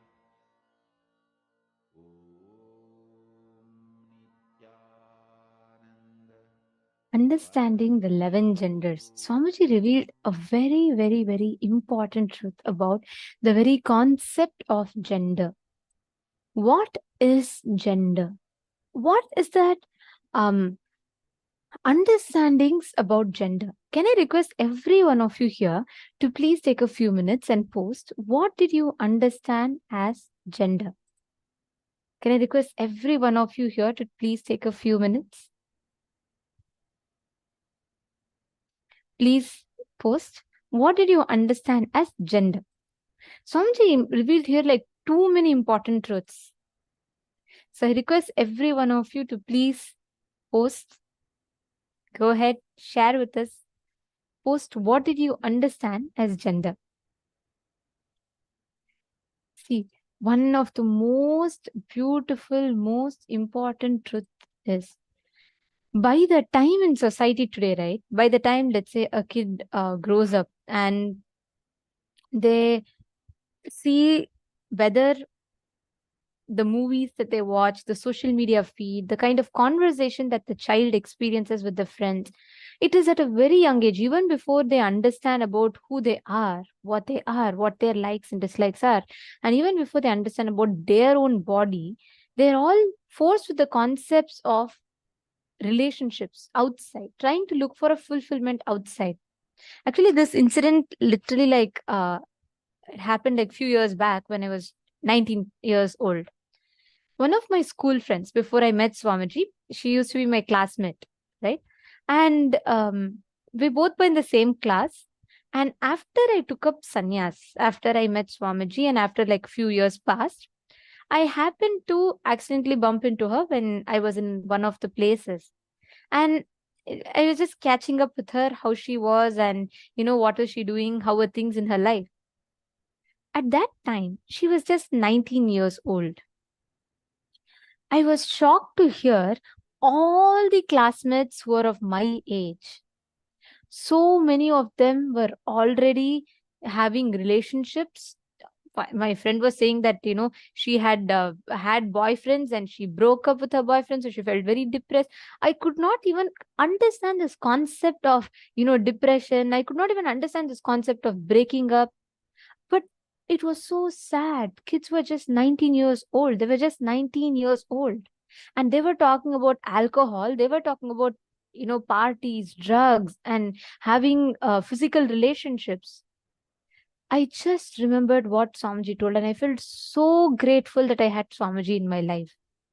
Because even before those kids can identify who they are, they get into relationships. She was saying that one of our friends, he had to get into a rehab because he got into alcoholism. Is 19 years old, the age to get into alcoholism. But society treats all of this as normal. By the time a kid is in its 5th or 6th grade, they're forced to start experimenting with all this. There's peer pressure, that society. Open your social media feed. How many of you see every feed in your social media is literally filled with all this nonsense? Every feed. The kind of ads that we see, the kind of videos that we make, what is on the trend. Even before a kid can understand what they are going through, when we all hit the physical maturity, the puberty, at that time, there's so much changes that happens in the body, physically, physiologically, psychologically, in all of these levels. So at that time, for you, discovering yourself is a big deal, because you're exploring, you're trying to find out who you are. When your body goes through changes, physically, physiologically, there are so many new things happening in your system. So you are still trying to understand, you're still trying to find out about how it is happening. But at that age, what happens in the society? They all put so much of pressure on you to get into relationships. Kids at this age, it's common. It's treated as normal in the society. That's what is very funny when the media and all, some of them, they just ask me, like, you're just 18 years old. And why did you have to take sannyas? You don't feel it is very, you don't miss this normal life? Are you not, you don't feel bad? You're not able to wear normal clothes like others. You're not able to have normal relationships like others. I was just laughing inside when I asked them back, if for all of you, it is so sad that the society treats alcoholism, relationships, physical relationship, and drugs, and all of these, having boyfriends, girlfriends, as normal at the age of just 16, 17, and 18. At that same age, when I speak the signs of completion and how not to be in depression and all of that, that seems weird. So somewhere society is really messed up in its understanding of what is normal and what is not. Every one of you that are sitting here, if you are listening to these truths from Swamiji, we are all really blessed. Because the kind of understandings that you form about yourself, the conclusions about yourself that you create, plays a very, very important role in you experiencing who you are, what you are. Look at so many relationships. Whichever relationship is struggling in your life, the root of it is just one: your gender confusion. It is, when we say gender confusion, it is not just, oh, whether I'm a boy or a girl. No, that is not just it. The wrong ideas about gender, even that plays a very important role. How a female should be, how right from the voice, right, like Swamiji was saying, right, everything is sexualized. Right from the clothes, right from the words, voice, everything sexualized. So what happens from the young, very, very young age, even before kids know what is gender, they start understanding what is relationship. Even before the kids understand what are the biological changes that happens in the body, they already start looking for an external relationship. Even before they understand what their body is going through when they hit puberty, they start looking outside for physical relationship, that intimacy outside. This causes so much of confusion, chaos. This causes so much of problems in the inner space of kids today. Understand, when I say kids, even every one of you, like Swamiji said, if you have allowed, or if you have explored or allowed people to explore you before you were 21 years old, that is the biggest thing that can happen to you. Ma Sheriga was asking, wrong ideas about female. Wow, yes, but what to do? Ma Sheriga, please understand, ma, all the wrong ideas about gender sits inside of us. I was watching very recently, I was just researching a little bit about this subject. I was watching that there was a very popular trend, especially in the Chinese social media platforms and some of the regions, Southeast Asians. There was a very popular trend on the social media where they have to have A4 size waist, like their waist has to fit within the A4 sheet paper, and they have to be a certain, their wrist has to be a certain size, their height has to be a certain size. And whenever the women were not fitting into it, actually the interviewer goes and asks everyone, how do you feel if you're not fitting into it? Their very identity about them is shaken, means they feel so bad. They feel so low. Their self-esteem, the self-inner image is so affected by that. Understand, ma, all these are related to gender. We all think, oh, if I am a woman, my physical body should be a certain way. That itself is wrong.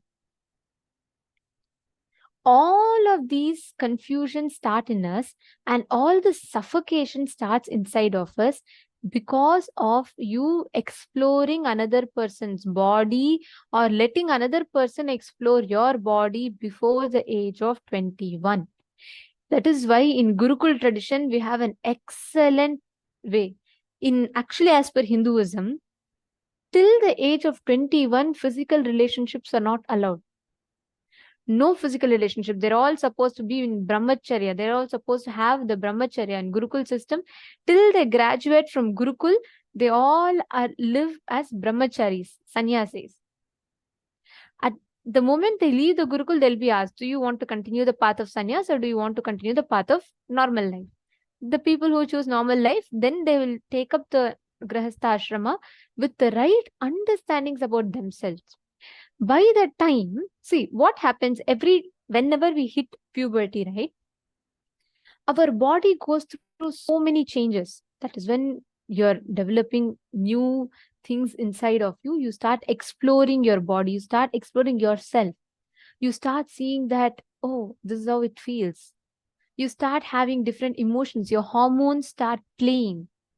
Puberty is that only, right? The physiological changes that's happening in your system. Your hormones start releasing. It's not just for women, even for men.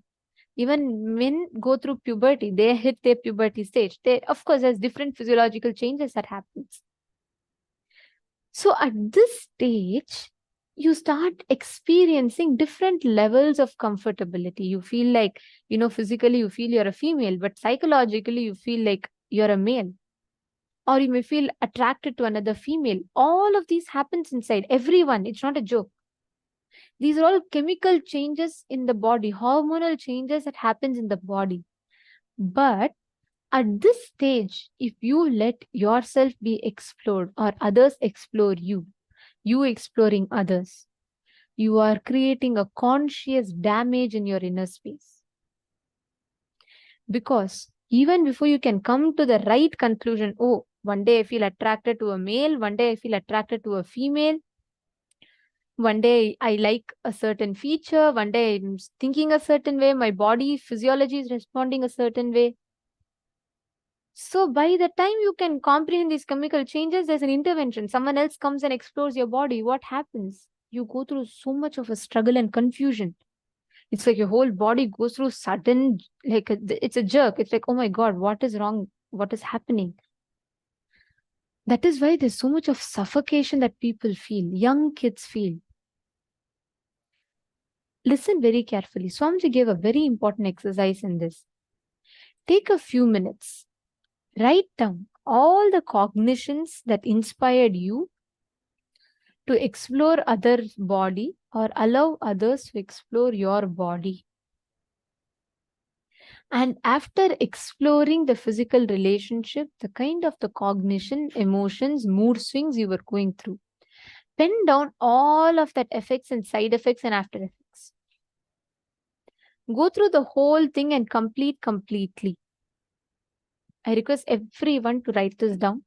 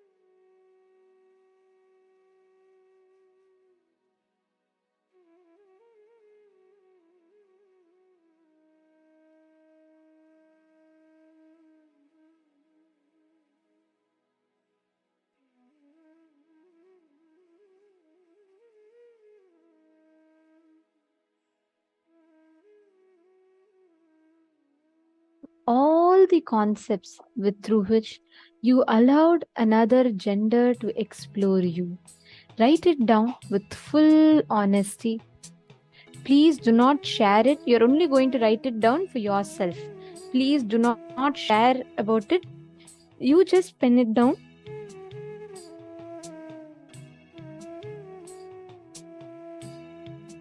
It's only for yourself. Write it down clearly. What exactly?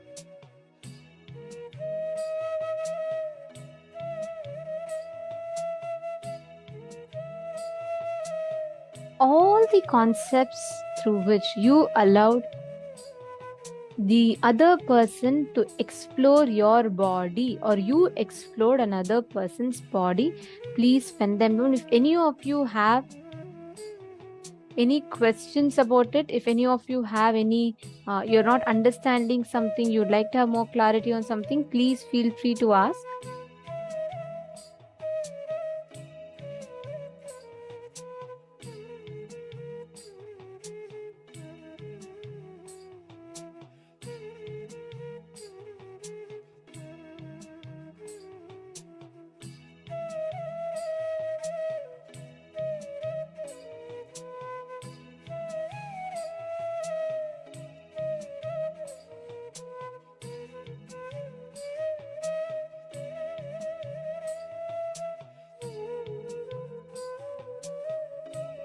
Are all of you writing down? Chi Fong Sin Aya, Mao Feng Sing Aya, James Aya, are you also writing down? Please pen down.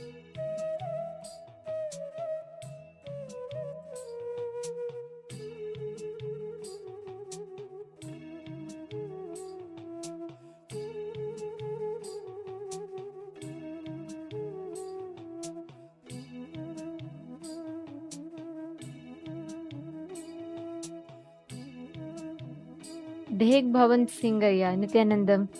I request every one of you to please pen down. It's a very, very important exercise.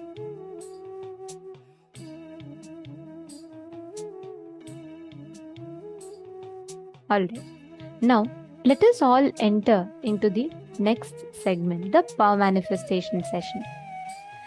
With this understanding, please understand, when you realize all the levels wherever you let another person explore you, or you explore another person, each of those moments, it creates a deep impact in your inner space. The way you see it, the way you experience it, there's a deep impact created in your inner space.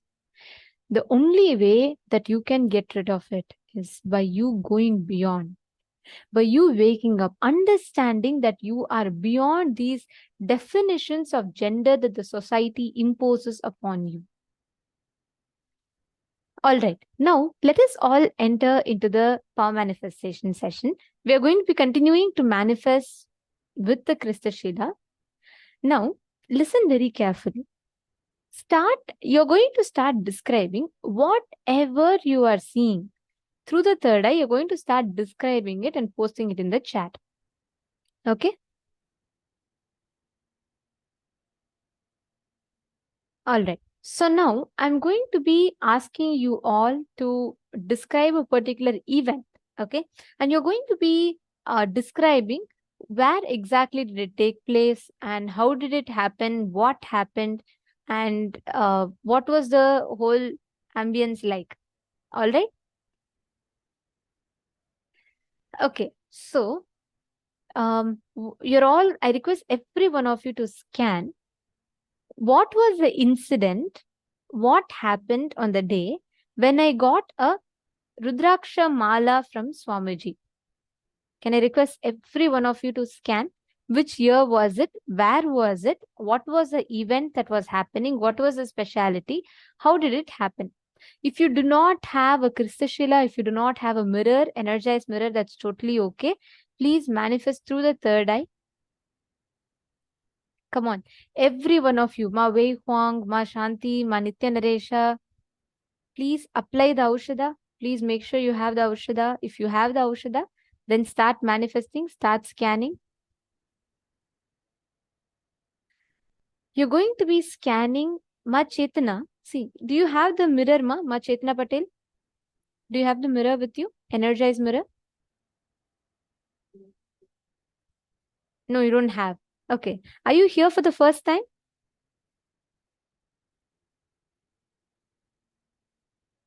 Okay, you can message in the chat. If you can share with me how long you've known Swamiji for, and since where have you been connected, and where are you from? If you could let me know a little bit details. I also see one more person logged in the name of Chetana Patel. One more Ayya. Nityananda, even if you could share. Come on, Ma Junjun, Ma Zenkiao, Ma Agama Priya, Ma Shobha Patel, Nityananda.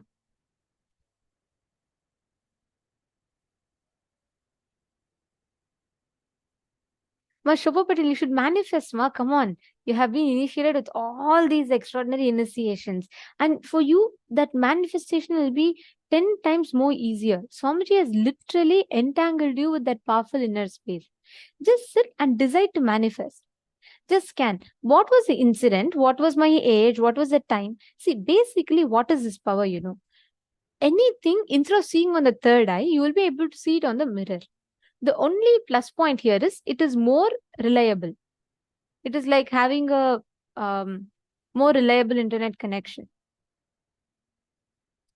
Come on, Ma Sherry Gyao, Ma Gwixia Lee, Madonna, Ma Sonia Rao. Come on, all of you scan through your third eye, identify.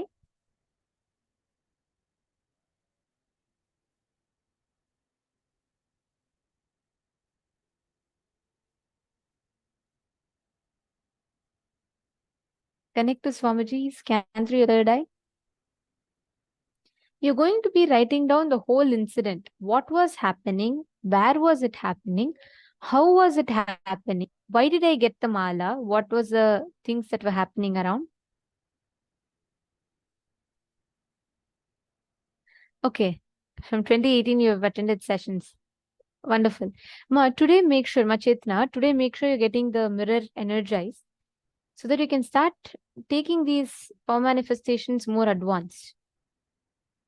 For now, you can just scan through your third eye, connect to Swamiji, and you can manifest this power. See, don't skip power manifestation sessions. These are the key that will help you in manifesting. Whatever you are seeing as what happened and how did I get the Rudraksha Mala, you all can post in the chat.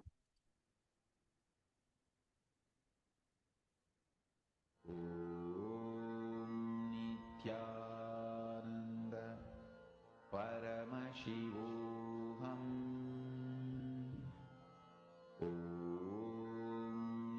Nithyananda Paramashivoham. Nithyananda Paramashivoham.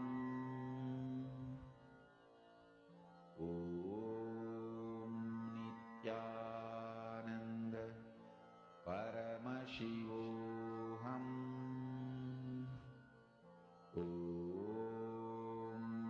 Nithyananda Paramashivoham.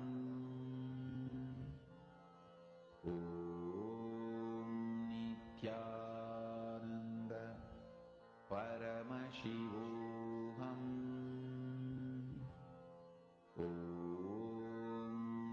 Nithyananda Paramashivoham.